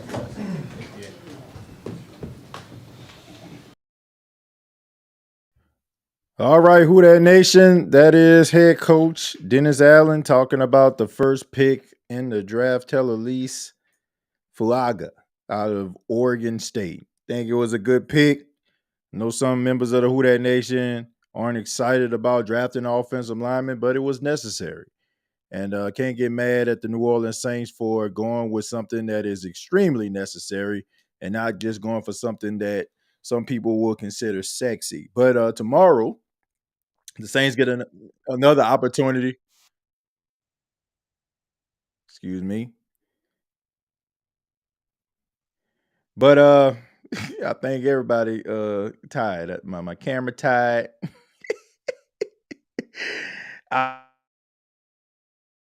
Again, the second round begins on tomorrow. The Saints get opportunity to pick at pick number 45. And, hopefully they get something that they need also. And it'd be something that maybe some of you will consider exciting. Thank you all for being here. Thank you for another edition of the Saints NFL Draft Live Reaction Show. We didn't really have that moment, but I guess it was because the Saints actually did what we wanted them to do. But thank you all for being here. I really do appreciate it. Shouts out to everybody that liked. Shouts out to everybody that subscribed to the channel. Thank you all so much for making the State of the Saints podcast what it is. On tomorrow, I will be live on Bleacher Report for the Roundtable Draft Reaction Show there. Keep it locked to the State of the Saints podcast. I'll put that information, probably make a video or something like that with the link in the description so you all can check it out. Come on over to Bleacher Report. Listen to us talk a little bit about the NFL. Here with some of the other members of the NFC South with their teams, what they feel about what their teams did in round number 1 and what they feel like their team needs to do in round number 2. Once again, my name is TJAY Jones. You can follow me on X at TJAY Jones 8. You can follow me also on Facebook.com. Search Gumbo Pot Sports Podcast. You can subscribe to the Gumbo Pie Sports Podcast on YouTube as well. Previous episodes are available on Apple Podcasts, Spotify, iHeartRadio, and Anchor FM. And if you just so happen to not roll up in here after 4 hours and 20 minutes and you're catching a little bit of the show afterwards, shouts out to the after show boys. Shouts out, shouts out, shouts out, shouts out, shouts out to them after show boys. Shouts out, shouts out, shouts out, shouts out, shouts out to them after show boys. They be tweeting and be posting, they be tweeting and be posting, they be tweeting. Yeah, them after show boys. They be tweeting and be posting, they be tweeting and be posting, they be tweeting. Yeah, them after show boys. Shouts out to all the after show boys out there. This has been the State of the Saints podcast. Thank you all for tuning in. Have a good morning, noon, night, whenever you're checking out this podcast. And like always, all I got to say is, who dat? Thank you for listening to my daddy's podcast. Hey, don't let these tears fool you. It's all dog around this mug. I'm good.